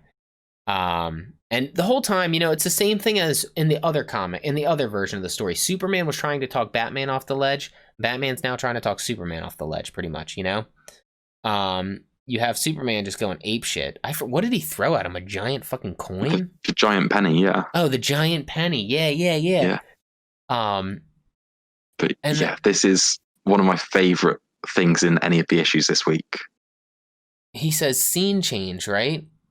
And he goes into... Oh no, just before that, Batman's like Batcave, authorized anti-Boy Scout. Anti-Boy Scout. And then yeah, but then Mixie interrupts. He's like, "Hold on, Batman shouldn't have this on his home turf." So he goes to the Fortress of Solitude. Yes, and then Batman's like, "Fortress, anti-Boy Scout." That's right. It's like he did a little retcon of his fucking story. You booby trapped the Fortress as well, dude. Isn't that nuts? And I just love that because I wouldn't put it past Batman. He's like, "What did he say? You didn't." He's like, "You didn't. Not here too." You know, like he's got it everywhere. You just know that Batman did. Yeah. Oh, definitely. And it's funny because we'll get to it too. Let's see. What happened to stay away from my son? I'm sorry. What was that? Is that part of the anti-Boy Scout, or is that just? No, that's Superman. The statues of Jor-El. Okay, so it just came to life. On the previous page, Superman's like 2 can play at that game. Okay. And then smashes Batman. The globe. But then they both start realizing Superman's like, those statues can't move. Yeah. They're starting to realize. I turn this on red. Yeah. Yes. They're because like even if the story's being told, it's funny that the characters themselves are recognizing that something's fucking weird. You know. So he whooshes them up into the sky, and I love that picture of the Superman wins. That's one of the coolest ones. You know. Yeah. That is a sick fucking panel. So cool. So these guys are just throwing a fit. You have Mixie Pitalik and Batmite just going ham on each other, yelling at each other. And then you have the toys step in, and they're like, nobody won. And then he says, Superman's right. And it pretty much gets to the point that, like, we would never fight each other, you know? Yeah, like, we're friends. We wouldn't fight each other. And you've been changing the rules, you know? They rip off Batman's arm. Kind of funny. But then when Batman shows up, he's holding his arm, you know? When it snaps back to reality, like, Batman is, like, holding his arm that had been ripped off in toy form. It's just kind of like a funny little nod to, like, what the fuck?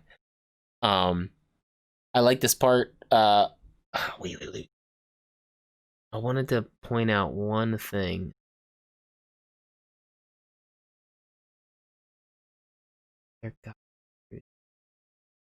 Oh yeah, did you really program a failsafe to take me down inside the Fortress of Solitude? It's like that was just a fake reality, Superman. Don't believe it. Like I definitely think he definitely did. I definitely think he did. So I thought it was really definitely good. Did. So it ends up with the toys. Batmite and Mixie Pitalik are now in toy form. And I'm sorry, what are the names of the 2 dogs? Crypto and Ace. And Ace. Is it Ace or it might be Titus? They've got 2 dogs. No, I think it's Ace. Because I think Ace got brought up in one of the Batmans, and it like recently the dog, and it was Ace. I believe so. Yeah, I think it is Ace. Yeah, because Titus is a Great Dane. Let's do. We have Shang-Chi, which is something we can. Well, I'll just say this issue was like the perfect argument for anyone who says Batman and Superman should fight and Batman, like whoever will win. This perfectly addressed it. It was like they'd never fight because they're friends. Right. Yep. And I really, it almost plays into like, even if something was wrong, the other one would be not attacking 2. It would be a one-sided fight, meaning only one is something's wrong with one of them as the other one tries to talk the other one off the ledge. You know what I mean? And I thought that was interesting. So like, let's say like, you know, anti-life formula shit. You know what I mean? Like if Superman was under that, Batman would do anything he could to stop that, which is cool.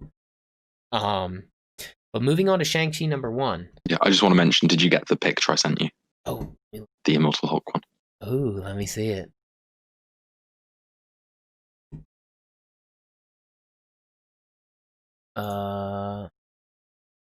Let's see.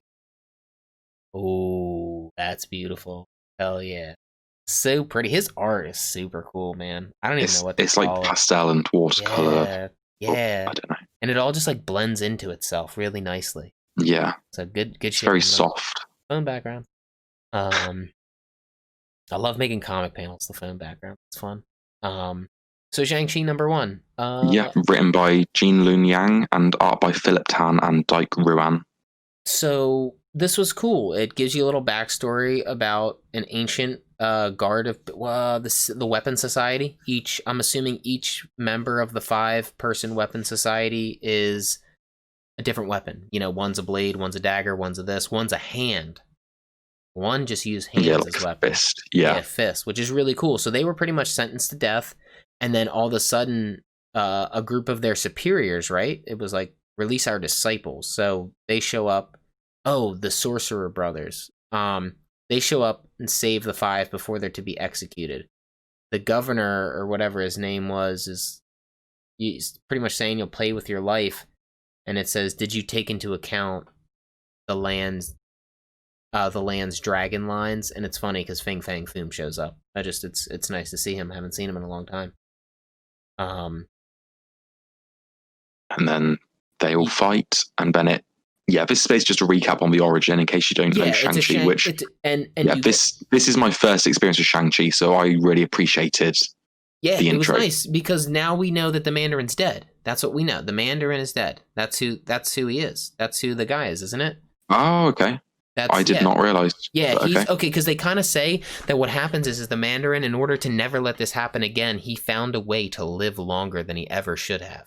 And the Mandarin does. Is Mandarin Zhengzhou? Yes, Shang-Chi. But that's not his. That's what's weird, is that's actually not his name. It's Zhang Tong, I think, which is weird. But I'm assuming it's the Mandarin, or at least a form of him, because he was the leader of the 5. He's the 10. Ooh, he's the 10 rings, son of a bitch. I might be. We'll have to see. That's not his name. I knew that. So that thing was throwing me off. But that's the thing though. The Mandarin too learned how to live forever. Like he can live. He's 1,000 years old. You know. So okay, you know what? Let's assume it's not him because they never. I just got the wiki up. It's not. Okay, so it's not Shang-Chi him. No. But Shang-Chi ends up killing him. But that's what's weird because Shang-Chi is the Mandarin's son, which is interesting. That's why I'm kind of confused. I'm wondering where the story is going. I think they're doing this in some form to make the Mandarin somebody else, because I think they're trying to make the Mandarin somebody else in the MCU, but that just might be my assumption. Yeah, the Mandarin's confirmed to be in the Shang-Chi film. Right.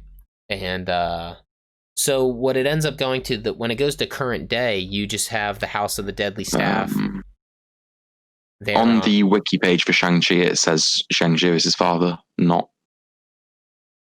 Oh, not the Mandarin? What's the Mandarin's name?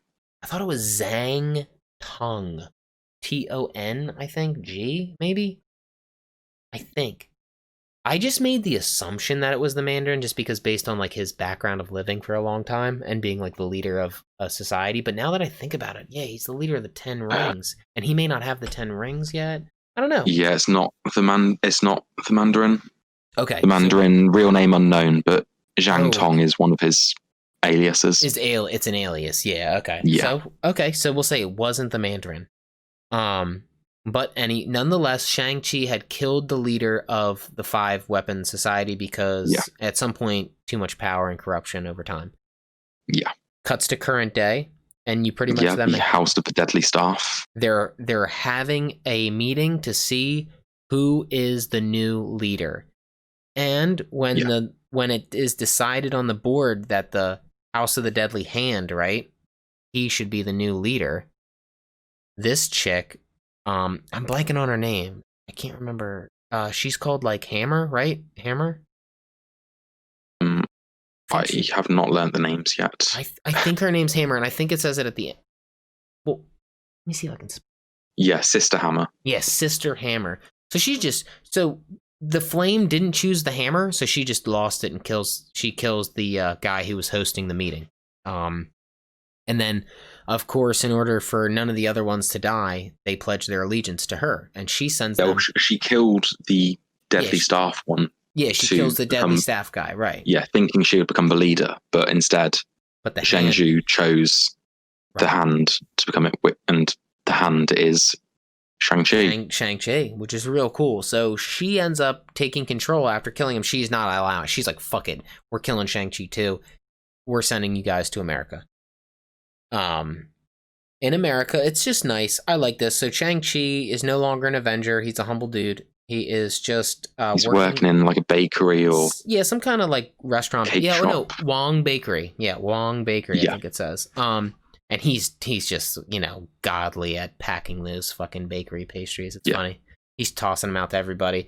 And then pretty much it's funny because I just little point out that like the grandma or whatever goes back and she's like, "You stay here, your muscles." I just like that shit. Like she's like, "Your muscles will sell pastries." I want you front of store. Yeah. I think that's hilarious. So then you have a girl walks through the door, a woman. We'll call her a woman because she's old enough. And this is Grandma Wang's granddaughter, niece, and it's Delilah. So they meet. They have a nice conversation. It's funny though because then after they have their nice conversation, Grandma pulls the niece aside and pretty much says, "I told you." Oh, when Delilah says goodbye and talks to Grandma, she slips him a phone number. Yeah. And she says, "I wanted you to visit so you could get his autograph because remember he's an Avenger, but not so you could date him." And then she says, "What's wrong?" And she says that it's a bad family murder. So Shang-Chi overhears that and kind of puts his head down because it's like, fuck, he just got like stereotyped through his family. He sees somebody, and while that happens, he sees somebody on the roof. So he's running after this chick. Turns out that this chick is from the British Secret Service or secret agent, and they had worked together, I guess, previously. Yeah. And they have Liko Wu. So as they're talking, I just like this too. Shang-Chi seems to pander to Americans, which is interesting. So Shang-Chi, she pretty much says, why are you talking in such broken English? And he says, because if I talking in broken English allows me to not get overlooked by like Americans, if like I use big words so they don't look through me, they look at me or whatever. And I thought that was interesting. I'm like, damn, that sucks, dude. That people, I don't care how you talk. I don't care if you got a stutter or anything. Like, I don't fucking judge people like that. So I just thought that was an interesting point. And then it's funny because then he fucks up and says, he uses another like slow talking big word and then he switches over. He's like, Liko, you have yet to divulge. And he's like, you still haven't told me why you're here. You know what I mean? Like, it's like funny. He changes his speech to just talking normally because he can. Boom, they break in. So this is the group that Sister Hammer sent in, and they fuck him up pretty quick. They pretty much come here though. They fuck up a bunch of people, but then like two of them are like, yo, oh, these are two that show up that aren't, he's hidden. He reveals himself. So like they're all dressed in the garment, but then like two of them reveal that they're like, nah, fuck this group. We actually came here to talk to you, Shang-Chi. We need you to go back and fight Sister Hammer because she's doing this and you're the chosen one. So pretty much what do? They drop smoke. Yeah, they drop smoke. They disappear. They run back. Tell them that, what is it? What do they say? Shang-Chi, they've all failed. Shang-Chi lives, that nobody could kill him. She kills that dude with this big ass hammer. So this is Shang-Chi's sister, his mother's only other child. And it's a name he hasn't heard in a while, So he thought she was dead. Yes, so once again, we have a misunderstood anger issue, through Sister Hammer. So the way it ends is, I have a little sister to save. Shang-Chi says that, and then I have to kill my big brother. Oh, I have to save my little sister. I have to kill my big brother. So we have one of those like brother-sister rivalry things. Interesting. Yeah, and this is only a 5-issue mini. Oh, cool. That's nice. Yeah. That makes it more worth the readings, just for me. I enjoyed this well enough. I'd like Gene Luen Yang as a writer, so I'm probably going to check all this out. Yeah, I'm probably going to read them all. I was pretty interested in it. Gene Luen Yang is the one who wrote that Superman Smashes the Klan young adult book. Oh, yeah. And that was really, really good. Yeah, that's sick. I highly recommend that. I can still pick it up I'll pick it up as a collective one. That's neat. Let me see what was next. We have Texas Blood and Wonder Woman. Blood. Cool. Yeah. So Texas Blood 4, go for it. Yeah, written by Chris Condon and art by Jacob Phillips. And yeah, this is still really good. So it starts off with Ralph. It starts off, doesn't it start off with his girlfriend that he abandoned? Yeah, that's what I was trying to remember his name so I could say his girlfriend. Oh, is it Ralph or Randall or Ray? Randy, isn't it? Isn't it Randy? Randy. I think it's Randy. Randolph, was it Rand? Ray.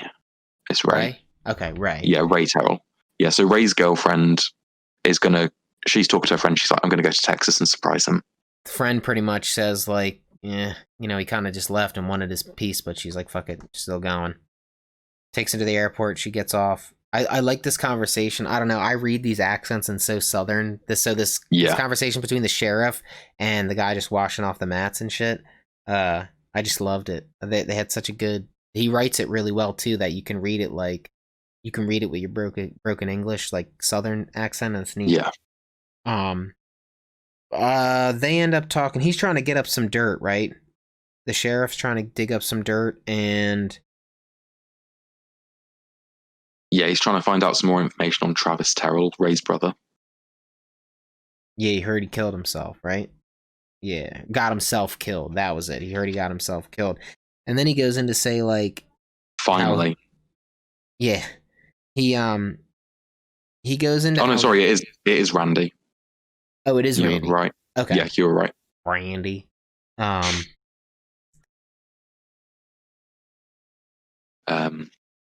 Yes, they say that Travis owed a lot of money, etc., etc. Same old, same old.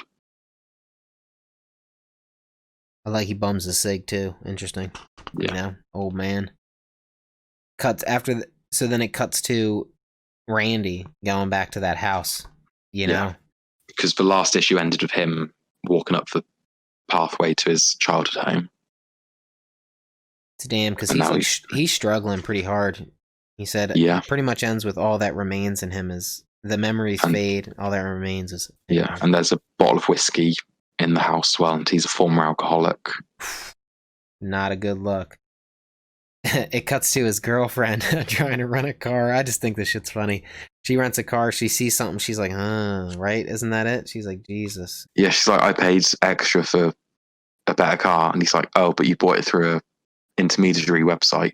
We don't honor that. We don't honor those. But for you, this time. She kicks off and. So. And he gives her a Fiat 500, which is just an ugly car. Yeah, not much of a car, we'll say that. It's hideous. The den of an attic. So then it cuts back to Randy. We got blow, a couple little things of blow, and a dollar bill.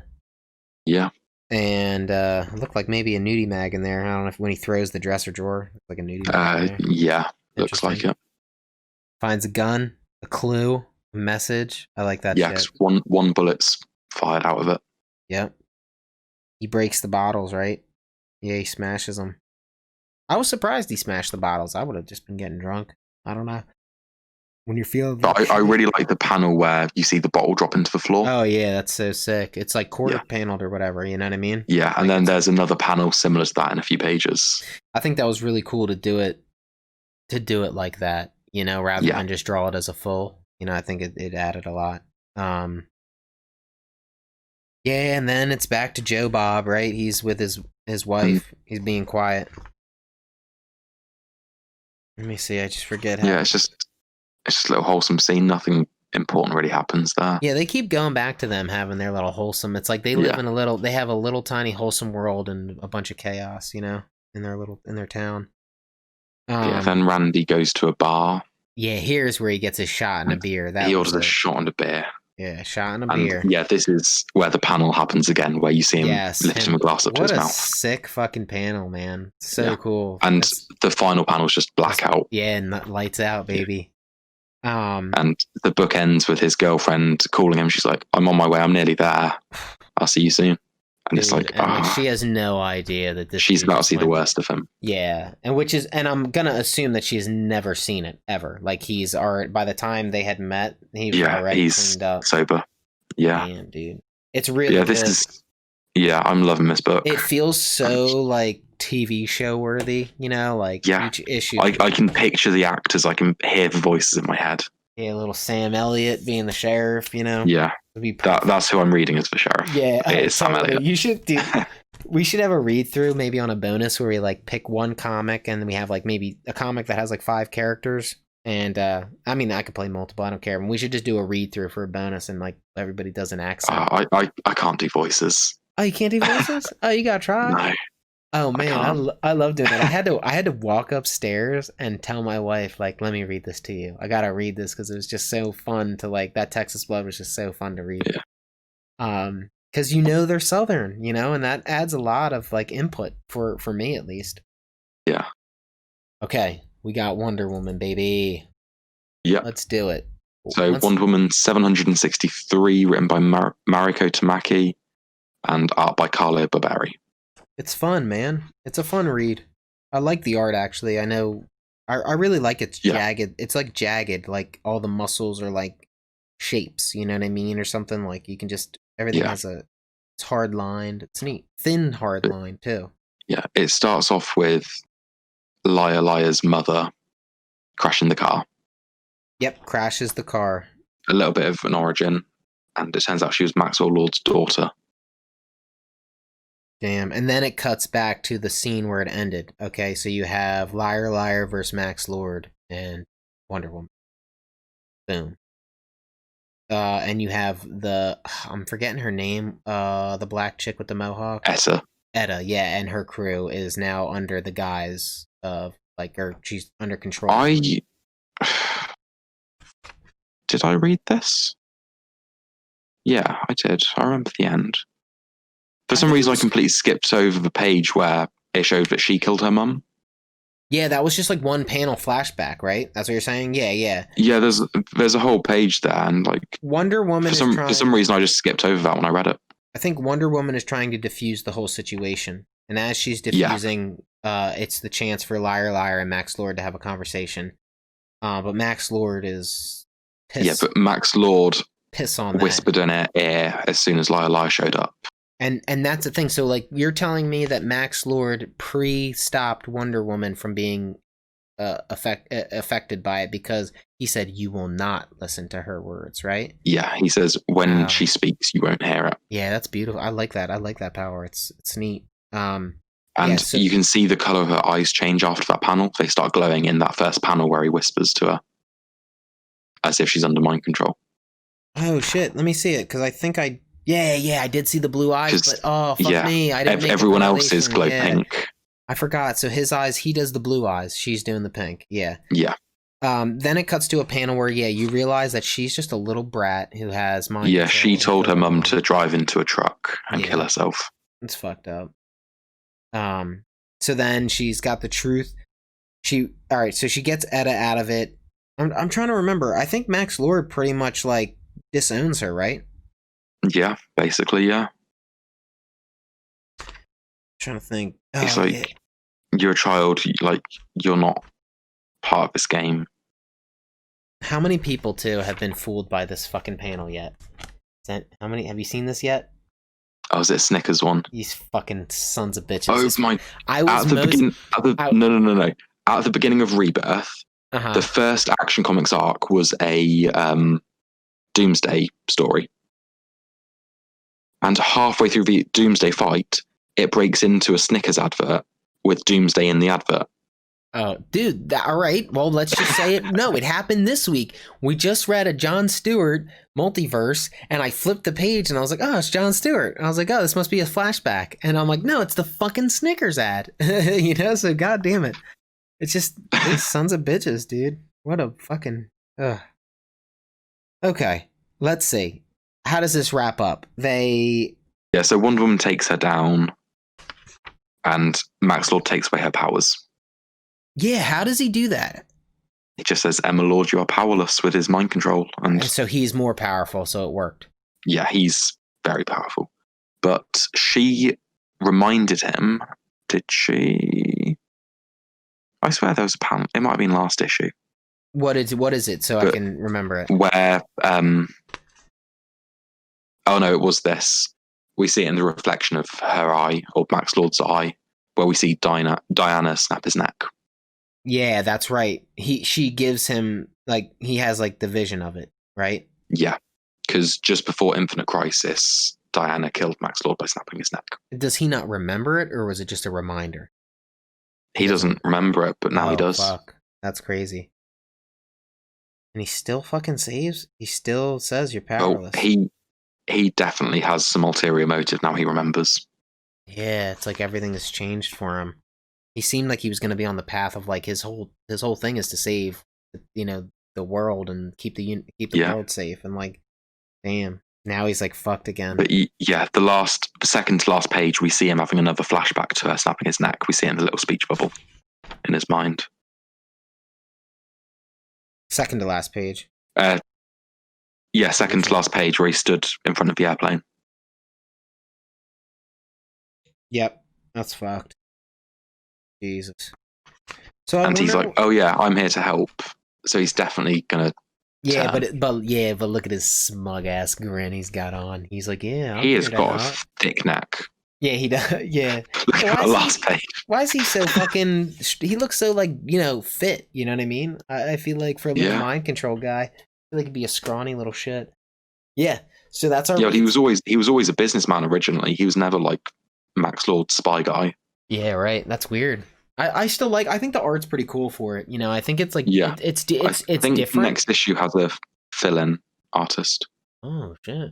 Well, we'll have to compare then, because I like the first art too. I thought the first art was wonky and weird. Yeah, Steve Pugh is doing the next art. Oh yeah. Let's see.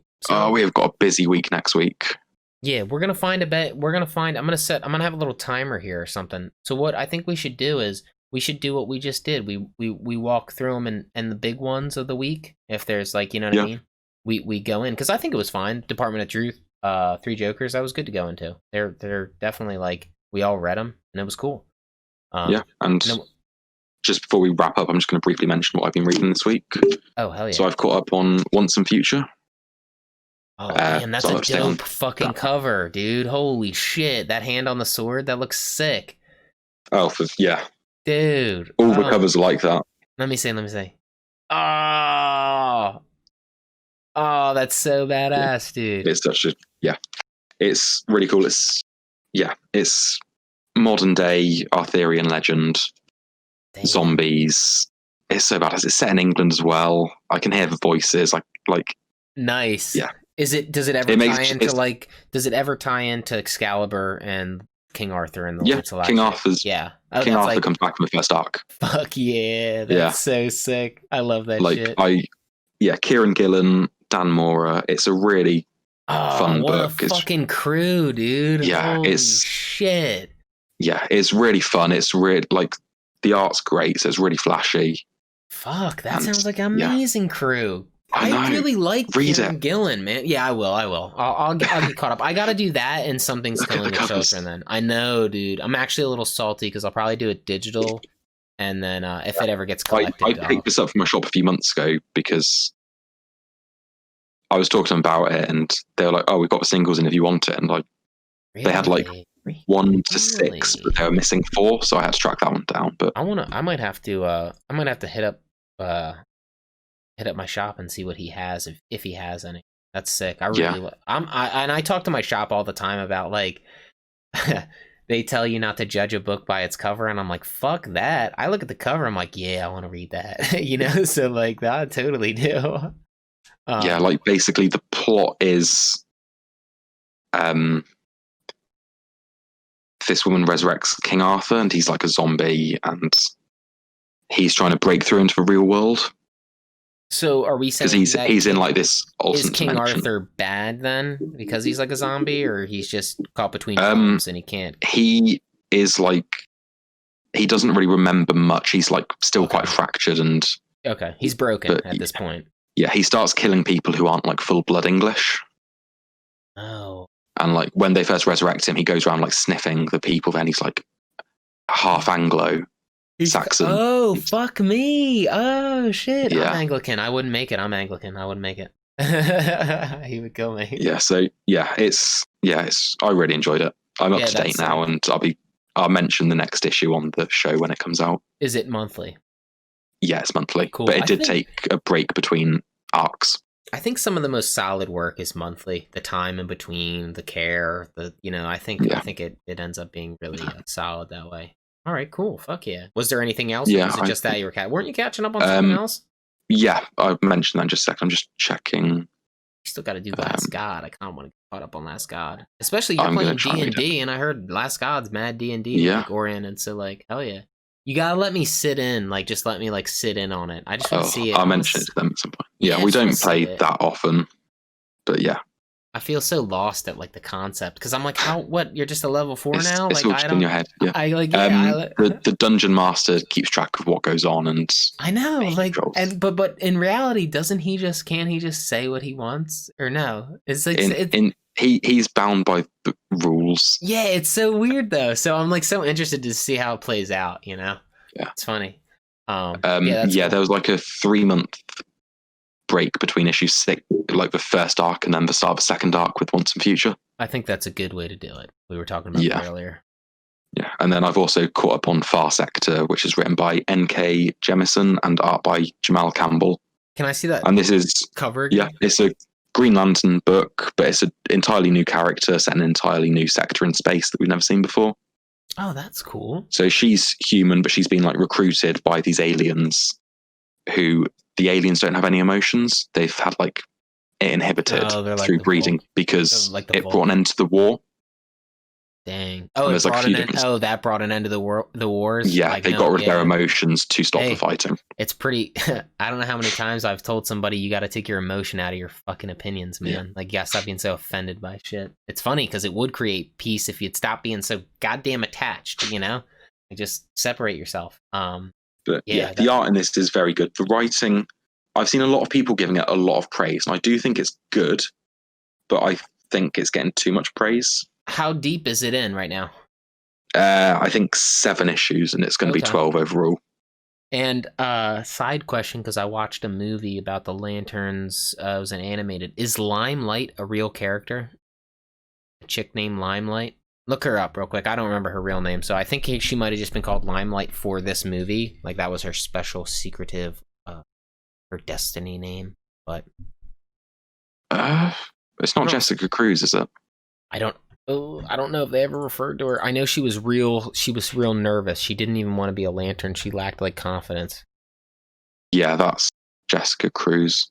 I've never heard her called Limelight though. It's only in this thing. Okay, so she's called Limelight in the future. She's known as Limelight, not in her present. It's the thing she did and the was this the Justice League versus Fatal 5? Yeah. So the Fatal 5 are from the fucking 10,000 years in the future or something, and the people in the future call her Limelight because she created peace, through her actions. She's a Green Lantern and she has anxiety. Yeah, she had crazy anxiety. It was neat. It's funny how that affects. Yeah, she was created by Jeff Johns in his Justice League run in New 52. Oh, yeah. And then she got her own series with Simon Baz, who's another Green Lantern, at the beginning of Rebirth called Green Lanterns. Okay. And that was a really good series for the first 25, 30 issues. I can't remember how long the first creator was on, but yeah. That's good. That's cool then. She's a pretty cool character. Yeah, I like the anxiety thing was cool because I just saw Wonder Woman you don't have a choice. And I was like, damn, she's hitting with the hard truths, you don't have a choice. I always like that shit. Wonder Woman's fucking badass, dude. Yeah. She's real hard. She's a hardened warrior, which is neat. Cool. We did. Yeah, and just going back to Once and Future, I said to you earlier that the second arc introduces Beowulf and Grendel. Oh my god, that's so cool. What a great lore. That's a great pieces of lore King Arthur, Beowulf. I wonder who's next. And it all ties in you know what I mean? Beowulf went into King Arthur's realm, and King Arthur kind of recognized him. He's we fought, but I don't remember. Oh. And then Merlin's there as well, and Arthur doesn't remember him. Damn. Oh, is Merlin a douche? He's playing 4D chess at the minute. Okay. I'm just, because everyone else is playing checkers and he's playing 4D chess. What a douche. So yeah, he is a douche. No, doing what a nutball. Yeah. I thought I just read something with Merlin, didn't we? Damn, what is that? I don't remember. I swore I just read something, And it turns out he was a real fucking asshole in the story. Fuck. I'll get it. I'll figure it out. And I'll holler back. But hell yeah, we did it, right? That's it. Yeah, and should we mention what we're reading next week? Sure. Yeah, let's go over it real quick. Yes, we've got The Boys season 2 finale. We've got Batman 100, which is the end of the Joker War arc.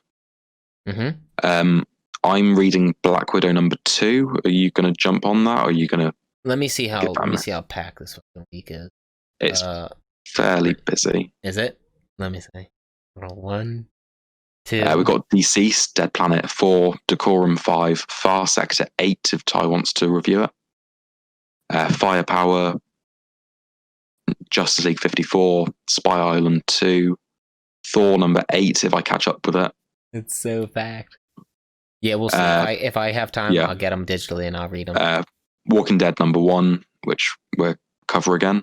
Yeah, that's nice. Well, first time for you, but... Yeah, definitely first for me, which is cool. Yeah. Then we've got X of Swords 3, 4, and 5, Young Justice 19, and then a few number 1s, American Ronin, which you said you're going to check out. Fuck yeah. Yeah, I'm down to check that out. Yeah. I might give American Vampire 1976 number 1 a go. I feel like my thing with that one is like, I'm at the point where like, it's weird. Like, I want to read it. I saw it and I want to read it, but I'm also like, okay, so he has a previous story. It was like Nailbiter. Yeah, there's like Nailbiter. Yeah, there's like 6 previous trades, but I don't know how well it stands alone because this is set like 100 years after the last one.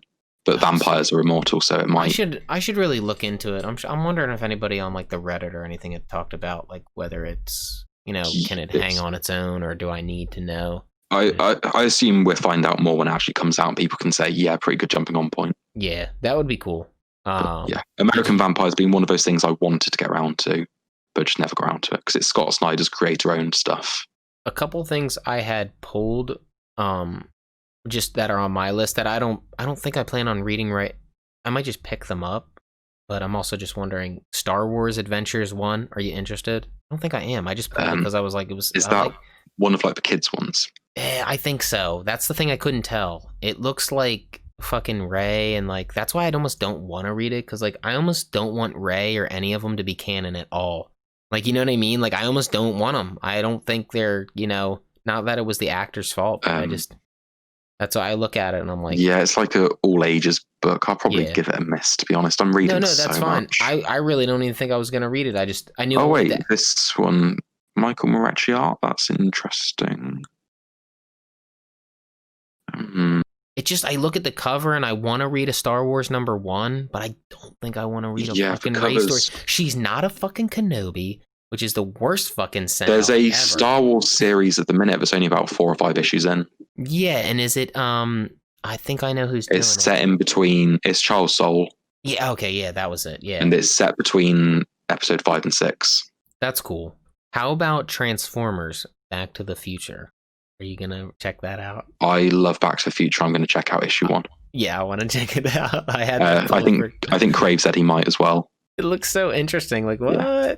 Marty! Like, I love Back to the Future. Me too. And if you're going to bring the DeLorean to life, I'm up for it. Oh my god, dude, wait a sec. I'm going to be honest with you. Hold on, I got is that the fucking... Have you seen, is it the have you seen the cover? Yeah, I didn't realize it was the DeLorean. Yeah. Holy fuck, dude. That's so funny. I didn't realize. Yes, that's the DeLorean, and there's the flux capacitor. Holy shit, I didn't look into it that much. Damn, the art looks really cool too, doesn't it? Like I haven't seen the interior. No. Oh, I guess the cover isn't a good representation, is it? Yeah, the cover. But look at the cover. They're drawn pretty cool. Yeah, it's the same artist doing the interiors as the exteriors. So I guess we could make the assumption that it would look like that, right? Yeah, I've got a preview here. I'll send you. Oh, cool.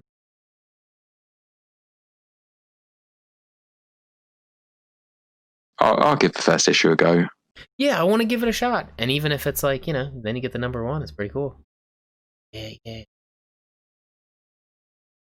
Yeah, look, they're shooting the DeLorean. Oh, yeah, that's cool. I don't want to read too much. That's neat. Hell yeah. So, yeah, that was my only other one. I thought it was interesting. Yeah, Norse mythology. Yes, and guess who's doing that? Is it Mignola doing that? He's doing some. I assume a different artist will do different stories in it. Oh. It's pretty cool. I'm very excited for the Norse. It's just like Neil Gaiman does a good job at least giving you the Norse stories, so you have them all. Yeah, he's a good writer. Yeah, A very good writer, I should say. yeah, I dig him a lot. And after like I said, I've listened to the audiobook of this thing, and it's pretty interesting. The stories are fucking wild, you know. Just like this is a religion, or what, you know, whatever you want to call it, a mythology. You know, this was once like a thing people listened to. Like, it's crazy. So yeah, cool. I definitely want to check it out. Yeah, I think that's it, right? That was all of them. Yeah, that's all I've got here. We got a busy week. Let me see what the next Are you excited to start your Walking Dead journey? Yeah, because I'm glad you guys want to read it too, because I'll read it if you guys want to read it for sure. I'll check out the first coloured issues, but I might just go back and read the black and whites. I'm gonna read the black and whites. You know, like I get for the review of the podcast. Definitely, somebody needs to grab a color just to see. Yeah, I'll get the colored one. It's almost like you need one colored from the original artist and one colored from the 7th issue and on, right? Didn't you say the first guy only did the You just need one because and one. I've seen with the first artist, it was very comic booky, and you could imagine it with color. Okay, let's see if I can get an art shade. The second guy's different. He draws very almost like it doesn't need it.